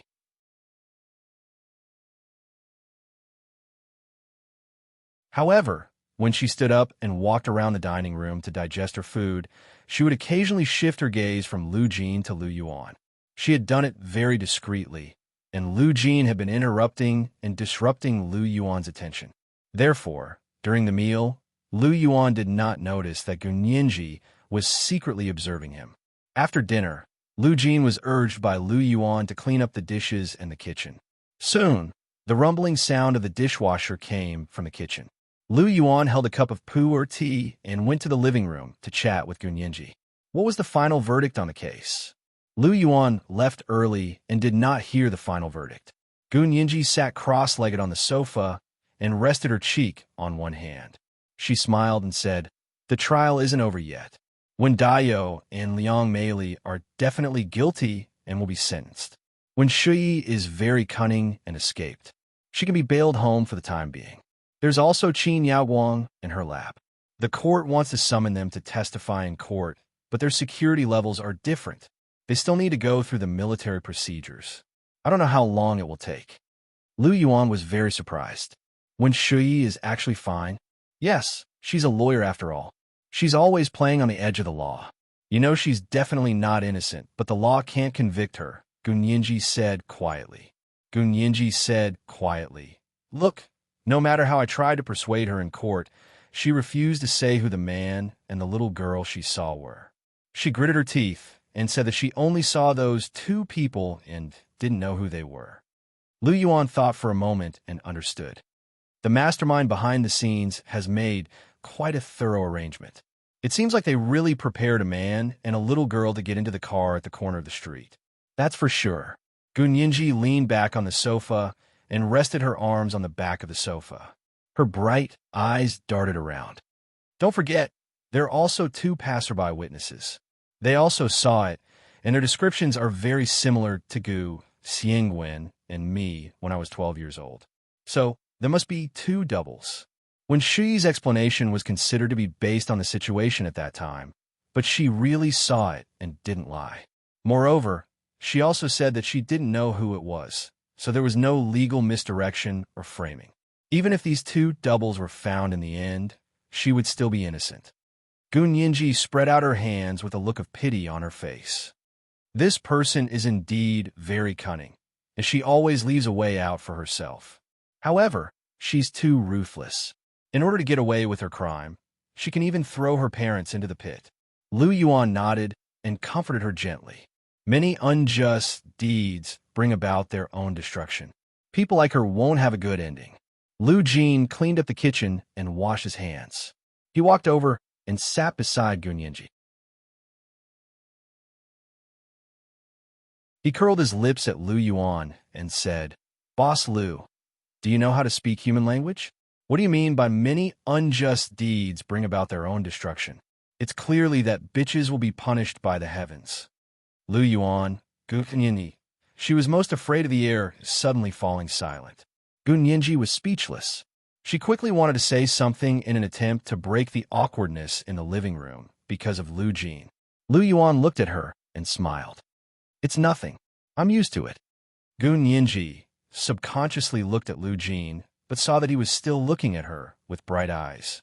His face was nervous and asking for praise. He had no idea that he had almost killed the conversation just now. As a patient with terminal interpersonal disorder, one of Lu Jin's best skills was to kill the conversation. Gun Yinji suddenly felt a little sad. She knew that Lu Jin had tried his best to show his best side in front of her. Gun Yinji was the most protective. She smiled and gave Lu Jin a thumbs up. Dad's always so sharp when he speaks. His words are so sharp that they go straight to the bone. They're so sharp. Lu Jin was instantly happy. He said happily, "Not at all. Yinji, you're the one who knows how to talk. I learned everything from you. You were so cool in court. Even Lawyer Qin wasn't as eloquent as you were at your age. You've really surpassed your master." Gun Yinji covered her mouth and laughed. Suddenly, she felt that something was wrong. The student had surpassed the master. How could these words be used between her and Qin Suan? The corners of Gun Yinji's mouth twitched. "Dad, I've surpassed my master? If young master he hears this, he'll talk to you. Sometimes you have to be artistic when you speak. You can't use words carelessly." Lu Jin was stunned for a moment. He scratched his head and stiffened for a moment, but he quickly came back to his senses. He laughed and said, "I'm not wrong. Lawyer Qin personally took care of you back then. Although it was only for 2 years, TSK. If she could have taken care of you until now, how amazing would you have been?" Gun Yinji seemed to remember that Iji Chu had also said the same thing. She thought about it and felt relieved. She leaned back on the sofa and looked at the curved TV screen on the opposite wall. She said calmly, "That's a pity. Lawyer Qin is such an amazing person. By the way, I haven't watched the video of Lawyer Qin's trial that you gave me." She stood up and went to her room to get her laptop. She planned to connect it to the curved TV on the wall to watch the video. Lu Jin took the remote control and turned on the TV first. He waited for Gun Yinji to connect the laptop. He turned on the news channel. It was the evening international news. On the TV, a dignified and beautiful female anchor reported sweetly. Yeltsin, the head of the Moscow Municipal Committee of the Soviet Union, and Gorbachev, the chairman of the Standing Committee of the Soviet Youth Affairs Committee, are visiting the United States. They are expected to go from the West Coast to the East Coast capital, Washington, tomorrow to meet with the President of the United States. Gun Yinji's hand paused. Yeltsin and Gorbachev? These two were famous figures in the other world. It was them who worked together to destroy one of the superpowers, the Soviet Union, and split it into more than a dozen countries, leaving only Russia to struggle. He did not expect that in this world, the Soviet Union was not divided, and not only were they still alive, they were also active in the Soviet Union's politics. Gun Yinji shook her head. She felt like she was overthinking things. Even the strong man, Pushin, had gone on stage. Would it be their turn to overturn the situation? She snorted disdainfully, connected the data cable, and began to watch Chin Suin's trial video.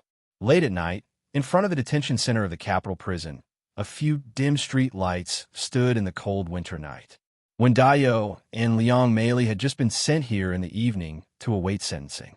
Two prison guards in long military coats stood guard at the door with their guns loaded. Although this was only the detention center of the prison, the surrounding walls were all electrified. Not only was there an electric fence, but there were also surveillance cameras everywhere. On the tower, not far away, there were snipers and observers on standby 24 hours a day. They would kill anyone who dared to break out of the prison or break into the prison. Because this detention center was in the capital, the security was very tight. The streets were very quiet, and there were few pedestrians. Occasionally, a few stray dogs would stumble over and sniff around with a few tin cans in their noses. The two prison guards standing guard didn't care. These stray dogs could be seen every day here, and they weren't particularly new. The clanking sound of the tin cans was very obvious in the night sky. One of the prison guards frowned and planned to chase the dogs away. He held his gun and left his position. He trotted to the stray dogs and wanted to chase them away with the butt of his gun. However, just as he got close, an unknown gas suddenly emitted from the tin can that the stray dog had pushed over. The prison guard knew that something was wrong with just a sniff, but it was too late to hold his breath. Soon, his limbs went numb and he fell limply to the ground. When the other prison guard saw this, he quickly ran over and tried to pull him up. As soon as he came over, he also smelled the slightly pungent gas and immediately fell limply to the ground. As soon as they left the detention center, 3 people in black clothes and hoods rushed out. They opened the detention center's door with the key that they had prepared beforehand and entered the detention center. At the same time, He Ji-chu, who had been waiting for news, received a call from the police. "Young master, the fish have entered the net. I'll be right there. Keep an eye on them." He Ji-chu stretched out his arms and put on his heavy military coat with bulletproof equipment. He opened the door and went out. This was the first update of the day. Chapter 1601, The Student Surpasses the Master. A reminder for everyone's monthly votes and recommendation votes. At 8 o'clock in the evening, the second update. Moi, moi, little angel.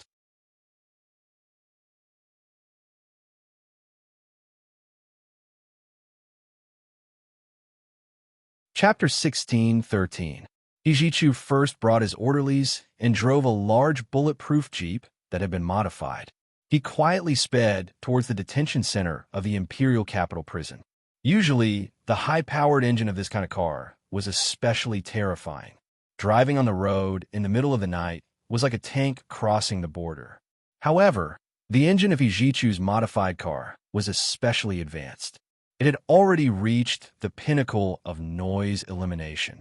Driving on the streets of the imperial capital in the middle of the night, it was as quiet as a ghost car. In fact, the model of their car was called Ghost. "Young master, there's a lookout car at 3 o'clock. He Ji-chu silently set up a special tranquilizer gun and stuck it out through a special hole in the car. In the cross-shaped field of view of the smart control far-infrared scope, He Ji-chu saw a few motionless red figures lying in ambush in the other party's car. With a cold face, his arm forcefully stabilized the butt of the gun. He first aimed at the person sitting in the driver's seat and pulled the trigger. Then, he turned the scope and aimed at the second, third, and fourth person. For muffled gunshots were heard, like the sound of bullets piercing into a pile of cotton. The people in the other party's lookout car had all been paralyzed by them. He Jichu ordered the people behind him to capture the 4 people in the lookout car for interrogation. At the same time, he formed a cordon and pushed forward layer by layer to surround the detention center.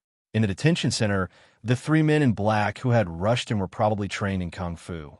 Their hands and feet were light and fast. Soon, they began to search for Wendayo and Liang Meili in the detention center. All day, where are they being held? Don't we have any information? They searched a few times but couldn't find a room where Wendayo and Liang Meili were. One of them was impatient. The person called Old A should be their leader. His voice was calm and powerful. They only said that they were sent here. As for where they are being held, he looked at the buildings here. There are only 120 rooms here. Each room has 2 people in it. It's not difficult to find them one by one. He made a gesture. You, go look for the 40 rooms on the left. You, go look for the 40 rooms on the right. I'll go look for the 40 rooms in the middle. Shoot if you find them. Don't talk nonsense. The other 2 nodded and began to search for Wendayo and Liang Meili in 3 directions. After separating, they were much more efficient. 10 minutes later, the person on the left found a room where Wendayo and Liang Meili were. He immediately took out the XX key and opened the cell. After Wendayo and Liang Meili were sent here, they were in a bad mood. They didn't eat for the whole night and couldn't sleep. Just as he closed his eyes, he heard the door creak open. Wendayo opened his eyes and jumped up from the bed. Who are you? What are you doing? The man was dressed in black and wore a mask. Without saying a word, he raised a long-handled pistol with a silencer and aimed it at Wendayo's forehead. Bang! The sound of gunfire reverberated through the cell like a dull squib. Wendayo closed his eyes tightly, ready to welcome the arrival of death. But he didn't die. The man who pointed a gun at him collapsed in front of him. A taller figure holding a spear stood at the door. Wendayo shuddered with fright. Through the light of the street lamps outside the door, Wendayo recognized the figure. It was General He's only son, He Jichu. Wendayo and Liang Meili rolled off the bed with a plop and knelt in front of He Jichu. Young master, The 2 of them kowtowed repeatedly to beg for forgiveness. He Jichu didn't have time to pay attention to them. He dragged out the person he had knocked unconscious with the tranquilizer gun and turned around to close the door. He used his Bluetooth headset to contact his own people. Did you catch him alive? Young master, One of them was injured and ran away. The other one was captured alive. After disarming him, he bit off the poison hidden in his teeth and committed suicide. He Jichu narrowed his eyes. The tranquilizer gun didn't work? It doesn't seem to work on him. He Jichu felt that something was wrong. The amount of anesthesia in their guns could paralyze an elephant.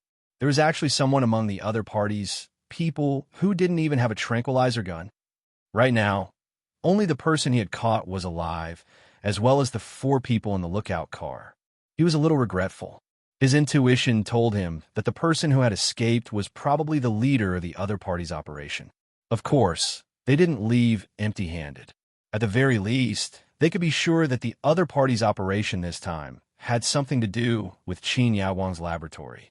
He Jichu sent people to search the entire detention center again.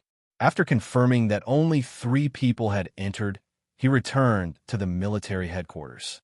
Wendayo and Liang Meili were transferred overnight and locked up in the heavily guarded military prison. 3 o'clock in the morning was the most sleepy time of the day for a person. Wendayo and Liang Meili had been scared time and time again since yesterday. They were already exhausted. Even so, at this time, they still couldn't resist the persistence and inertia of the human body's biological clock. Their minds were a mess, and they wished they could fall asleep on the spot. But they couldn't sleep. The 2 of them sat in the brightly lit interrogation room and tried their best to keep their eyes open. They watched the young master of the He family, He Jichu, walk in wearing a cold dark green military uniform. Young master, Wendayo's eyes turned red again. He hunched his back. Thank you, young master, for saving my life. He didn't have to be very smart to know that the person who came in first tonight was here to kill him and Liang Meili. As for why he wanted to kill him and Liang Meili, he knew very well. Hijichu sat down in front of them and crossed his long legs. His sparkling almond-shaped eyes were as cold as snow. He played with a small silver pistol the size of a palm in his hand and said coldly, "Sit." When Dayo and Liang Mei trembled as they sat down on the bench opposite him. There was a long table used for interrogation between Hijichu and them. There was paper and pens on it. Generally speaking, there was a special clerk for interrogations here. However, Hijichu interrogated them in the middle of the night and had to keep it a secret, so there was no special clerk. Hijichu had already asked someone to turn off the surveillance cameras. The two of them would write down what he asked here and then press their fingerprints on it. "Tell me, who ordered you to kidnap Miss Gu?" Hijichu went straight to the point. When Dayo shivered, he lowered his head and cried bitterly. "Young master, Shui's mother and I were blinded by lard and did such a wrong thing. We won't dare to do it again. In the future? You still want to have a future?" The corners of Hijichu's mouth twitched. "What misunderstandings do you have about the He family? Do you really think we are benevolent bodhisattvas? Idiots who are fooled by you?" When Dayo blinked and carefully raised his head to glance at Hijichu, he saw that his expression was indifferent, no different from usual. In addition, he had specially rushed over to save their lives tonight. He inevitably had the illusion that Hijichu still valued them very much. Why did he value them? It was definitely not because of them, so it must be because of their daughter, Wen Shui. Wen Dayo and Liang Mei both knew that ever since Gun Yinji disappeared, Wen Shui had indeed taken over Gun Yinji's position and moved into the He family's mansion to take care of Hijichu, who was ill. Later, she became Hijichu's personal secretary and followed Hijichu on business trips all over the world. The two of them should still have feelings for each other, right? When Dayo and Liang Mei looked at each other and quickly said, No, Mr. He and young master, he are both good people. We are indebted to you. We won't be able to repay your kindness, even if we work hard for the rest of our lives. We did something wrong. Please let us go on account of Shui, young master. He let you go? Why didn't you let Ninji go back then? She was only 12 years old. What did you want to do to her when you kidnapped her? Ever since Hijichu found out that the culprit behind Gun Yinji's kidnapping 8 years ago was not Gu Xiangwen, but Qin Yaoguang, Hijichu had an extremely bad feeling. This was a possibility that he had never thought of before and had never dared to think of. When Dayo trembled in fear, "We didn't want to kidnap her. It wasn't us." "Then who was it?" Hijichu stood up and propped himself up on the long table. He leaned forward and asked aggressively, "Is it Qin Yaoguang? What did she want to kidnap Ninji for? Tell me." Liang Mei mustered up the courage to look at Hijichu and chattered on. "We can tell you, but we have a condition. If you could get engaged to our Shui, I'll tell you who asked us to do it. You want to negotiate with me?" Hijichu couldn't take it anymore. With a loud slap, he slapped Liang Mei off the bench and onto the ground. "Looks like you really misunderstand me." Then he kicked Wen Dayo in the chest. Wen Dayo cried out in pain and fell to the ground with Liang Mei. Wen Dayo endured the pain and helped Liang Mei up, only to find that her face was swollen from the slap. Liang Mei tilted her head and spat out a bloody tooth. Covering her cheek, she looked at Hijichu, who was filled with murderous intent and fear. She didn't dare to say a word. This was the second update of the day, Chapter 1602, Negotiating with Me? A reminder for everyone's monthly votes and recommendation votes. P.S. Thank you to Imam1313 for the 50,000 Chidian coins in the morning. Congratulations to Imam1313 for becoming the 28th leader of Hello, Major General. Update. There must be an update tomorrow. Moi, all the big shots and little angels.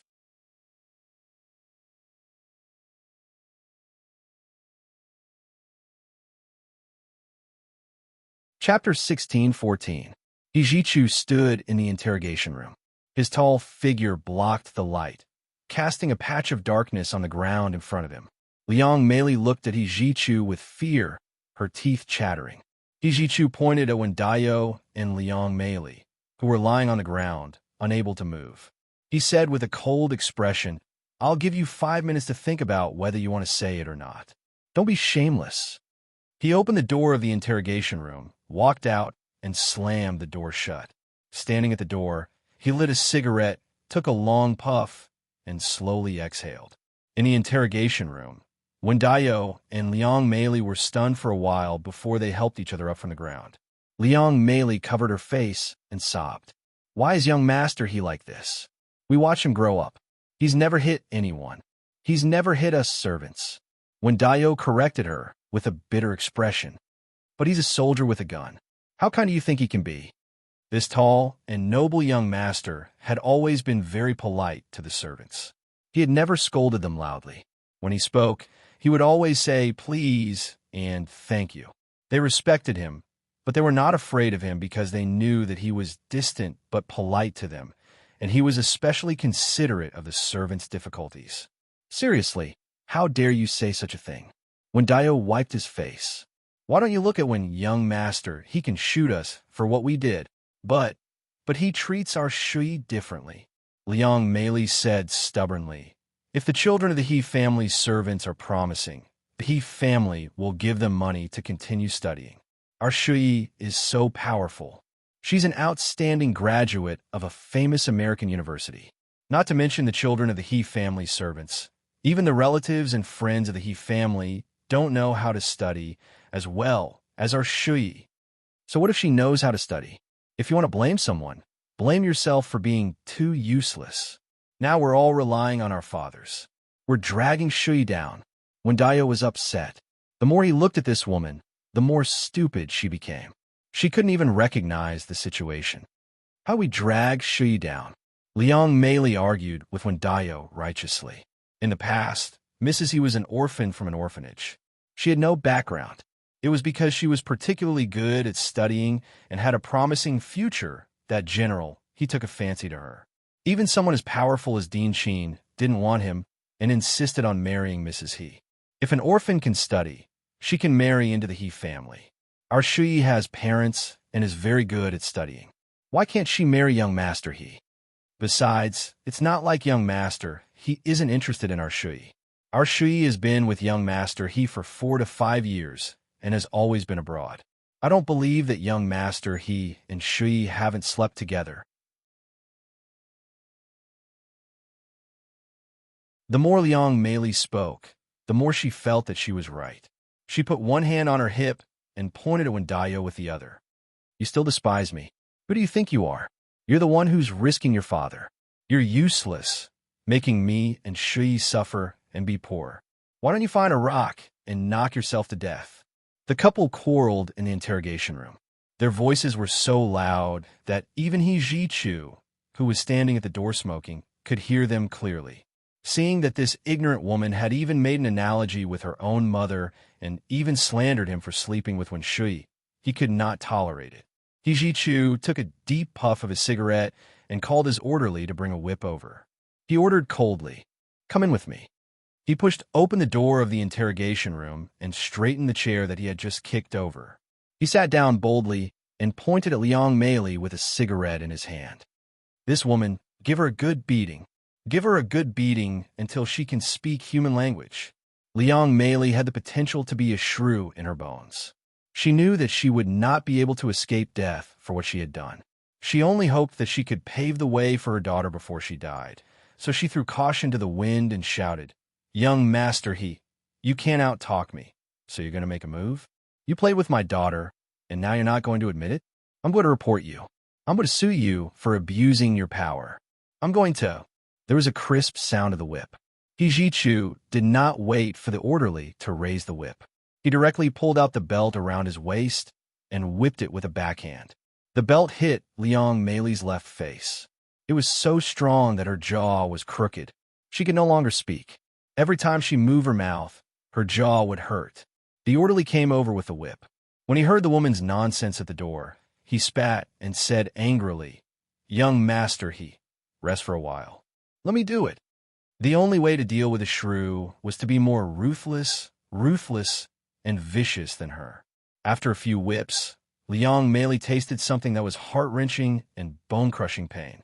She screamed at the top of her lungs, and it was very horrifying in the night sky. Hijichu stood at the side and smoked his cigarette. He did not even look at her. He pointed casually. Shut her mouth. Another orderly stepped forward and stuffed a rag into Liang Mei's mouth. Liang Mei could not scream. All the pain was accumulated in her bones and heart. Her facial features were distorted, and she looked 10 times uglier than usual. Wendayo hugged his head and shrank in the corner. He did not make a sound, afraid that the whip would hit him. After 10 minutes of whipping, Liang Mei was panting like a cow. Her face and body were covered with swollen whip marks that were 4 fingers wide. Her entire face was unrecognizable. Hijichu raised his hand. His orderly immediately stopped and stood to the side with a whip in his hand. Hijichu stopped asking Liang Mei. Instead, he walked to Wendayo's side and kicked him. He said calmly, "Tell me, who ordered you to do this?" Wendayo trembled in fear. He slowly raised his head and looked at Liang Mei, who had been beaten. He closed his eyes and sighed. "It's useless even if you beat us to death. We actually don't know who it was. That person gave us money to do something. After it was done, Gunyinji's position would be Shui's. We were confused for the sake of Shui. Young master, this has nothing to do with Shui. She doesn't know what's going on." Hijichu raised an eyebrow. "She doesn't know? Heh, do you think I believe you?" He turned around and left the interrogation room, leaving only 2 words, torture. After leaving Wendayo and Liang Mei's interrogation room, Hijichu went to the cell where the killers were being held. "How is it? Are they awake?" Hijichu stood in front of the iron railing and watched the movement inside. "Young master, they're not awake yet." His medical officer was very puzzled. "I've already injected them with the anti-anesthetic agent, but they're still not awake." Hijichu frowned. "Open the door. I'll go in and take a look." "Young master, I'll go in." The medical officer thought about it. He couldn't let the chief general take the risk. "They're in my territory. Why should I be afraid of them?" Hijichu glanced at the medical officer. "Open the door." The medical officer opened the cell's iron fence door with a bitter expression. Hijichu strode in. There were 5 people lying on the ground in this cell. 4 of them were the informants in the lookout car, and the other was the killer he had personally knocked unconscious with an anesthetic gun. He was in Wendayo and Liang Mei's detention center room. He put his hands behind his back and looked at them one by one. His frown deepened. No matter how he looked at it, something was wrong. Finally, he half squatted down in front of the killer and tested his nose with his hand. He's not breathing anymore. Hijichu slowly stood up and looked at the medical officer coldly. "Are you sure you injected them with an anesthetic agent?"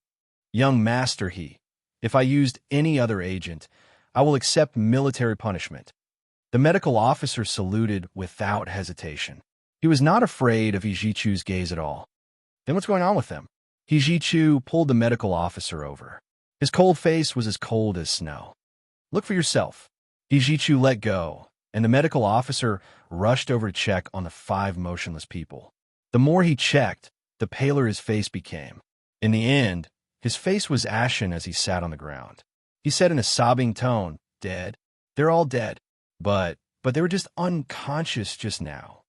I checked them. I still have the examination records to prove it." Hijichu was also very angry.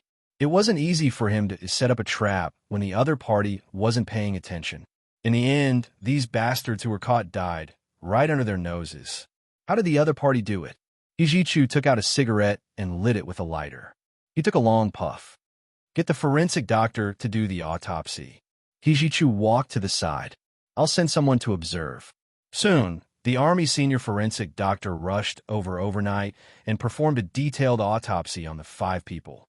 When the next morning came, the autopsy results were out. "Young master, these people were indeed only shot with an anesthetic gun. The medicine they were injected with was also a special medicine to relieve anesthesia. There were no other poisons in their blood. Then how did they die?" Hijichu raised his eyelids and asked expressionlessly. "Don't tell me they committed suicide." The forensic doctor looked at the medical officer awkwardly. The 2 of them looked at Hijichu together and said, "They were killed by remote control." Hijichu, the forensic doctor quickly placed the results of their test in front of He Ji-chu. Young Master He, please take a look. This is their brains. There is a small explosion inside, causing the brain stem to die. The reason is that their brains have been implanted with a chip.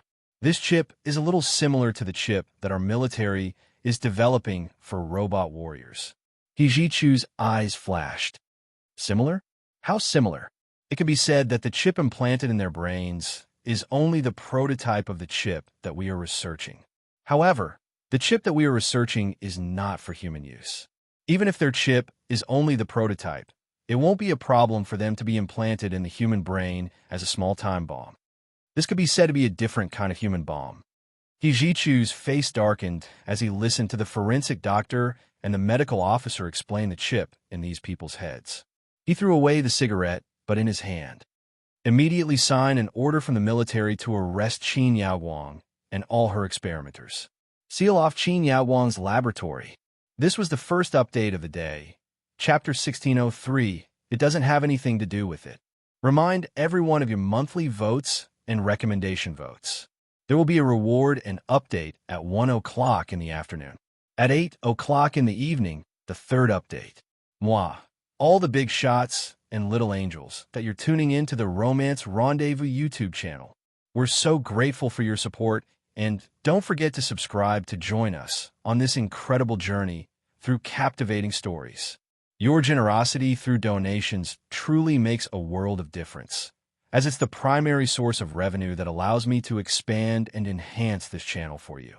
Thank you from the bottom of my heart for being a part of this adventure.